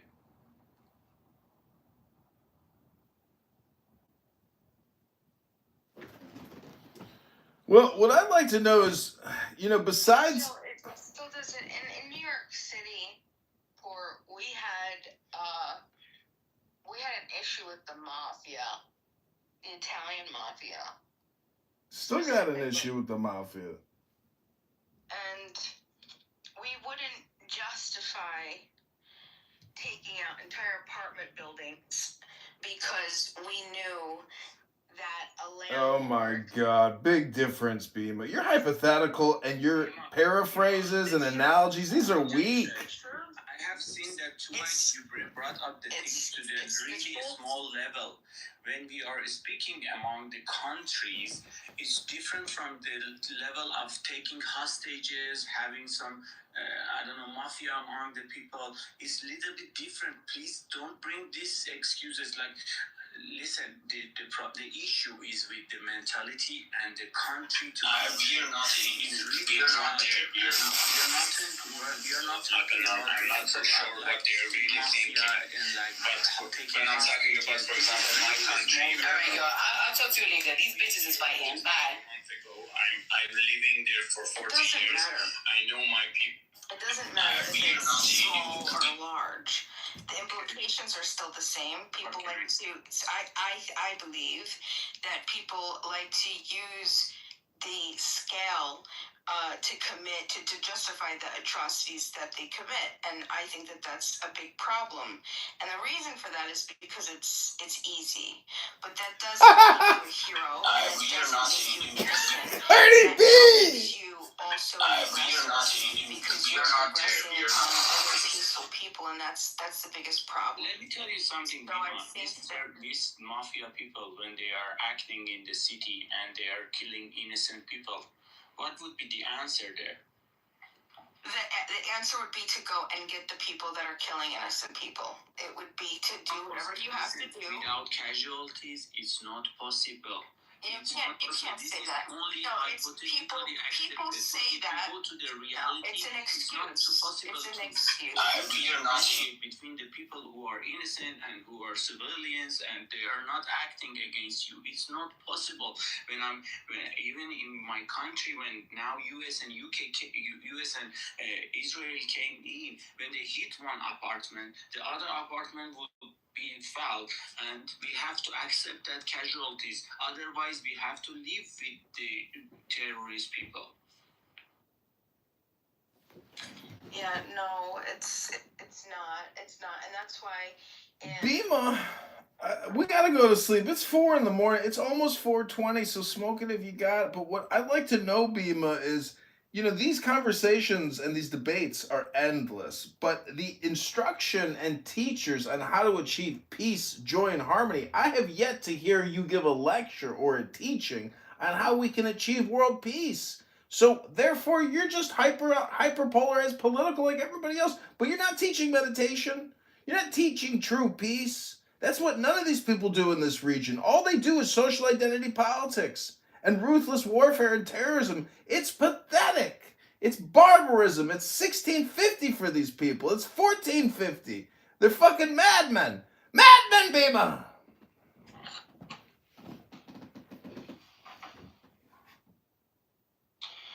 Dude, you're really damaging my eardrums. Like, I'm not even kidding. Like, they actually have proven that it sounds at particular decibels will harm your ear.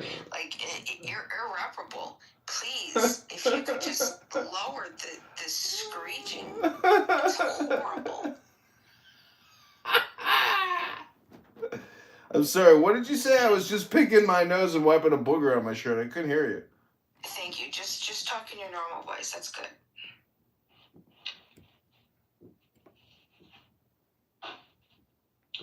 Yeah, no, cocaine is not for everyone, is it?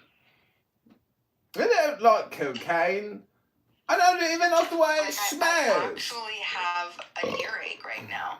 My right ear actually is aching. Wait, I want you to process. Hello?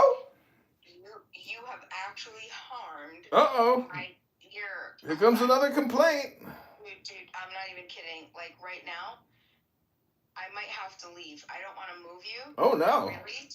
But you're like it's really. Oy vey. Well, Okay, I gotta go. 12 hours on here, that'll do that to your eardrums. Oh, somebody was here too long, their eardrums couldn't keep up with it. Well, I guess Tuna Boy's got all the answers, everybody. If you need any life advice, or you're concerned about geopolitical strategy, just ask Tuna Boy. Tuna Boy here knows the answers to everything. Please proceed and educate us all, Dr. Tuna. Your proof that AIDS is not strong enough. I am proof that the virus that Dr. Fauci created is not strong enough? What are you saying, Dr. Tuna? I know that you try to emulate the Joker from Batman to try to make yourself seem grandiose, but at the end of the day, you're just a broke, middle-aged, single gay man on your own, not thrown out of the street. No one really cares about you. Most people that meet you realize why you're alone. Dr. Tuna, that is a very accurate assessment, but you left one thing out. I'm here recording you on Clubhouse across 20 different YouTube channels.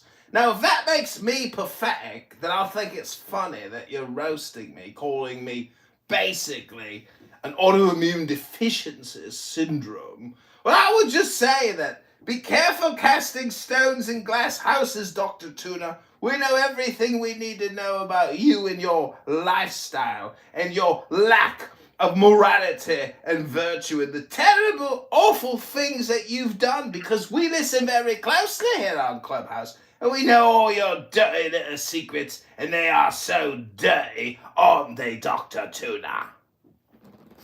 So, you use the word we, but you're just on your own. You record this stuff, and no one's listening. No one gives a fuck about you.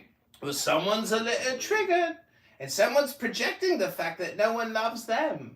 Meanwhile, we've got dozens of women that can't wait to meet the next mayor of Chicago, a YouTube star with over 100,000 Clubhouse recordings of people wasting all their time. What's not to love? It's a beautiful show. We could get to Hollywood on this show, but Google hates bald white men. I'm pretty sure of it. They're very bigoted towards heterosexual white men, not the gay homosexual white man that you described me as, Dr. Tuna. Google have a mandate to protect children against people who are a danger to them. That's why.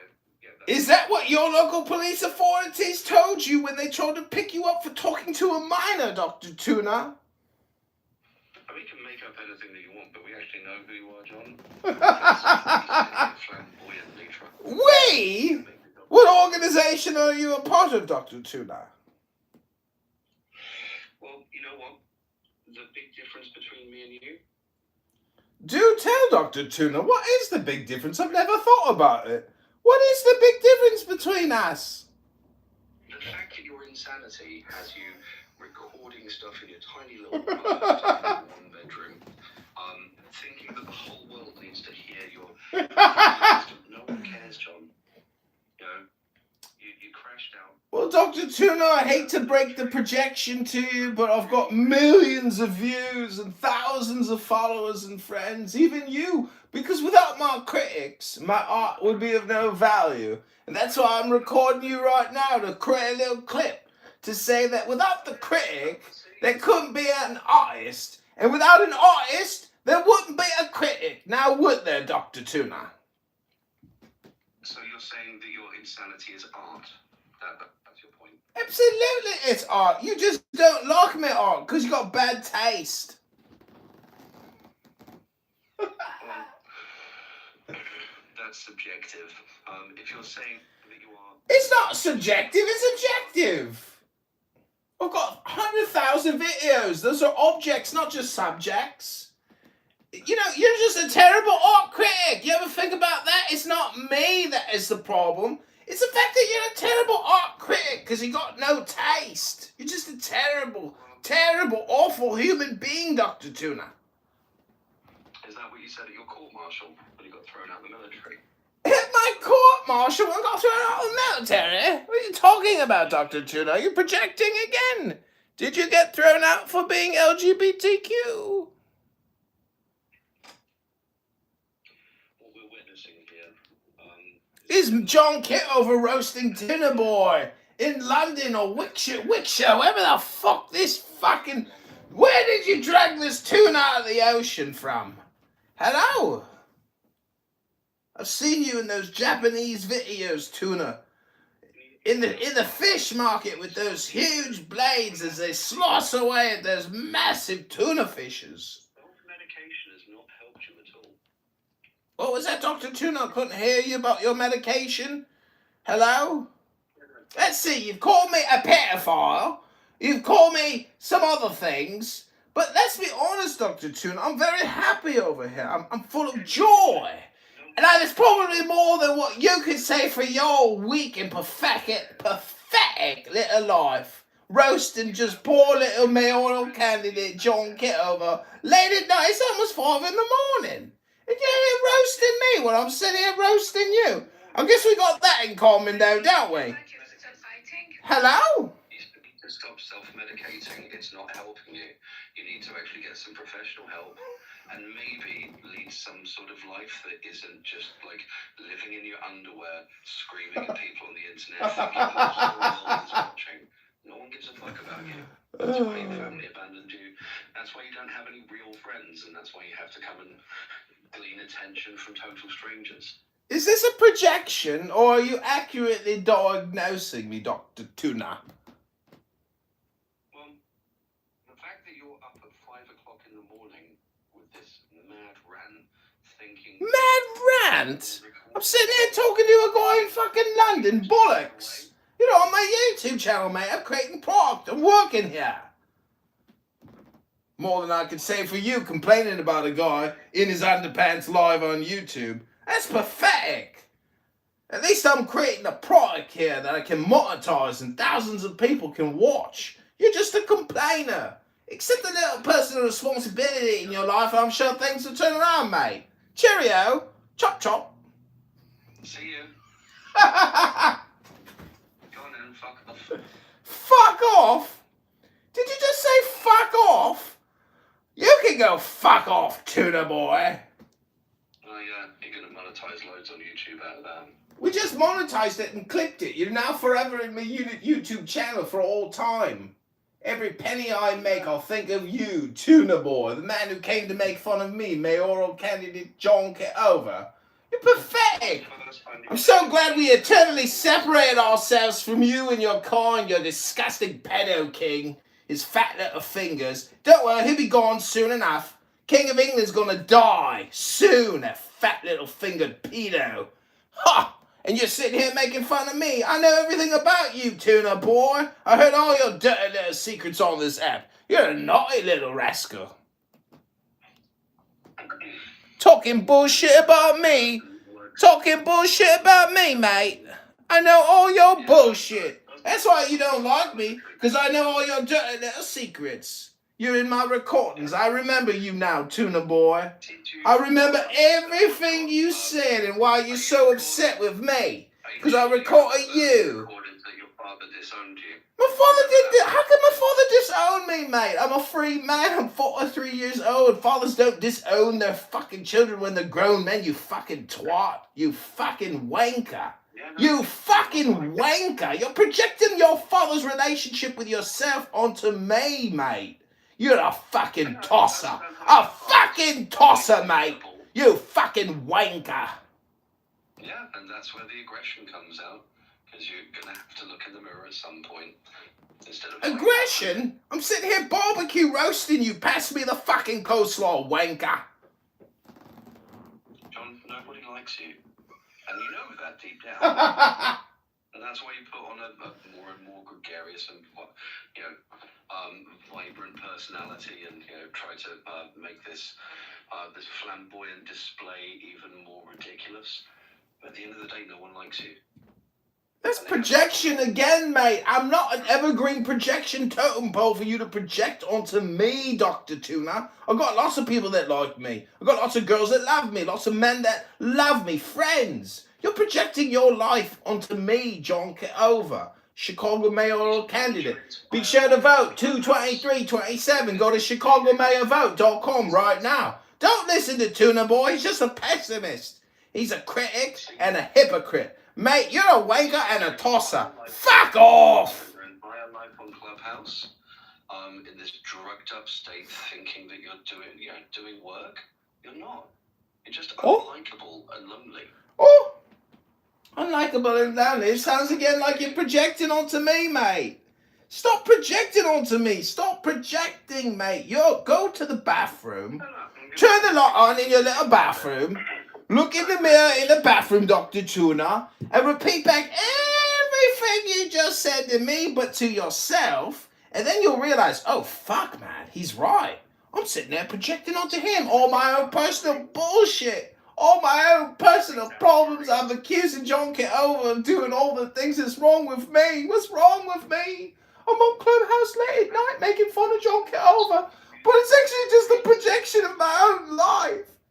Oh, Lord Jesus. Why am I on Clubhouse projecting onto John Kitover? Oh, it's so pathetic, Tuna Boy. You're so pathetic. Fucking wanker. Fucking tosser. I'm so glad we eternally separated from you fucking English twats. Thank God we had Thomas Jefferson to know that people like you are not worthy of our respect here in America. And that's why Thomas Jefferson eternally separated us through our Declaration of Independence from fucktards like you. Now go fuck off, Tuna Boy. It's not why you are just hitting each other, why you are doing this to each other. Instead of just having good conversation, you accuse each other for nothing. Oh, no, it's definitely on the register. No. It was thrown in. Come up with good things to speak about, not like just accusing each other for nothing. I'm not saying that John is right or you're wrong. You're right. Thank you, Paul. That's very gentlemanly of you and very grown up of you. Unlike Dr. Tuna here, he's just a negative nilly, a wanker and a tosser. Fuck these British English twats. Go fuck yourself. You're not gonna help do shit in Iran, are you? Because you're a bunch of pussy cowards. Oh, you're gonna sit at home with your little fucking king and count your fucking exchequer in fucking London. You're a pussy. You're never gonna go to Tehran and do nothing. You're useless, Tuna Boy. You're weak. You're pathetic. You're a wanker. You're a tosser. Now fuck off, Tuna Boy. Fuck off. John, please, let us speak to each other, not like just accusing each other for nothing. I'm telling you, okay, let's say that you're right or you're wrong. It doesn't matter. Like we are here to just speak with each other. These rooms are for speaking, not to fighting with each other with nothing. Okay, we have some like opposite opinion, but it doesn't mean that we are enemy. We are different people from different region with different thinking. We have to admit that that's the first thing that when we are coming to this clubhouse or whatever, and we are sitting in a space that we want to know each other. We want to learn from each other. We don't want to fight with each other. I know there are sometimes something you think is insulting. Maybe Tuna say something. Maybe I say something. But if we fight with each other, we cannot. Oh, I'm gonna let it go. Let's get a new topic going. Let's talk about something new. I don't need to talk about Tuna Boy anymore. I've roasted that fish. I've digested that sushi. I'm ready to shit out Tuna Boy out of my rectum, out of my anus, because he's nothing but shit now. You're nothing but a turd passing out of my anus and a fart. The air is just air passing over the turd. That is Tuna Boy for you. Thank you very much, Tuna Boy. Well, at least I don't fucking molest children. Projection alert! Projection alert! He said that. Projection alert! Someone's projecting on me again. Somebody's got some legal problems, Tuna Boy. You and Prince Andrew got something in common. You and Prince Andrew must be cut from the same cloth. You're pedophile, Prince. Prince Andrew the pedophile. Epstein's lapdog, his little pedo. You and Tuna Boy are cut from the same cloth. Oh, I've got a cute little British accent now. I can come online and slander people because I'm a fucking twat. A wanker. Oh, little Tuna Boy with this golden little soccer ball made of little diamonds. What a waste of time. Why am I even talking to you, Tuna Boy? Guys, don't offend each other. Khalas, you hear that, Tuna Boy? Khalas. Afwan Habibdi. Tuna Boy here is a special one. We're going to cook him up real good. We're going to serve him sashimi style. He's worthy of a good roast, a good barbecue, mate. We're going to roast up me some Tuna Boy. Cook him real good. This is your roast, Tuna Boy. It's your roast. No, it's your revelation. You got thrown out of the military. Got thrown out of it! Motherfucker, I'm 43 years old! This shit happened 20 years ago, mate. You're so pathetic. I'm a YouTube star running for mayor of Chicago, mate, and you're getting cooked. I'm cooking your tuna, boy. Well, you failed at your last political campaign, you'll fail at this. It wasn't a failure, you fucking loser. We changed a lot of shit. We caused major problems. We've achieved our goals. Our goal was joy. Our objective was joy. The experience was joy. Something obviously, Tuna Boy, you know nothing about. Joy. You have none. You're simply a critic. Nothing but a little pathetic little critic. Sometimes in life you are the bug. Other times you are the windshield. In this situation, Tuna Boy is just the bug, splatting across my window, spraying his bullshit. But, you know, I'm so happy I'm an American, and oftentimes I forget when I speak to these English chaps that they think they are far superior to us, when it was us who picked up the musket and said, "We are going to kill you unless you leave our shores and never come back. We are eternally separated from you low IQ, brain rotted out, pedophile, inbred English cocks. Farewell and good riddance, forever and eternally yours, Thomas Jefferson." You're on the register. But you're a danger to children.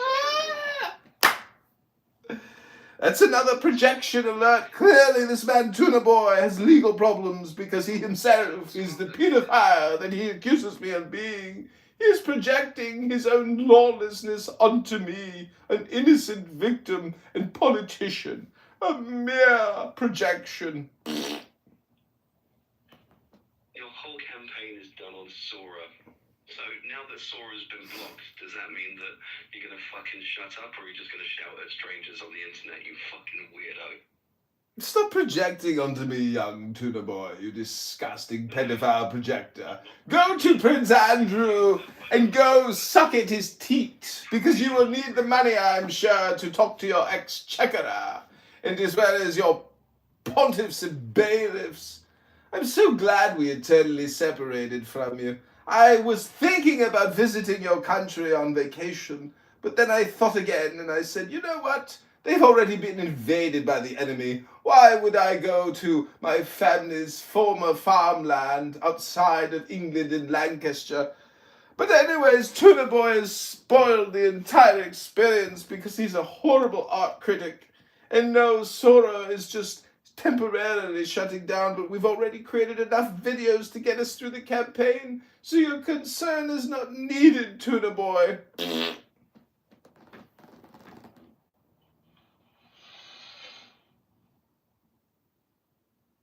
really hope that the drugs that you're on end up bursting your liver to save your neighbours from... So you've wished cancer upon me, a pop liver. When will your criticisms ever end? For surely you are the worst critic art has ever experienced. Tuna Boy is no artist, he is a projectionist. And thank God we eternally separated from these people. If you are an American, you have heard this conversation, you will recognize that Tuna Boy is a projection, and everything he has said against me is merely his inner monologue, reflecting his own disgusting behavior and his own personal defecation. Fuck off, Tuna Boy! We are eternally separated. Go back to your king and your pedophile Prince Andrew, you disgusting English twat. Separated, like your father who disowned you. My father is of no concern to you. He did the best job he could. But unfortunately, Tuna Boy, I'm sorry that you and your father have no relationship whatsoever to speak of. Please stop your projections upon me, innocent candidate Kitover. I am disgusted by you, Tuna Boy. I actually forgot you even existed until I saw you on the stage. I had never thought of you in many years. But yes, I did record you saying terrible things, awful things about your daughter. Oh, horrible things about the transgender ideology and the LGBTQ. Oh, how is your child, Tuna Boy? So, I get it. You're trying to find any rise, because that's what... I hit the nail on the head with that one. I recalled it. I recalled the things you talked about your child. I feel so bad for you. I remembered now. I should show some sympathy for you, Tuna Boy. I have more sympathy than your father did when you got kicked out of the military and he decided, you know what, you've had every opportunity and you've wasted every single one of them in your little room thinking that you're going to run for office. You're going nowhere near office. You're not a performance. Again, Tuna Boy, the topic is not whether or not I win the mayoralship of Chicago. I have a lot of joy in the goal, and the joy and the experience is joy, but your child will never be able to come back from the transgender operative surgery that your ex-wife did upon your child. What will you do to save your soul? You allowed this to happen to your child. How could you? So you're saying that you're in support of transgenderizing children? I'm saying your ex-wife transgenderized your own child. How does it feel to know that your own child has been transgenderized? I know you're trying to get a rise because I've really dug the knife in. No, you haven't dug a knife and we're already eternally separated. I'm just merely concerned about your transgender child, Tuna Boy. What will your transgender child do? Oh, your ex-wife, what a shame. Sticking that little knife in your back like that, Tuna Boy, must have hurt. Did I touch a nerve? Did I touch a nerve? Did I trigger something? Did I gaslight something inside of you, Tuna Boy? Tuna Boy! What have you done to your child, Tuna Boy? Oh, I can't believe what they did to your child. Oh, I feel for you, Tuna Boy. I feel for you. Did you just call me the F word? I'm going to have to report you to the ACLU. Hello? See, that's your whole thing, isn't it? Clip it! Send it to the press! Send it to Harvey Levinstein at TMZ! Who is this guy talking to Tuna Boy? You're lonely? Stop projecting your own loneliness onto me. Stop projecting. You can stop at any time, Tuna Boy.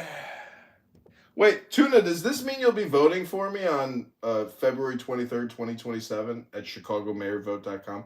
Is that what you're telling me, Tuna Boy? Family, and that's your fault. My family? It's all of the choices that you've made. I can't tell. You know, not every family member is always going to be supportive of your artistic endeavors, but we try our best. And sometimes you hit the mark. Other times you don't. But at least we tried. And in the experience, there was joy. In the goal, there was joy, something that you know nothing about. Because if I had a child, and I raised my child with virtue, morality, and integrity, certainly my child wouldn't become a victim of this transgender ideology, which your ex-wife has submitted your child to, and cut off and walloped off the wanker on your child, making your child wankerless. But you, sir, have lots of wanker. You're definitely bollocks, and you have tons of wankerage. I'm sure you can lend a little bit back to your wanker child. And when you're off Clubhouse, it will be reminded to you. And when I'm off Clubhouse, is that a threat?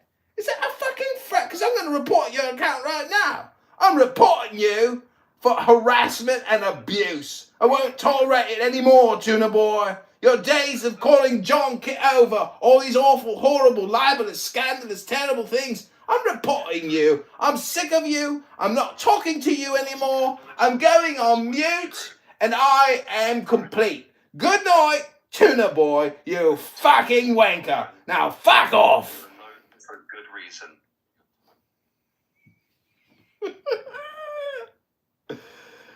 Okay, this has been a Matt Cool production starring Tuna Boy in London. He tried to roast us. He got pretty close. That was pretty good. I gotta give him some credit. But I think my English accent is so mocking, so incestuous, that in the end, if there was a rating system, we would have won.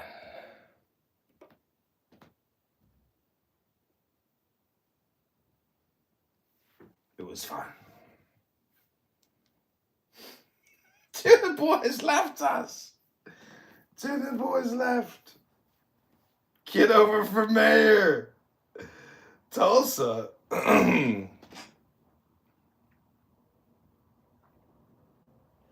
Tulsa.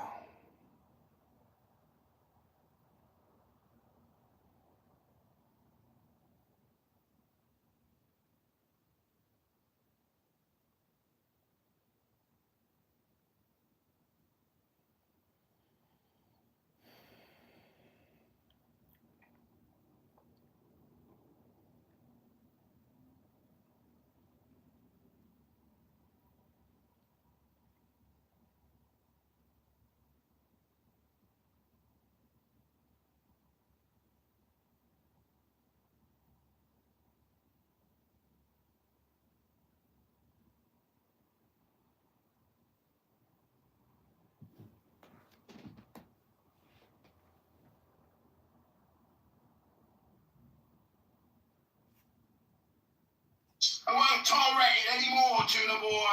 Your days of calling John Kitover all these awful, horrible, libelous, scandalous, terrible things, I'm reporting you. I'm sick of you. I'm not talking to you anymore. I'm going on mute, and I am complete. Good night, Tuna Boy, you fucking wanker. Now fuck off. Oh, this is gonna be funny. All right, I hope you enjoyed. Go to go to ChicagoMayorVote.com or JohnKitoverChicago.com or ChicagoMayoral.com, or you can go to ChicagoMayorVote.com. Hit the like button, share it, and subscribe to it.